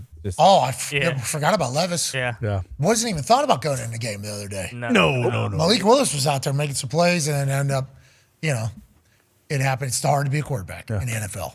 Competition this week, though. Who knows? Maybe Will Levis had a great week of practice. He can spin it from what I heard. And revenge body. Remember, he's single. Yeah. Yep. And his body before it was a revenge body was absurd. So yeah. Okay, well, Levis, good luck. Some said 2 jocked. How come Vrabel didn't answer? You know what I mean? Oh. Maybe that's what he was trying to decide. I'm calling right now, asking why he did the fair catch on the fucking kickoff in England. Yeah. And is Levis starting? Yeah. And will he come on Friday to Columbus? Are they in a bye or Yeah, they are. They are on a bye. Oh, that's probably why he's not picking up. He might be sipping a Mai Tai. Yeah, 4 o'clock. No, I don't think so. He's probably grinding over film, smoking heaters. He's sipping tobacco. Has he replied to you at all? Might be right. Did you get a text or something? I got a sup. Okay. But then I responded with what was up. Yeah, and there was nothing. There was no response. Just wanted to have a chat about the fair catch. Maybe he doesn't do FaceTimes in season. Yeah, that's probably. Maybe that's why. You should try calling him. Maybe when he's on the scared. phone. I don't know if I've ever done a FaceTime with Mike Vrabel. Yeah, I don't know if he's a big FaceTime guy. We're going to keep shooting our shot. Always. Because that fair catch thing can't happen. You know what I mean? What he did there. I respect Vrabes. I love Vrabes. Ohio guy. We need more Vrabeses. Yes, we're rooting for him. A lot more. But can't have them doing that. No. Because once they take away the kickoff, what are they going to do? What's next? Uh-huh. Are you going to stand on it? What's that, AJ? Yeah, you're right. What's next? We can't let this thing get started. All right. Roger Goodell signed an extension. Congrats. Pumped for that. 2027. Yeah, through. So that'll be 2028. This guy, hey, I think he's the right guy for the job. Absolutely. I think he's the right guy. He's growing the game, that's for sure. What he has done, if you look at his resume, well, obviously Hall of Fame worthy, but he'll go into Hall of Fame because he was a commissioner for the NFL. That's going to happen. But it is warranted what he has accomplished with the NFL to be able to do this for as long as he is competent enough to continue to do this. They talked about Tagliabue and the other guy, like 63 and 65 are their ages. He's 64 right now, just signed this extension. It's like the way he talks and acts, it doesn't feel like he is anywhere near losing it. Sharpness, direction, leadership, decision-making, not easy. There's a lot of stuff he has to do every single day, and he's been crushing it. He is too scared to come on this show, though. That is a bummer. I do wonder if they talked about that whenever they were finalizing the deal for, you are a little bit scared, though, to go on with AJ McAfee and boys. Now he's got a little bit of job security. Maybe he will, because he was worried about coming on here and messing up and saying something stupid, and then no one would have extended him. I have actually never heard him mess up and say something stupid. Yeah, he's never talked to you. Yeah, right. He gets his questions probably a month in advance. Whoa! D-Butt. Botch. Why does everybody think everything's a work? Yeah, behind the That's curtain. not like It's 3 months. Is that somebody knew that? I didn't know that. I didn't know that. Yeah, he's not getting off the cuff questions. No, What? that lady What about- called him Mr. Goodell. He had no idea what she was going to ask. Those were off. Oh, yeah, that's different. When he was talking to the subcommittee. Yeah, about Snyder. But he just pledged. Do you think Stephen this A. is... asked some tough stuff too. So Did he? He did. What What was did he it? ask him? all non-happy stuff. Really? Well, I'm not asking about all happy stuff if he ever comes on this show anyways. Oh, cheers. First of all, full-time refs, what are we doing? Hey, Roger, big fan. If you ever come on the show, here's what I'm probably going to ask about. Boom. Full-time refs. Yep. We need to figure out why and how. kickoffs being the target of changing football as a whole. When do we stop? When do we just agree that football is a tough sport? You know what I mean? Like there's a lot. And then now we're talking about world domination, Europe games, Germany games, Australia games. Now we're diving into all of it. The fast plane. Boom. Super fast plane, jet engine to get us back and forth from London to New York in like 3 hours. Is that what we're waiting on? What are we doing? Yeah, we just told you. Now, I don't know if there's more stuff that'll pop up too, which is always, I guess, the fear. It could. That could be the fear. Well, if I give them this answer about this, what's that going to lead to? Good question, because who knows? Yeah, no idea. How many edibles are where are we doing this at? Is this in Indiana? Welcome to the Thunderdome. Yeah, welcome to the Thunderdome, bro. Yeah. All good, though. Yeah. Maybe. Have a fun conversation. I got a couple lined up. Now, that is one I do wonder how many will bounce around the room for. What do you mean? You know, that is... Pop up on these whiteboards. Hey, so, yeah, show these whiteboards. This is how this show operates, by the way. These boys have whiteboards, and after, I don't know, we have like a 5-minute conversation with the person. I have a 5-6-minute conversation with the person. We go full screen on the guest, and then the boys are like, all right, here we go. This is what I want to ask a question about. This is what I want to ask a question about. So it's like, okay, if it naturally ends up coming up, boom, we know where we're headed to. But there's sometimes where the boys don't have any questions, and they just write on there like, this guy fucking sucks. Or like, this is an embarrassment. Get this mark out of here. Yeah, and it is. Those are really good times that only we get to enjoy. But if you listen close enough, when somebody's on a full screen, and you hear a couple those in the back. Yeah. That is not your headphones. That is not your speaker. No. That is some asshole over here utilizing the dry erase board to say something that is not anywhere near needed at the situation. Yeah. Boom. I mean, that's probably what I'd... Boom. This is what the boys would do, yeah. Oh. Aaron, yeah, boom. Whoa. Yeah. What is that? That's the problem. That's the problem. You know, that's why this show will always stink, because that's potential at any time. But we appreciate you guys for watching. Let's get the hell out of here. It's been a great Wednesday, been a great week thus far. Tomorrow, nice Thursday night football Thursday. Here we go. Let's go. Week 7. Already. Holy Teams shit. are playing. Wow. 6 teams on a bye. So this is the first weekend where we really will feel that bye. Let's get our eyes on. We'll get our eyes closer on the teams that are playing. Boom. Yeah, let's do that, because we can examine a little bit deeper into the details of what this game's going to do. Like, for instance, the weather coming to the East Coast. Exactly. Let's have an all-winning weekend. Boom. Let's pick the slate perfectly. Again. Let's do that, AJ. I'm in. I'm due. I am absolutely due. Let's do that, D-Butt. Yeah. Go. Boys, Yeah. this is the week Yeah. where we win every bet. Think so. Every prognostication that we make on college ball and on the NFL is going to be 100% right. This is the greatest week of all time. Boom. Let's go, boys. All right. money. Be a friend. Tell a friend something nice. It might change their life. We'll see you tomorrow. Goodbye.